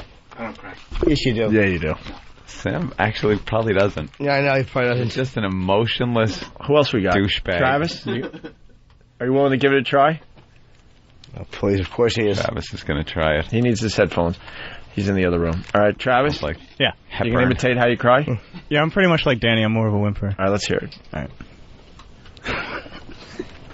I can't. I don't know. Just close your eyes. I'm not even looking at you.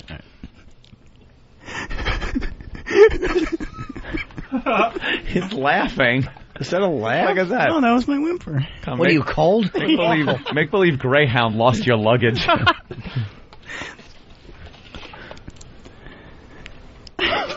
They're just laughing in there now. They're just laughing. This is harder than you think. Yeah. It's acting. It is. That sounds like obnoxious laughing, guy. Yeah. No, it's a little different. Oh, it is? Yeah, a little different. Because it's sort of like Jimmy. It comes out of nowhere. Well, Jimmy's. Let me hear Jimmy's again.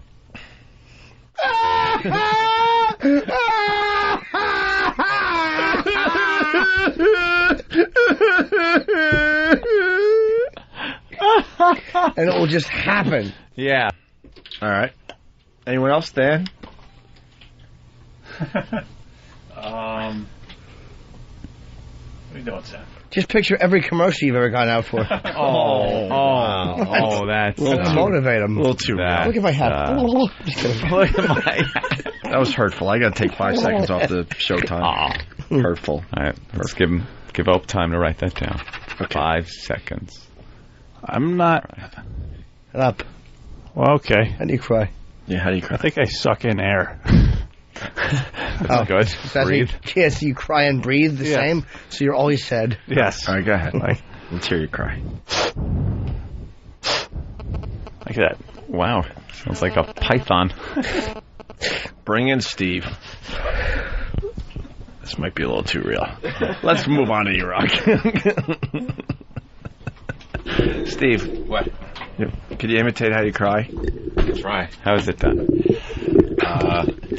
Sorry. It's very sorry. It's terrible.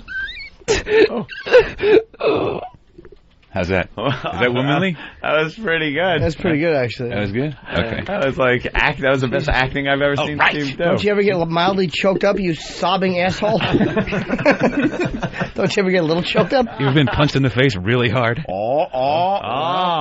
We might see. I wouldn't cry over actually that, though. cry. No, that wouldn't make me cry. That would just hurt. Yeah. It'd probably knock me out. Yeah. Yeah. Then sad movies make me cry. I feel happy. Sad regardless. movies. All right, it's time for E-Rock's cry. Yeah. Okay, E-Rock. Problem is, I get like real quiet and I hyperventilate. Oh, nice. Let's hear this. All right.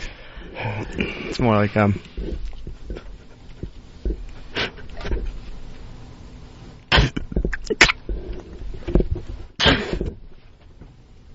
like that, and then you can't breathe. Like your chest kind of closes, and you're gonna pass out.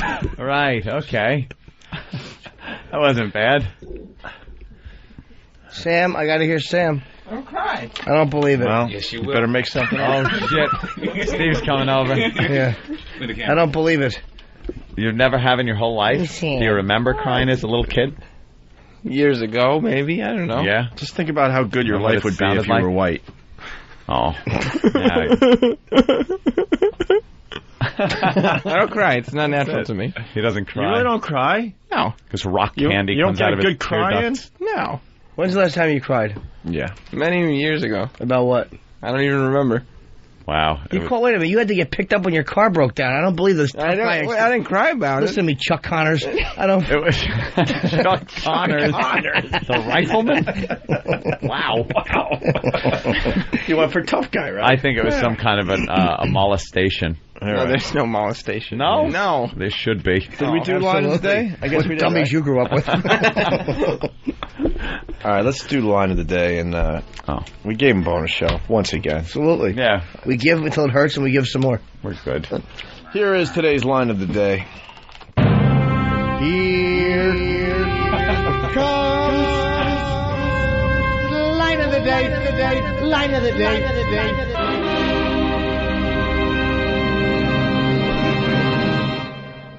Josh in South Dakota. Josh. Yeah, I'm tired of your stinking face. I'm gonna shit in it. Oh, maybe. Oh, wait a minute. This is a bit unorthodox. Yeah, but where do you go? There's a lot of shit going on, so wait a minute. Maybe he's just talking to her, and that's turning him on, so he makes cumsy. It makes cumsy. Oops, I make cumsy. It's like a way a retard would fucking talk if he just raped somebody. I think you got that from someone. Maybe. Looks like you made cumsy. Oh my god, if that's going on in your fucking place. That's hysterical, though, if she ever Where'd said you get that from? I know it's from some horrific experience. Oh, you no.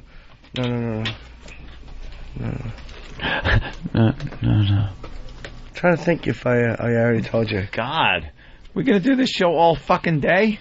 Yeah, we just love doing radio. It's amazing, the passion we have. All right, guys, fuck off. Get my limo. I've got my herdy. Jim Norton. That makes me sound like a really talented comic. It's the Opie and Anthony show. Only creeps listen to this program. That's right. That's a bunch of lies.